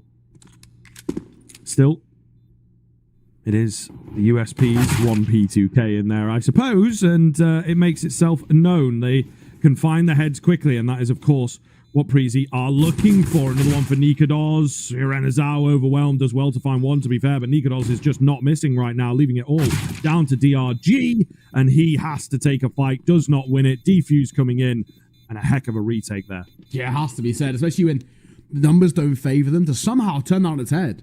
Absolute credit. So this game starting already to look a little bit, well, maybe a little bit more spicy than we initially probably would have thought in the opening pistol. I thought it was going to be a very simple Sharks takeover towards B, bomb down, post plant, and before you know it, the round more or less done and dusted before it's even started. But no, Preezy, nice retake. Very good stuff. Good attempt as well. And also probably good confidence I'm going forward, knowing that, well, we've just done it in a 3 versus 4. Granted, it's not a full buy round, so there's not as much at stake.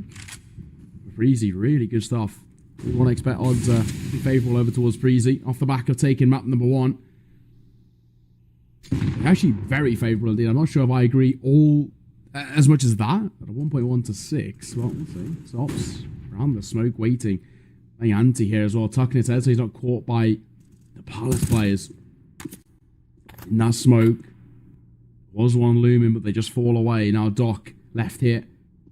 A little in hand, and the bomb on his back too. If he falls, this round becomes in jeopardy.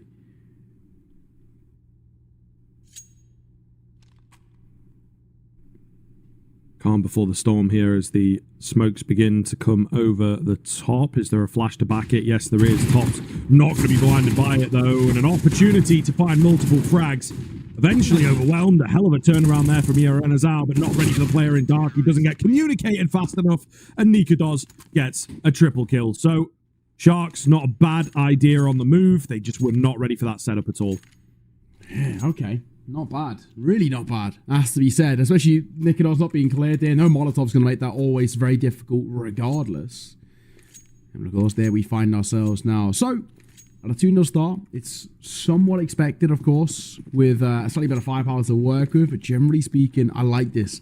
We are seeing now Preezy take active control of the game in the early stages. Eagle, nice idea on the timing. Unfortunately, didn't quite connect. Towards top mid, fights. The AK doesn't really want to probably overextend. Refresh will see off the kill. He had a really good map, though, 1 in fact, Refresh, and with 22 kills. If he can continue that sort of form, you're in for a bit of a spicy one. Yeah, for sure.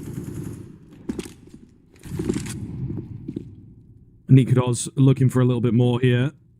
Going to take a peek towards ramp in just a sec. No, he's playing super safe. There it is.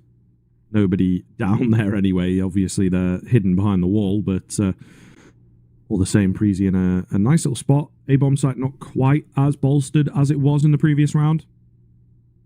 Sharks just winding this clock down, hoping maybe someone comes in behind or gets cheeky towards Palace. I think they're also just trying to starve Preezy of information. Yeah. So far, so good. But as soon as they reveal themselves, Nikodos has got a nice little off angle. And I think it's a bit too much for them to deal with. Stronger weaponry coming out on top of these fights so far. Yeah, nice and simple. Nice and easy. Looking for a little bit more. All right. At least we take a consolation kill all day. But yeah, in the grand scheme, nothing to worry about all too much. 3-0 for Preezy. Pretty simple, pretty effective. Bites come back out in a moment for Sharks. They're going to call for a pause before it, though. I do like this. It's, in some cases, people would think this is maybe a little bit overzealous in terms of the call. I like the call. I feel like when you're coming in towards what is an extremely important round like this, essentially your first full buy round, you have to try and make sure you come into it prepared. There's, of course, that big thing. That's exactly what they will be doing. So I like this call. It's effective in terms of trying to just alleviate some of the pressure. With 3-0 start not going in their favour, you can get, momentarily a little bit worried.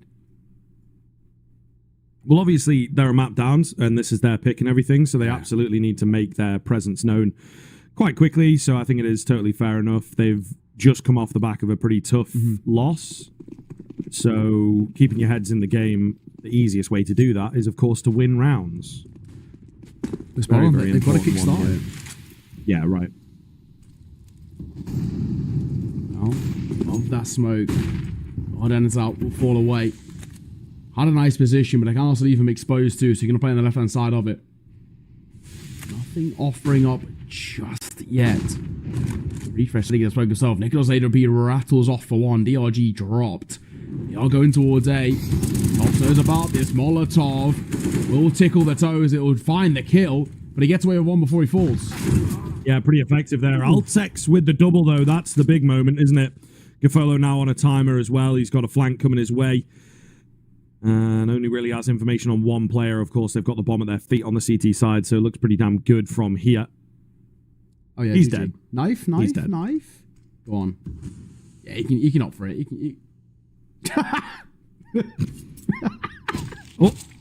Oh, no. Oh, my goodness. Beyblade. Jesus. The little Beyblade. If we had a bit more, like, collision physics, he'd probably knock his head off with the bloody barrel there. Oh, my. I like that from TMB, though. The knife, for a multitude of reasons, obviously, is a good kind of decision there as well. Because not only, of course, is an AWP on the other side, which you've then dropped, but it also gives you a lot of money to work with, a massive kind of kill bonus with a knife. And, you know, something you mentioned earlier, it's got an egg on your face a little bit, right? It's like, God damn it, I got knifed, I got flanked. It's a multitude of things. You're winning the kind of the mental game and, of course, the physical one, too. For sure. B-Rush on the cards here. Oh, and Altex absolutely clapped. Looked like Refresh was maybe in for a double there. Big kill from Doc. Needs dealing with, but Nikodos also doesn't want to lose his life here. So the B-Rush looks pretty damn good. Bomb plant coming round. And Doc playing cheesy here on the pixel angle. Think it's just going to be a save from Preezy with that mid presence especially. So, nice move from Sharks. Nice move. Yeah, I do like it. Really do. That'll be that.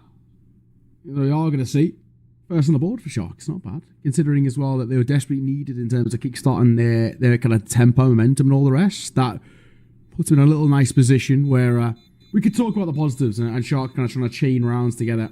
And only the one casualty too. Pretty important in the kind of the position that Sharks find themselves in right now. Just considering that their money has looked a little shaky and they've confidence-wise needed to have some stability in terms of the economy. That'll be huge. Just the one drop needed. Sharks up to a first, Preezy. Not the end of the world for them. And no real problems to re and buy too, but it is just a thing of having vulnerabilities like that B site at times can leave things pretty rough around the edges. Find ourselves into what is a pretty important round. If Sharks can start to chain a couple of together, this is when they do exactly what they did in an Ancient, where they start to find some really good run of form.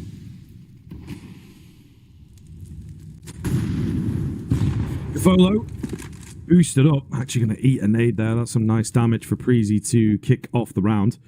TMB might be the first one to see some action here, but he might get the business end of an AK if he's not careful. And indeed, he's not careful. So Sharks with the advantage quite early on into the round as well. Confirming maybe that B is lesser defended with a man being down below there. So a really good spot they find themselves in. I like the move from Preezy, though, to bolster up mid and try and pull out some aggression of their own. Slow it down. Trying to line a little bit of this control. Swings towards mid. That's so good from Dark. The double stack, a triple, in fact, as Nicholas was in towards Connector. But, of course, they spotted so much presence in towards mid, it will absolutely confirm that B site is barren. Looking good in that sense, but it's Tops with a double spray down now. That has got them back into this, of course. Gafolo will plant. And definitely not out of the question for him to find this, especially with the AWP. Always good in a post plant. He's going to swap things up, though, looking to get a bit more aggressive and find the isolated fights. Tops ready for him, though. Takes his head clean off because, of course, he does. Beautiful 3K to wrestle that round back. And perhaps a jumpy little headshot from Nikodos. Kind of a bit trolley from him. I like but it. All the same, they'll win the round. Yeah, exactly. That's what matters most. So, hey, not bad. That's all down to Tops there as well. It was a foot race towards B, one in which actually the T side win. But what matters most, of course, is that being said that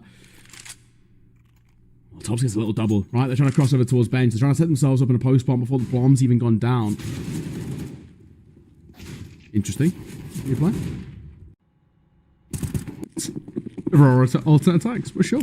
5-1. Back in towards this game of Preezy versus Sharks. And it goes back out towards for that T side.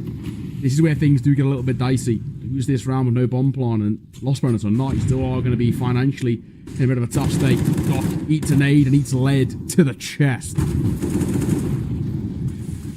DRG and Gafola, though, going to trade back very, very quickly indeed. Refresh may go overlooked, but he's going to have to go massive here. In for one, in for two, he's all alone, and Iranazar will overwhelm him. There'd just been one more, two more would have been nice. In terms of teammates alive, I mean. No one around to capitalize on his little play, unfortunately. Oh, not at all. But, hey, 5-2. Sharks, again, they can just about squeeze one together. AWP brought out by Gafolo. Gafolo needs to get activated. He's the one I'm looking towards.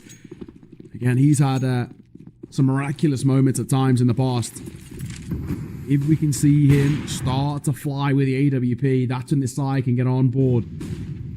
The aggro, in his own regard, in towards Connector. Playing around that smoke as well. That's pretty dicey from TMB here. As long as it doesn't overextend, it should be fine. Now, speaking of overextensions, Tops is going to go into a ramp. I mean, he's got an MP9, so why not play close? Iranazar, nice find. Tops bites off a bit more than he can chew there. Ikados looking to follow in the footsteps. Just make sure they can't get out ramp 3. TMB, meanwhile, has got a very, very cheeky smoke there. Certainly something I think we'll all be glad are going to be done with. Yeah. No, I agree. I agree. Less one ways is quite literally only a good thing.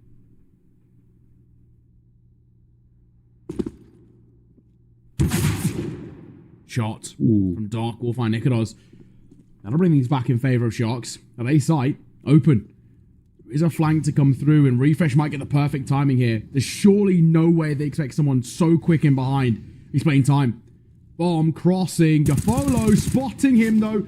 But the bomb drop. Less than 30 seconds to work with. Refresh looking for more. Finds a second. Relatively unscathed. And he falls away alive. Massive. Absolutely massive. 2 versus 2 now, of course. They've got to recover that bomb back. One of the big things is that they won't be expecting Ultex to be alongside Refresh. They're ready for Refresh from ramp. He's getting a bit giddy over here. He doesn't do all that much damage. It's the Molotov as well. But where is Ultex? That is the big question. Not towards CT. Oh, he should get a catch here. Does indeed. And now, just one left to deal with. He goes down. Oh, massive. That's about the maximum damage you're going to get out of the HP. I'll tell you that for free. Ultex confirms his position with the tap on the bomb, but does not have a lot of time to work with. Really has to start picking up the pace. Togs knows that the likelihood of a hit is quite far off. Pulls back and will indeed find the frag to boot. I think he'd won the round with his move there. 3 in a row here for Sharks, looking very good indeed. Yeah, all got to be said as well. That's actually really well played from Togs. Despite being, solo on HP, spamming is such a risk, and the fact that kind of falls away and essentially plays a gamble. Does he have a kit or not? Actually got the back of no. Well played. He just falls back in towards CT, waits for him to panic and run out of time. Any other weapon as well, it could be a different story. Does well with the MP9, as well with the positioning. That flank is really good. No one ever really expecting a double flank to come through. But even still, this is now really getting quite worrying indeed. Generally speaking, it's been a very decent little run of form where already things are starting to open up for Sharks to close down this fairly okay gap that Preezy started with. And this is the same story that we saw in towards Ancient. Preezy started well, but then Sharks started to close down the gap a little bit.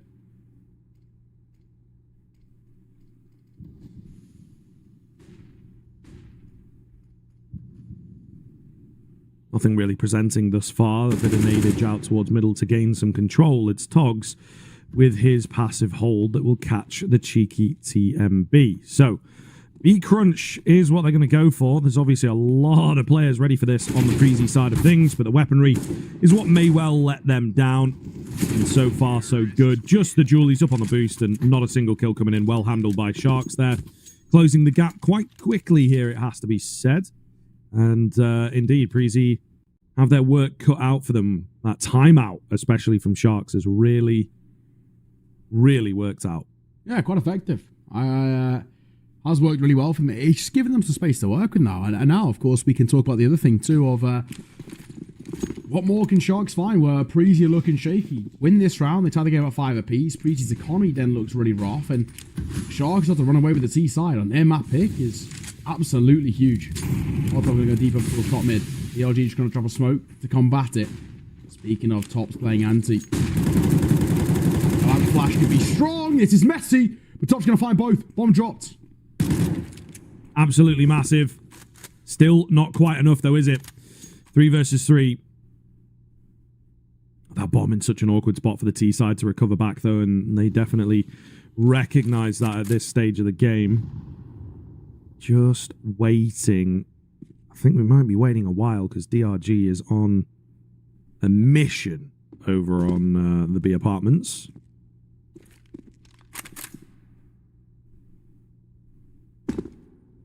Quiet right now as well to wait for something to work. I think a lot of this for Sharks comes down to, like you mentioned, DRG over towards B. If he can find early success here, they're fine. They still need to recover the bomb. That's the worrying thing. They've got just less than a minute to work with.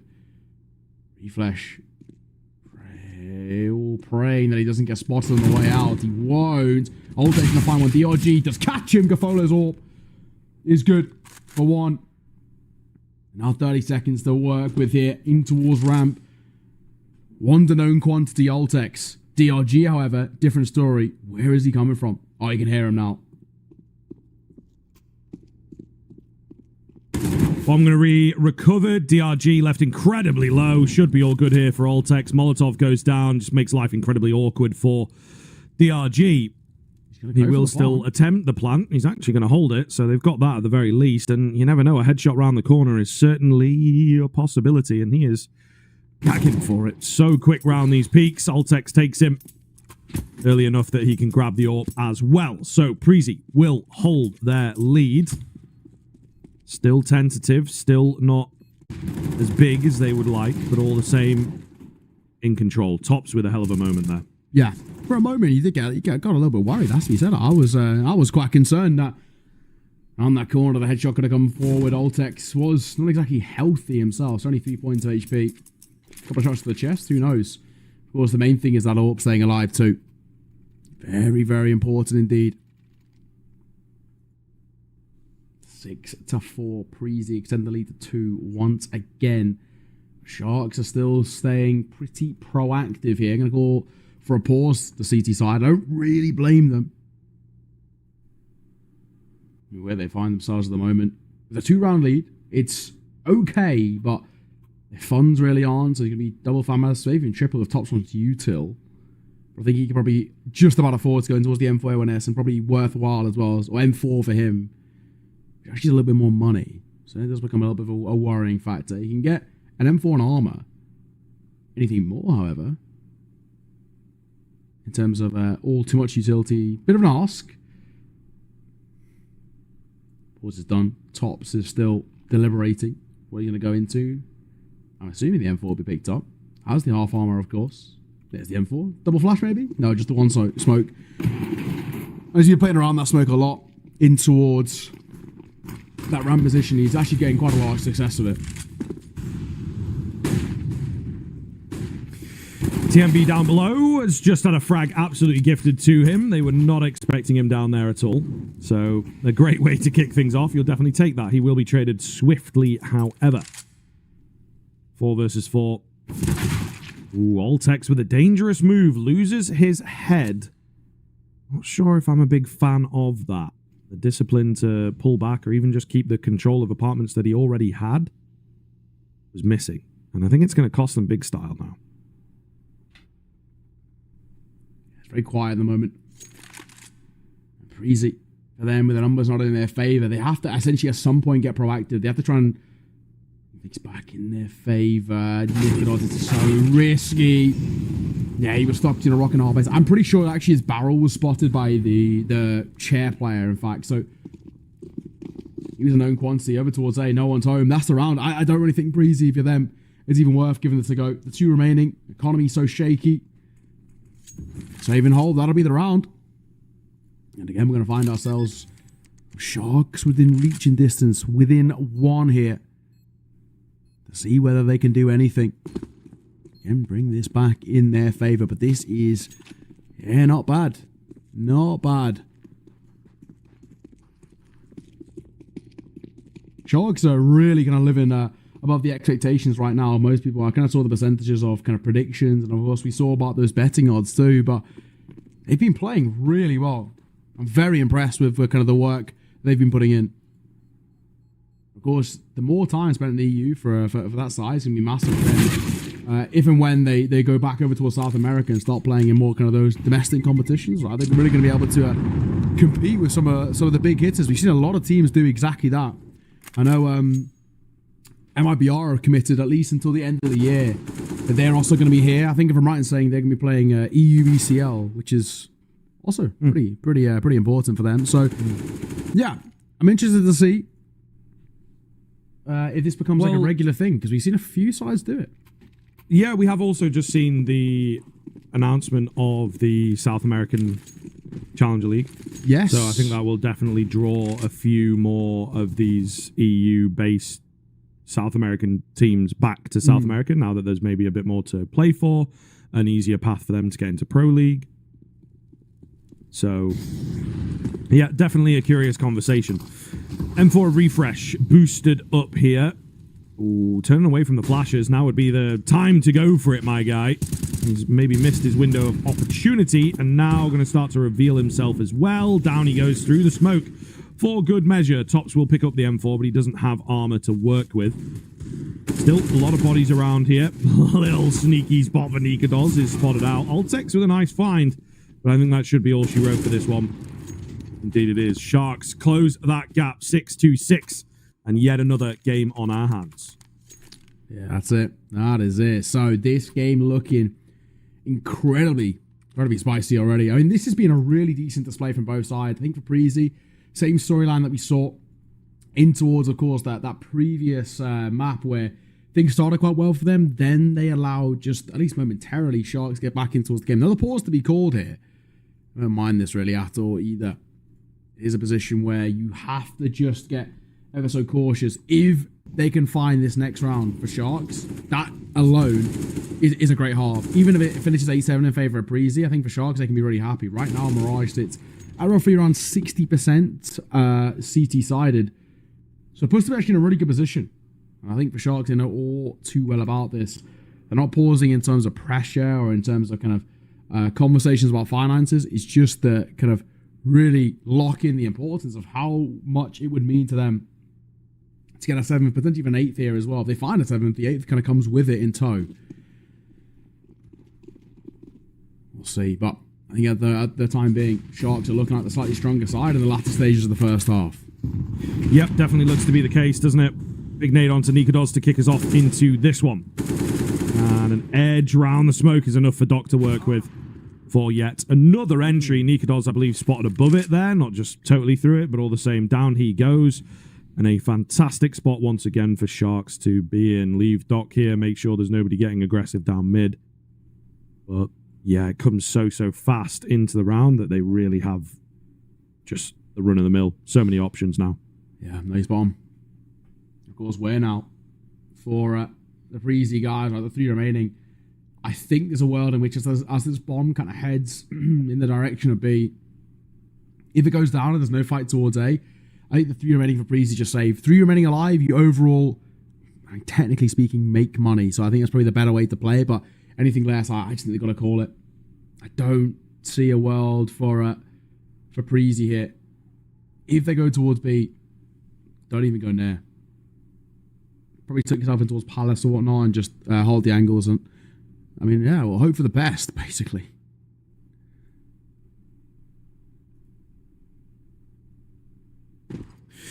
Should be easy enough here, as Togs will discover B's completely open. Isn't that nice?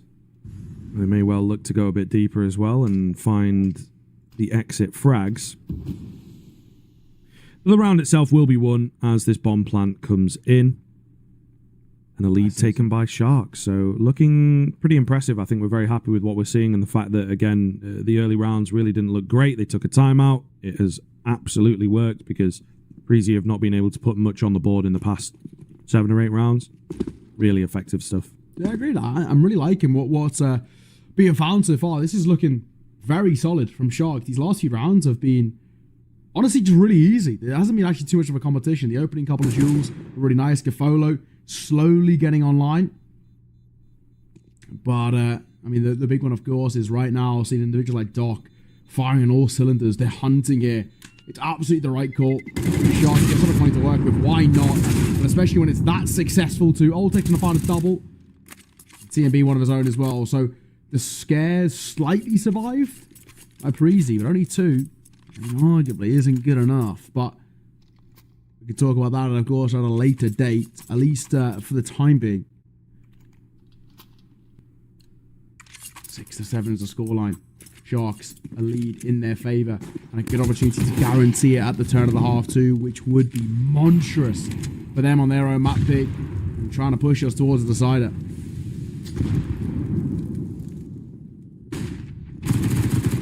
Oh, great flash for Tops. Oh my goodness, and Gafolo peeks in for a refrag, but there were 3 players around that corner, maybe even 4 of them in total.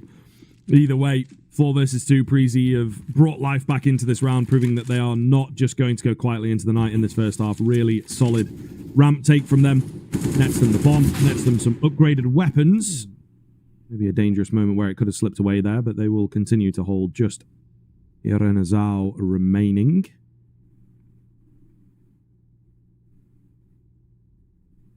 Okay, right now.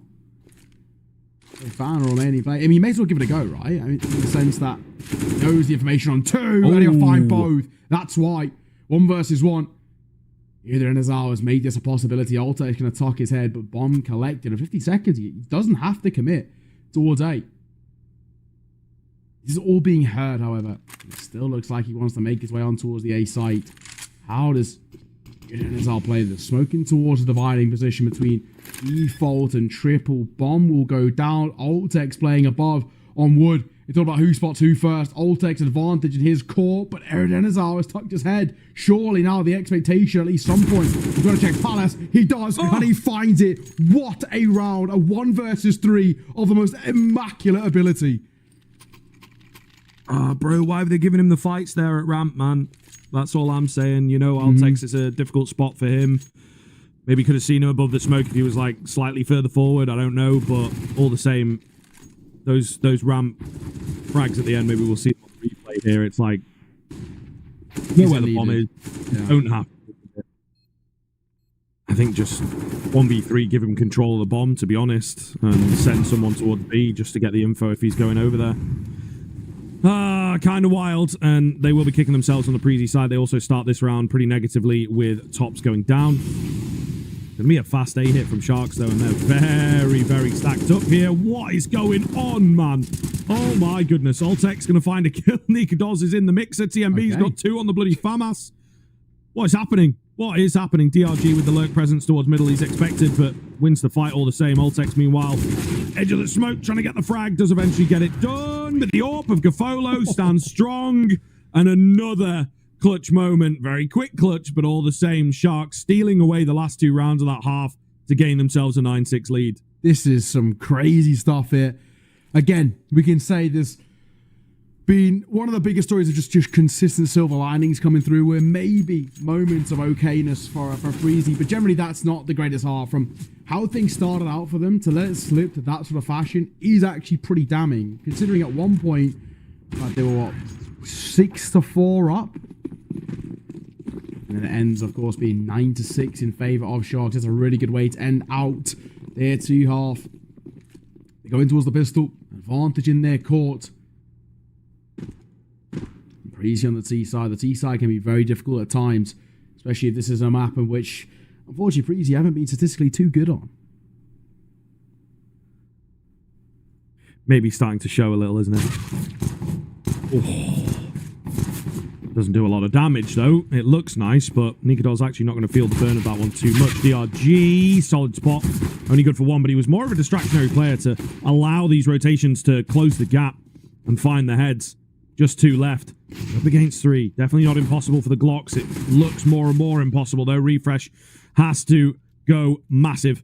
We'll see what he can do. First one comes in for him round the corner. The remaining two players wait for him. He's just trying to get these taps quite close to the angle, not really committing too far around, trying to gather the information and hope that a head comes his way. Oh, it's getting kind of dangerous. Spreading the gap, looking to take the fights now. Runs out of ammo, somehow gets the reload off and is still alive here. Can't find the heads though, goodness me, and eventually they just spam him down. Pistol goes the way of Sharks, and now the victory is not too far for these guys. Yeah, that's true. It's starting to settle itself in place that this map is looking very favourable towards Sharks. That third looking like it might be called upon. That of Inferno, the way they're playing right now, I just don't see too much of a world in which they can get back into this. It would require, honestly, something miraculous. And we'll see, but if it's a possibility, of course, for Preezy in round number 17, it is the old tack pools, what I'm calling attack pools. Full eco. Not really doing anything to looking towards mid. The FAMAS gets caught off guard. Thankfully, Togs and Doc can reclaim the space here. For a moment, you're thinking maybe something miraculous could happen, but it's only the one consolation kill. Sharks up to 11. I wouldn't mind another pause for Preezy at some point too as well. Yeah, would be nice. Would be nice. There's obviously a lot of pressure here on this T side. As we've said, not their favourite map, and it's usually T sides where things start to show the cracks, as it were. Absolutely. Yeah. Maybe they have a different narrative. You never know. Maybe they can prove us wrong.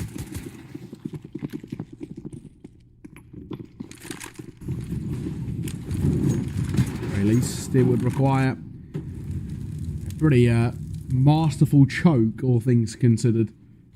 This one in the corner. Oltex dropped. Tops will find a trade at the very least. Orb swinging out to reclaim space. He spots the hand, and he'll spot the frag. Nikodos. The pixel was enough. And Togs to find one of his own as well. Tops answers back, but he's now all that's left. Ooh, nice on the first. And the second. All right, this might be on. The MP9 trying to close the gap round the corner. Tops just has to find a quick headshot. Not able to place him, though. Didn't have his crosshair close enough. Sharks bailed out at the very tail end. That's a tough one for Preezy to lose. But again, it looks very simple. Just going fast. Trying to get the frags out. Doesn't work for them. I think Sharks are in a really good spot now, in my opinion, based on the small sample size, but all the same, Preezy not looking too great for them. No, I agree. I think you're spot on. I think right now, it just feels very positive. Everything's slotting itself into place here. Roltex and Co. Pistols is what they wheel. 12-6 down. And Inferno is looming in the eye lines. I think we will be falling to it sooner rather than later. The RG and the AWP as well. This is just a massacre over towards B. Top's going to find himself one. Actually gets his way out onto a site as well, but a bomb plant seems unlikely to say the least. And now with Gafolo holding in towards a window. Ooh, misses the shot. Slightly CSGO. They're making something of this. He's making it slightly expensive. Okay, how is he wearing his alpha on both of those? What the hell? Oh my god. Definitely 100% should have been traded. Yeah. And that's a difficult one to stomach, to say the least. But in the grand scheme, at this level of a deficit, I think we can absolutely safely call that this will be done in just a moment. We'll be heading towards Inferno. I just don't see Preezy finding their way back in. Honestly, they've really struggled. It's not been a comfortable Counter-Strike from them. And unfortunately, it's starting to show Tops. That should have been probably a freebie. The fact that it wasn't, being slightly worrying there. Further back, spamming towards that smoke. Tops lucky to avoid the bulk of the bullets. He'll fall back. One bullet to the head would have been enough.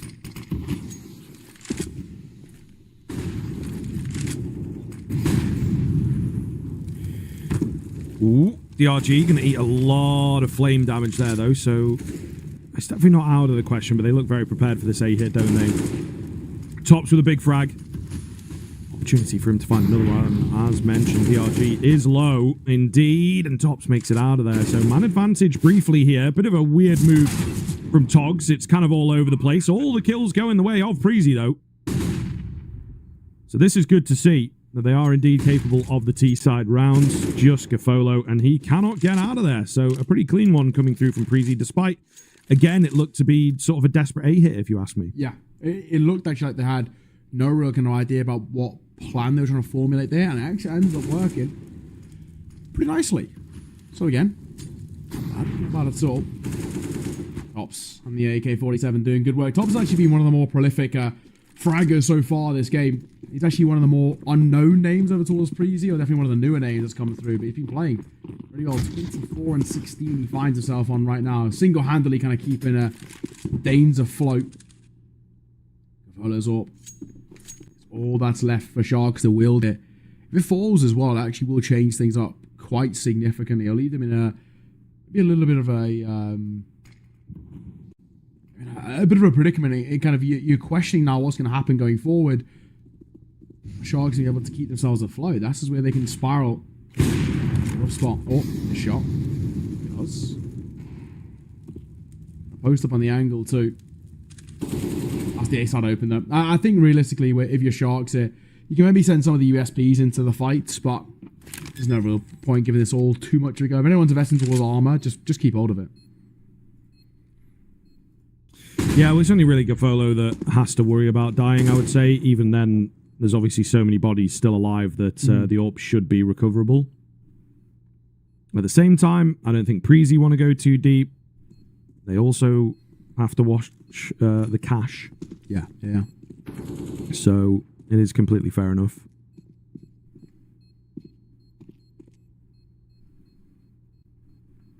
Probably that. I mean, you kind of saw TMB having a little look in. I think this is apparently what you call a unicorn round. Everybody staying alive. And actually, no real damage done before the bomb went off. Not bad. Okay, so, again. Find ourselves now in a very interesting spot, and unfortunately get a tech pause straight off the back of it, just when it looked like maybe something was going to start to kickstart. A bit of a conversation about momentum's switching.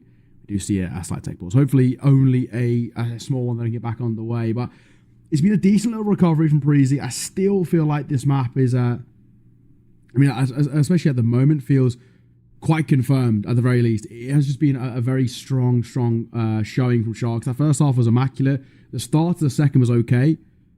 Had a bit of inconsistencies in terms of the money. Thankfully, won't be the case here. Got to buy around the AWP, which is what matters most.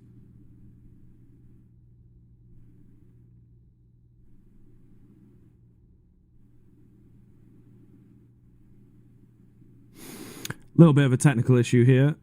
Shouldn't be too bad. We just have a player that has a few headset issues. I think this does crop up from time to time now that we've got more wireless headsets in the mixer. Batteries running out and the like.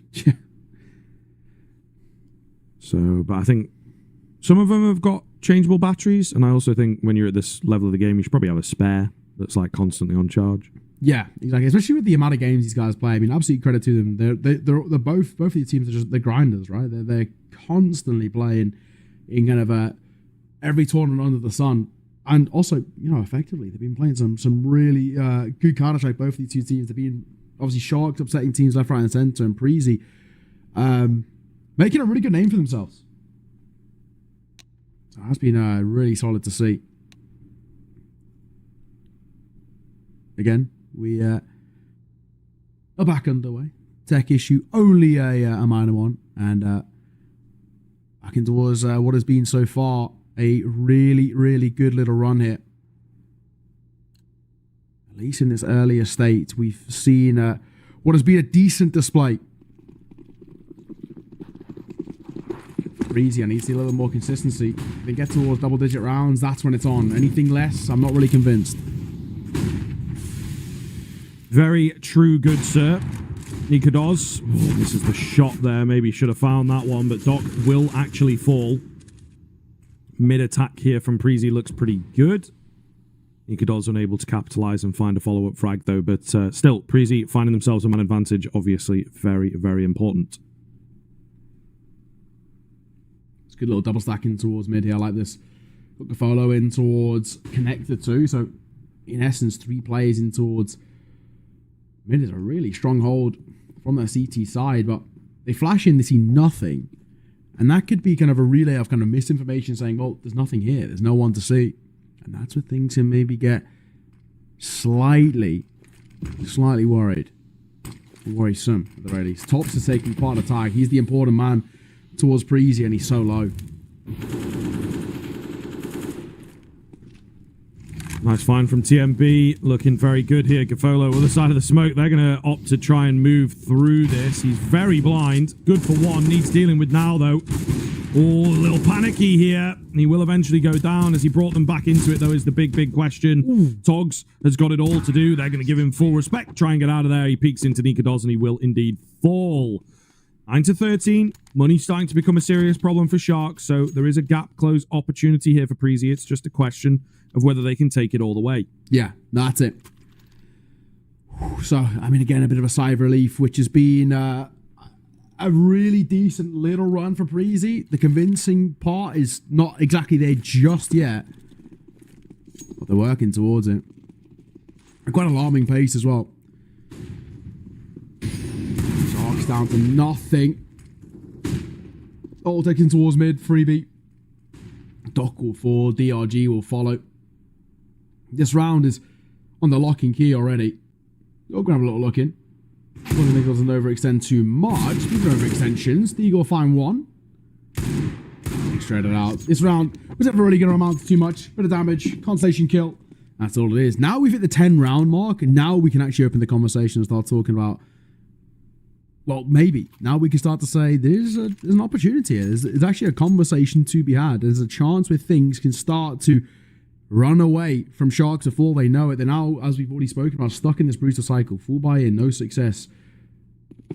Rinse and repeat.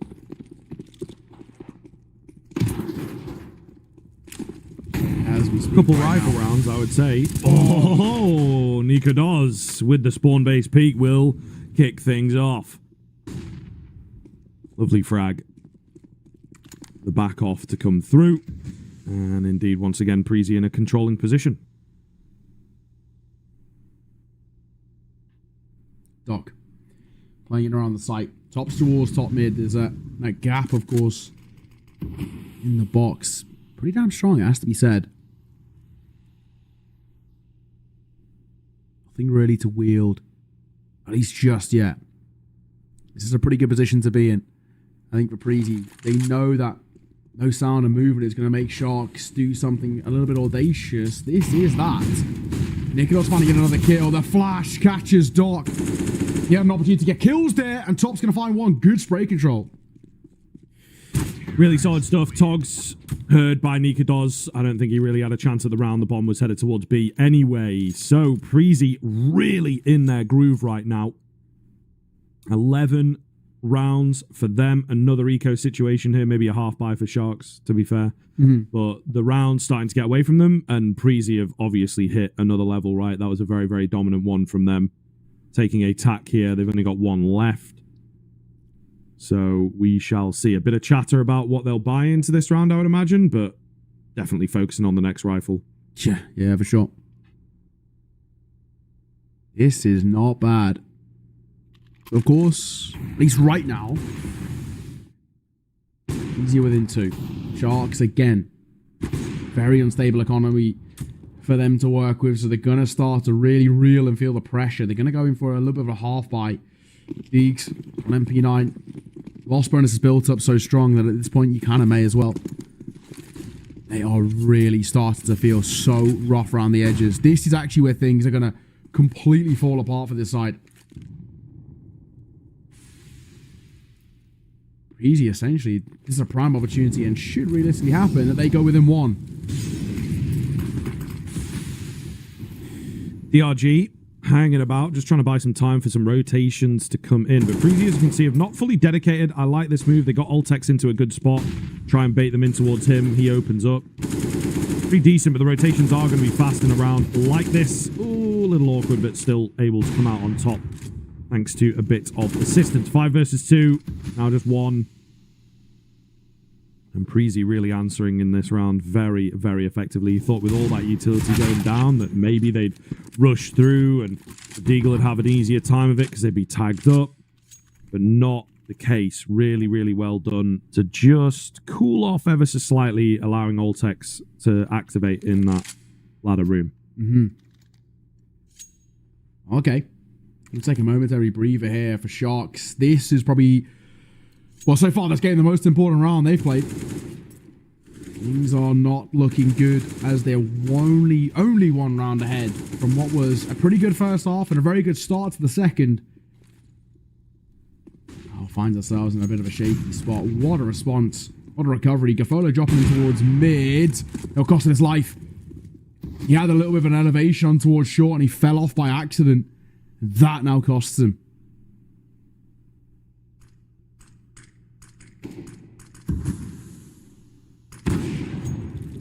Oh, Nika Dawes, big frag from him. He has been turning up in the past few rounds. And surely that puts them in a winning position now. Plenty of time on the clock. Plenty of control towards mid. Looking like a short push from them. Dodgy little smoke as well. They might opt to sort of move around that, move through that, to be fair. And certainly looks to be the case. Actually, a sort of back-off angle from Sharks. I think it's like bolster up A. If they come here, we've got a good defense. If they go B, then we're just saving. Nicholas holding. Waiting. No, I think for Sharks here, the fall's got to be, I think it's got to be to save. TMB will fall. Of course, finances are no longer an issue, and they won't be for Preezy for the rest of this game. But any kill found from here on out is mighty crucial. I think for Sharks as well, with like we've already spoken about, 3 remaining alive, you technically make a profit overall. Anything less, however, you're in trouble. That's exactly where we find ourselves. This is now getting worrying, bit by bit, from what has been a strong display and making their presence known. Can they stay alive? Now Nicolas will die for the cause. DRG going to find one. Eridan is out. Drops out Altex. The last remaining guy, of course, of Refresh. Just sticking around close to the bomb. Playing for the team, not for the frags. That'll be a 30 put on the board. We're all tied square. This game is becoming incredibly tough to call. Yes, indeed, sir. Sharks have hit the brick wall. They've got one more timeout remaining. Are we going to see it come out in the next few rounds? They have just about enough cash to do something, but not full sending. So they will go down the middle once again. Gafolo, of course, holding a bit more cash so he can pull out the AWP. I'd love to see something a bit like a double AWP setup, maybe. Yeah. That could be a nice change up for them. But pulling out some aggression. Oh, TMB was so blind, man. You feel like he should go down there. He is traded quickly, but they've once again got themselves out on towards B. Very fast indeed. Refresh with the double spray down. Seals the deal. And Preezy will keep it rolling. They will keep these rounds a coming, and they will finally take the lead for the first time in a long time. 13-6 were we looking at here? Yeah. Absolutely mental stuff. Just going back to check it out. 6, 7, 8 rounds in a row now it'll be for Preezy. Crazy. Absolutely crazy stuff. So yeah, 13-6 it was. I'd say it's been a hot minute since there's been a lead to work with. This again continues to be just so brilliant. Preezy up to 14, hunting, of course, for the 2-0 here in this game. And on this map, mighty close to doing so. What a showing. What a display that we've seen so far. And for Sharks, again, they can buy back in, but this has just been a rinse and repeat scenario of just no success and barreling out of control. Round upon round. Lost bonus is keeping them afloat, but aside from that, nothing really else is. 2 rounds away. Preezy, a lead in their favour. This level of momentum and control. It honestly looked like we were going towards Inferno. 8-9 rounds ago. Look where we find ourselves. Just miraculous what this recovery has done. One more round to at least secure the overtime, which I think would be a hell of a result for Preezy if they can do it. Can Sharks keep them at bay and snatch the lead back. Follow up close with the AWP. Going to come off the angle, gets the smoke down. Ooh, I think a failed smoke over there in connector from the T side. Could have a pretty dire effect, actually. Gafolo trying to get above it, but there's not as big a gap as maybe expected. Maybe it was intentional because there's a little gap. Ooh, for the T side to work with, they're certainly going to have to use it now. Nika Doz goes down on the edge of his smoke to the AWP. They're looking towards A. Quite a fair amount of presence. It's a fake out though. Connector smoke comes in. 2 players behind it. Looking to get very cheeky indeed. Trying to fake that maybe they're moving towards short. Short flash comes in. And it is drawing attention away. TMB, big frag opportunity here. Not going to get it. The timing gets the better of him. Just 3 remaining for Preezy then. They're looking to attack A, in fact. And, well, they are now bringing troops across on the Shark side of things. Not a lot of smokes to deal with these choke points. Irenadao in from behind. Little dodgy. Does find his frag, though. So just 2 remaining in the form of Tops and Altex. Now just Tops. And he's got the entire team to cut through. Surely not a chance. Hopefully he can take some guns away, but looking very good for Sharks, of course. Nade. What? Does no damage? That's unbelievable. He will go down anyway, all the same. 14-14. Sharks even it up with a flawless round. Okay, not bad. Not bad at all. Right. The 14 apiece. The full 30 needed here in this game. Of course, map number 1 needed exactly the same. That one was closed out 16-14 in favour of Preezy. What will be the story here? Both sides have got more than enough funds to work with for the rest of, well, I guess, regulation. So it's not going to be a case in terms of monetary value. It's going to be looking forward about whether anything can change on the other side. Preezy going to call for attack pause. First, they've had to call for a long, long time, of course, because, well, it's been pretty plain sailing. Of course, no need. Yeah, right now, it is, yeah, it's not bad. It's not bad. And 14 apiece. Sharks, all the pressure still resides on their shoulders. Their opponents 2 rounds away from the map and the series on their map pick.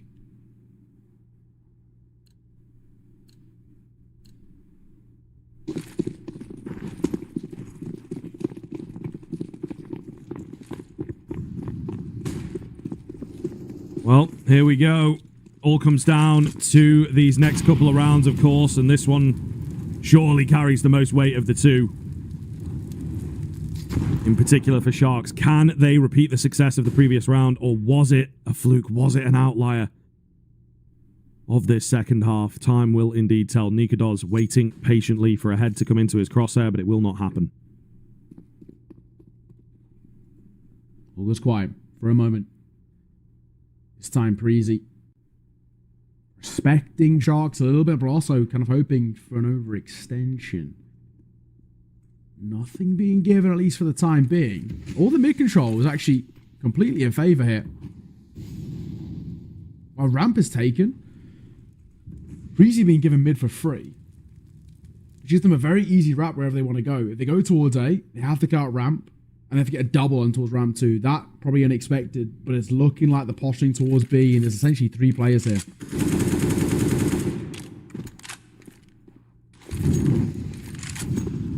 Deep Molotov as well, really going to put a spanner in the works when it comes to the B play. They are indeed looking to crunch. Still going to move from short, despite the fact that the apartment assistance is not really in position quite yet. DRG finding 1. Altex will get that trade. Tog's still alive, but only briefly. Big frag from Doc to keep them in the mixer, and Nika Doz maybe should have traded it out, but missed the opportunity to do so. Not a lot of time left on the bomb plant here. Someone's got to get on it, and maybe there's a little miscomm. Nika Doz with a dangerous cross. Goes down to Gafolo at short, though, and surely that is the round. They just have to stay alive. Yeah. Altex can't get it done. Oh, man, that's really tough with where the bomb dropped there. Sharks, all the same, will hit 15. Yeah, one of those, right? The idea was nice. The execution is what lets them down. And now at 15-14, Sharks, they found form in its dying embers. And have a really solid opportunity to close this map out and heading towards Inferno. It won't exactly be confident heading in towards Inferno, but it's just heading there at the very least. It's better than losing 2-0 here in this lower bracket. Oltek's going to go quick here. Met a lot of util. And actually completely ineffective. Nikolos for one. Looking for more as well. Olo. He himself will fall for tops in behind. This is great mid control. Nikolos taking a lot of damage, but TMB's gone huge. Overtime seems to be looming here between the two sides. Molotov comes through, and tops could be the linchpin in terms of the flank. Well, Nikolos falls. Maybe gone a little bit deep there. Bomb will go down. Planted for that connector area as well, which will allow the form of tops to make good use of it. Oh my goodness, so many flashes. Somehow TMB is able to make it down ramp there. I thought surely he'd be a dead man going for a play like that. So spread on this T side. Just looking to play around the bomb, you would imagine. It does indeed make sense. 2 smokes onto the bomb. This gets a little weird. They're not going to hold it, though. And I think their window of opportunity to do so may well have passed. DRG looking for 3 here. Not going to happen. Tops takes him down. And an overtime, indeed, to decide Mirage here. The game extended. And Preezy, you have to give them credit. They couldn't quite get it over the line with the full-on comeback. But still, a hell of a second half from them. Really, really against what we were expecting now. Yeah. Again, you know, for Preezy, a lot of credit to even get to this stage, and now it's all about closing it out. For Sharks, credit for staying alive, credit for staying afloat in this one, because it did just look like this was, you know, done and dusted. Honestly, it looked like it was going to be completely concluded here. It isn't the case. We do now see a lifeline extended for Sharks, but I'm still going to need a lot more out of them before I even remotely get comfortable about where this one is going to head. 15 apiece. Sharks heading towards the CT side. Tentatively. Is probably the best way to put it. Any more, any less becomes a tough call.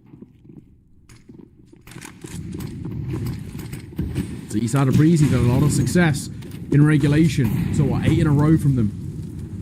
Looking for more of the same. Top's not going to drop a smoke. That's good. Dove. Did you know information about anyone until top mid? TMB, however, he will fall. Togs with a trade as well, looking pretty damn solid here. To kick things off, as is the classic, right? That team that drops the overtime somehow finds a super dominant 16th. Yeah. Seems so common. Just feels like, you know, when they're like, oh man, we got to stop the overtime. There's so much pressure. And then when that like releases, that valve releases, they just go a bit crazy. And this is such a fast round from both teams as well. Well, at the very least, 16th for Sharks. Around to this is their map pick, and coming alive, it may be late. It's better than nothing. It's better than letting things slip away. So at least for the time being. We find ourselves into a round in favour of the CT side for Preezy. They've been in this position before. They climb their way back in from behind. Much to worry about just yet. Connector player nearly gets caught. Nikolos, half a second early, gets a free kill there.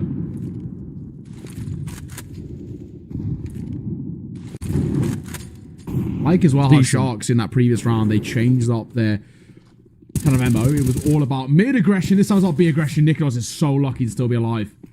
Or down to his movement that keeps him alive there.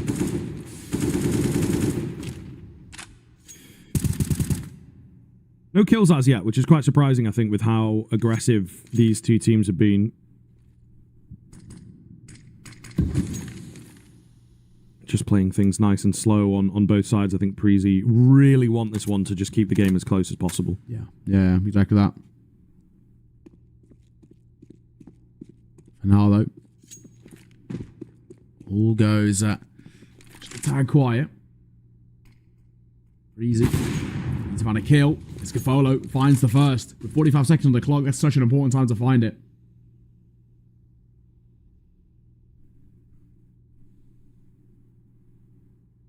Real slow here from Breezy, right, when it comes to the answer and everything. Great time Molotov will buy even more space. However, I don't think they've quite given the respect that they could be so deep in towards short. Altex just gets a complete sideswipe onto Togs there. DRG now out on an island, doesn't know where to look to survive.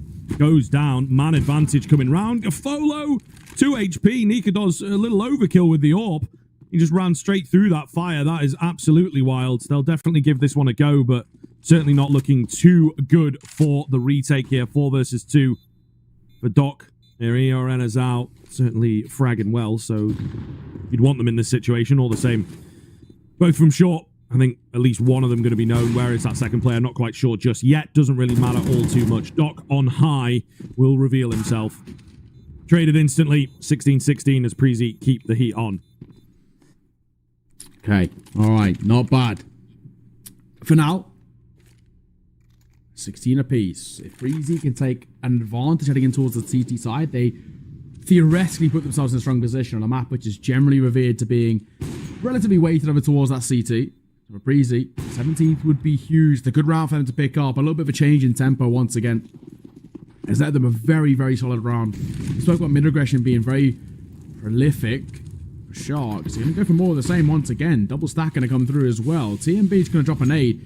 They're just keeping attention here single-handedly. That alone is enough because they made their way out of the ramp. They just made contact.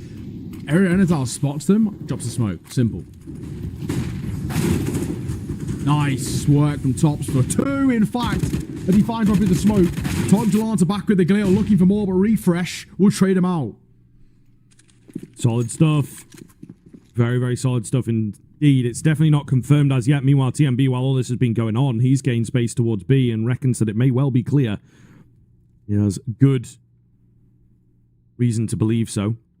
The bomb going to join him in just a second. Yeah, the man advantage and a clean bomb plant is a really good spot to be in, especially with how deep TMB is in towards the site. Maybe they don't expect him here. I'm not too sure. He's not gone super far in, so I think they will be savvy to an advanced position.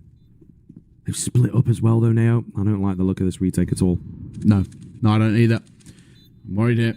Nikados, ice angle should be able to get one at the very least here. Missed shot from him. He'll post him over towards door. Pixel spotted. Smoke going to come down. Second crack. Tagged through the smoke, in fact. 2 versus 2. Now let's get a little bit dicey. One spotted. Nikados, the arm might be enough. Then he gets the tag. Pistol whipped out. And he can't quite do it. Needed to find that first kill on towards that door player, and he doesn't. And that costs him. Credit to Sharks. Ice Ace in the fights. Better than I thought they would. And 17-16, they take a slim lead at the turn of the half here in overtime. 19 is the magic number we're looking for if anyone new here.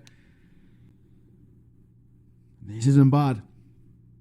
It is kind of crazy that they end up winning that round, though, I will be honest. That retake was janky.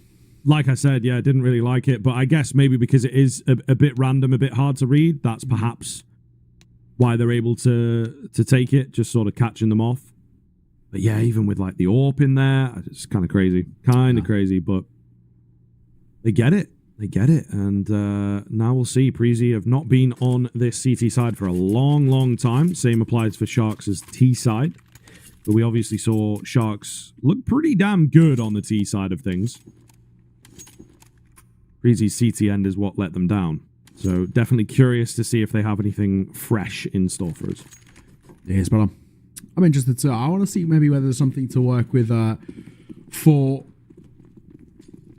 some individuals that aren't tops. And a lot of this comes down to tops and what his mid control is like on the T side. Of course, he was pretty prolific over to round 2. Togs with the first to fall. Tops Lancer back. This man has always been in and about the fights. We drop Molotov at the perfect time as well. Flash comes over. Catches both Tops on the AWP. There's one guy in towards Palace, which we have to be wary of, but Tops can hold for it. Now Doc wraps in towards jungle. This becomes precarious. The shot from Gafolo, and he gets punished. That is the most CSGO we've seen all game. That's wild. That's totally wild. A big, big kill as well, right? Would have got them back in. Yeah. Allow the other A players to activate a bit more. Will be kicking himself. And he should have had it. Like, he absolutely should have had it. Just takes it a bit too fast. Doc's still in a weird little spot down here. Certainly curious as to what he does with it. And it is a direct 2 versus 2, I suppose. Tops has a little look, though, and spots Doc out. Just the RG remaining then. Seen now. The rest of the boys going to be on the way. His life is minute here. Surely goes down. Oh, Tops Is he above that smoke? Sort of, but DRG able to find him. A little weird. Obviously, in overtime doesn't really matter at this stage. If you're just finding exit kills, you need the rounds. Money is no issue at all, especially after you win the first one like that. So Preezy evening things back up. Obviously need a flawless CT half if they are to take it in overtime. Yeah, that's exactly it. Let's see.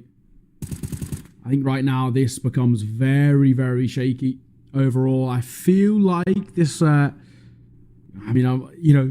a dreaded thing at times, but Double OT kind of has this written all over it. These two sides in the late stages have been going back and forth. If this was the form, late stages of kind of regulation, it would have been a completely different story. But yeah, no. Right now, it has been really well played further at both sides. And I guess for Sharks as well to come back alive after, going 8-9 rounds down consecutively, you can just lose your mental. Your head can go so quickly. So, credit to them as well to kind of continue to be finding a bit of a fight as well. Togs been playing pretty well, 25 and 24. Doc not too far behind at 24 himself. He's still heavily reliant on that man. Tops 35 kills he's found here. Single OT so far is pretty damn impressive.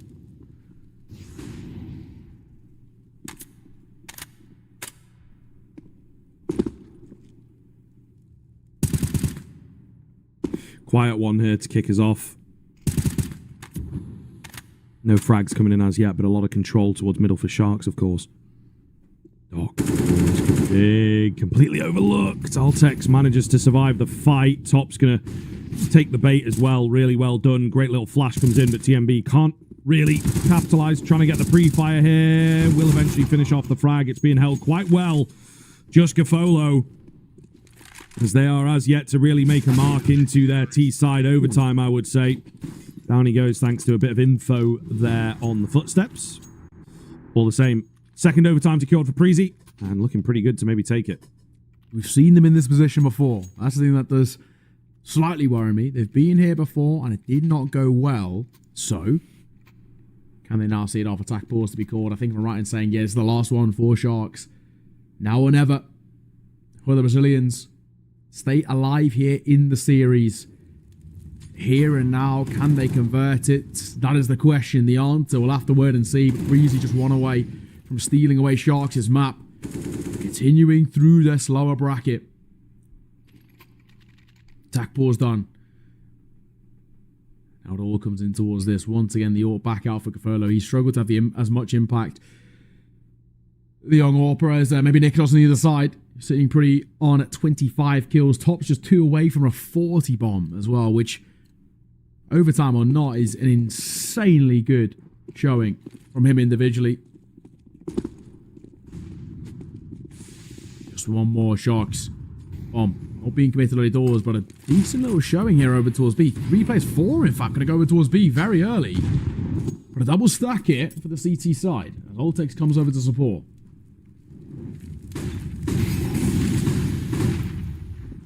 Oh my goodness, so many flashes coming over the top. Refresh, incredibly blind, gets a smoke down to try and buy some space. He will fall, maybe create an opportunity for 2. Not quite there for Altex, though. Would have been absolutely massive if he pulled that off. The bomb goes down. Still looking pretty good for Preezy, but they're quite far away on this retake, aren't they? So a lot of time for Sharks. Will be bought. Big fight towards mid. Nikodol's not fast enough. However, on the site itself, they've kind of confirmed there's only 2 players there. TMB is moving fast. Oh my goodness. So very awkward. However, Tops will be the one to find it. That is a damn solid brick wall. No. And Togs holds clean. Takes us, drags us into a second overtime. Oh my god, how? Just when you thought as well, at least he was going to die, right? At least something from the individual. Credit. Nade comes over, head on a swivel with low HP, keeps him alive. Togs, we've spoken his name time and time again, but he's had a really good game individually. Double OT needed, and again, Sharks are going to survive a scare. Second time when their backs are against the wall and it looks like their opponent's about to steal away the map and the series, Togs sees it in their favour and Sharks remain alive. This game continues to give. We were talking about having maybe one of the quickest maps we've seen in a while in our decider in our first series. I've had one of the longest ones we've had in a while. This is a marathon. These two sides are inseparable right now.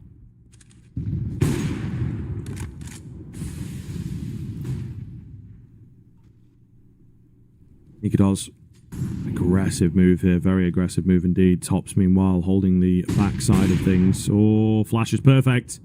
They're not going to charge down, though. Allows the CT side to pull back. Decent nade onto Doc.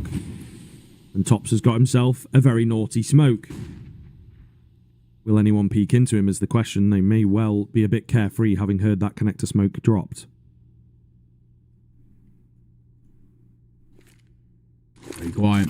Gap on the left-hand side. He'll drop a smoke of his own. He can play above wherever he wants to. That'll be the expectation. Just going to stick around. Pixel peek for TMB. Double AWP setup.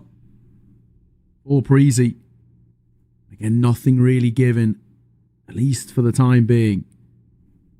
Very, very quiet right now. Here comes a potential bit of a fight to be found here. Hit control's good, and because of that, it just gives Sharks options. The time's starting to tick. They've got to make a decision. It's here and now, lads. 30 seconds to work with in a 5 versus 5 to execute. Ooh, refresh through the smoke as well. Going to find one, nearly two. Tops, great spot for him. Actually gets melted, as does refresh. Tog's left incredibly low. It's still Altex down below, though, isn't it, right? That they're not ready for. Drops that bomb with only 15 seconds remaining. Nikados should have been in a better position to trade. And Esports rips his head clean off.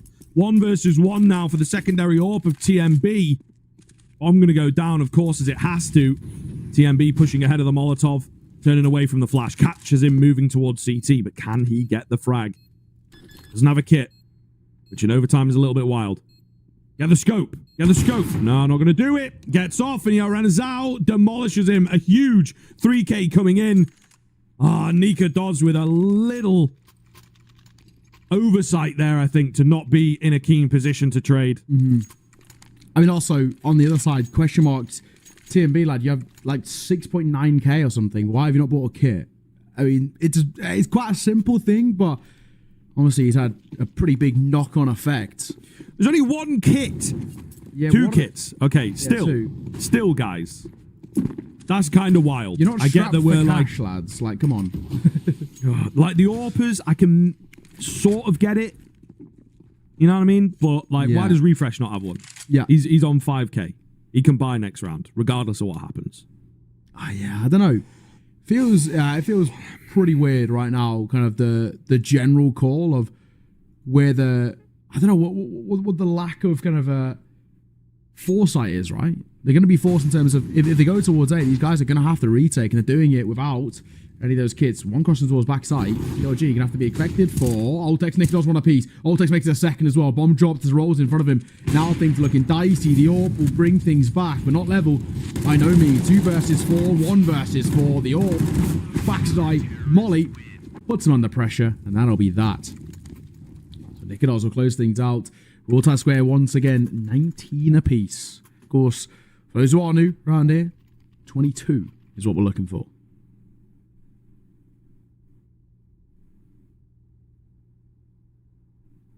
All right. So Preezy at the very least keeping it close and not putting us under any stress. Now they win a round, they'll buy a kit, you know, just cause. Of course. I don't know. It's just one of those things as commentators, isn't it, that it sort of annoys you a little. It's foresight, like, isn't it? Like hindsight even. Yeah. TMB, double spray down in the middle. That's a great way to kick things off. The logic is now, you don't need a kit if you just kill them all before the bomb goes down. So I'm on board now. I understand the genius of Preezy in this one. Looking very good, though, as they have themselves a winnable position.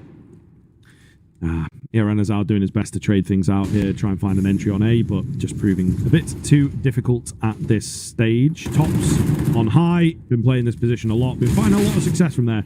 41, 42 kills now for Tops. Maybe 43? Yeah, indeed. Heck of a map that this guy is having, and it continues into our second and potentially last bout of overtime. What a display. What a display from the youngster, on 43 and 28. This is definitely helping out the HLTV rating. You can say that for damn sure. 20-19. 2 rounds needed from Preezy on the T side. That's always been the case. They've been so close yet so far, time and time again, and still have failed to seat this one off. So, not going to have any sort of expectation that things are going to change here. Have to wait and see. On the T side, Preezy have been getting pretty proactive. Mid control seems very good. A lot of it's come, of course, from the big man Tops. So that's the important thing. Tops has been so essential to the success of Preezy on the T side, and with how well he's playing, good thing. TMB aggro down mid. Super aggro. Not really too much spotted. However, getting a bit too aggressive. They will continue pushing forwards, though. Altec's not in position to get that trade. Down goes DRG. Gafolo not ready, but rotations are at least here. And actually, that's the bomb dropped in a really awkward spot, really far back. They're just looking for the kills at the end of the day. Get the man advantage, but have to be careful with how they play this out now. Nice smoke. You see Arenazao in an awkward spot. Molly at the front of the window means he can't really jump out. Doc, though, has come back to get eyes on the bomb. And a pretty nice spot for him to do it. This is difficult to know how to play these next few moments. Beautiful read from Nikodos. Maybe heard a footstep or a little tick of the fire. All onto Doc. Tagged by the AWP. Finished off by Refresh. Preezy with a textbook. Quick round. Make it work. So, map and series point once again for Preezy. This time they've got 2 opportunities to do so. That's not always been the case. I mean, as we find ourselves with a very interesting decision once again, because this is when Sharks have been doing a lot of their best work, when they've kind of had their backs against the wall. I know it's such a cliche anecdote, but kind of the diamonds made under pressure has been their story. The best rounds we've seen out of them have been when they've been so close to being knocked out. Let's see if that continues. Preezy going to use their final tack pause. Final opportunity, of course, for a conversation of them and see what they can bring. And, of course, a good opportunity to bring in the coach, you know, Vorborg. Previously with Copenhagen Flames, of course, alongside Nikodos. And then, obviously, of EG relatively not too long ago. Let's see. At least for now. Good position to be in, but what more can be found? We do question. One more round is all that Preezy need. Sharks need to find a way back into this. It looks like mid-aggression kind of felt like their priority, but they just smoked and flashed out. No control to work with. TMB gets tagged, however. Finished by a nade as well, but at least Gafolo is traded.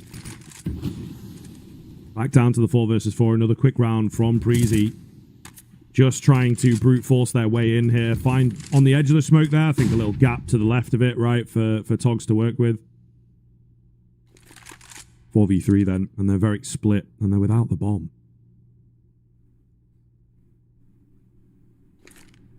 This is a bit weird one. Autumn will come down. Togs going to play out in front of it as the smoke fades. Togs will find the kill. Leaving spray by Refresh, but he finds it nonetheless. One is in towards short. Nikodos. A quick shot would have been nice. Doesn't get it. Now no scope needed. Missed from him. And that probably should be the round. 21-19. About to be 21-20. And once again, we get the full lot on OT. These two sides cannot make their decision. Oh, hang on. Refresh. Hang on. Refresh has made something of this. 1 versus 1. Doc on the other side, but he has no idea where each other are. I'm in the sights of Doc. Refresh, how does he play this? He's made this doable. Doesn't have a lot of time. That's the big thing, right? So walk in and all that kind of stuff is really not an option, but he finds the head all the same. His crosshair strikes through to give Preezy the 2-0 win. What a battle. Absolutely colossal game, it has to be said. We had 41 rounds of Counter-Strike there. 30 out on the other map as well. 71 damn rounds of Counter-Strike played out in 2 maps is absolutely insane. That's more than we often get in a full BO3. So credit to the players. Great game throughout and given us a great story to work with as well. But it is Preezy to take it.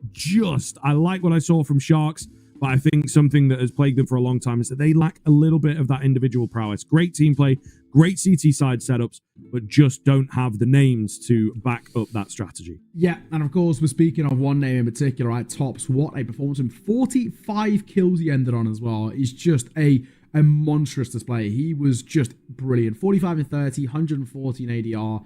To keep that level of consistency up across a marathon of a game like that, a double OT, which goes the full rounds in double OT as well.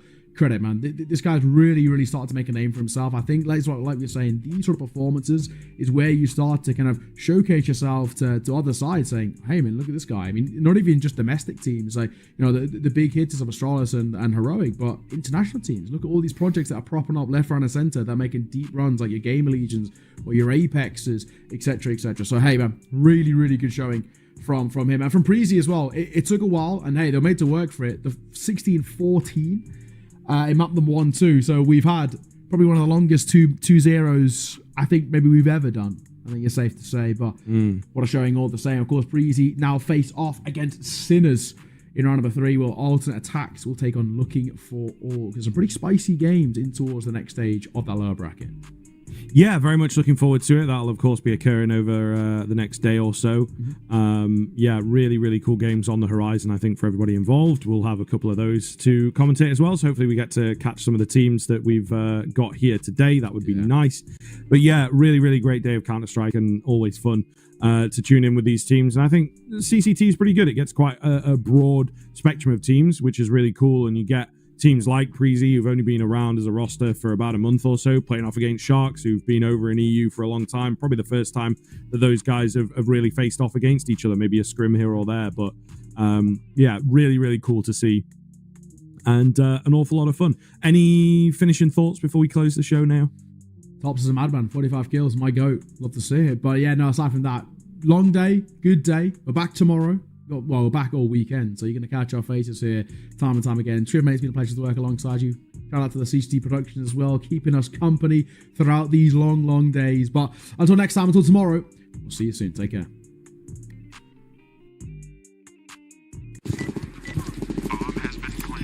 A very complicated job, but I love simple things so much. One move, one push.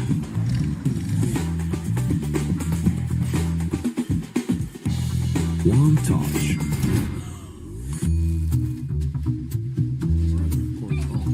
One love. One click. One XBet. Tired of boring case openings? Do you always get only cheap skins? The Hellcase website has tons of options to upgrade your inventory. It's up to you to participate in giveaways, events, or compete with other players in opening cases. Hellcase, your world of expensive skins. You look into your inventory and watch the matches with bo3.gg, the official stats partner of CCT. Check out AI-powered predictions in live matches. Get access to live scoreboards packed with in-depth weapons and grenade statistics. Check out round maps in the match results. Extend your game vision with bo3.gg. Well, what are you doing? Exhibit. What do you think? I'm a paperclip? It's Mr. X to the Z. You need to quit browsing like a lame and get Opera GX. Because with GX mods, you can pimp your motherfucking browser. All you gotta do is click here, select the mod, and boom! New look, new sounds, new everything. It's not easy being a legend. Oh, not again. Change the mod now. Download Opera GX.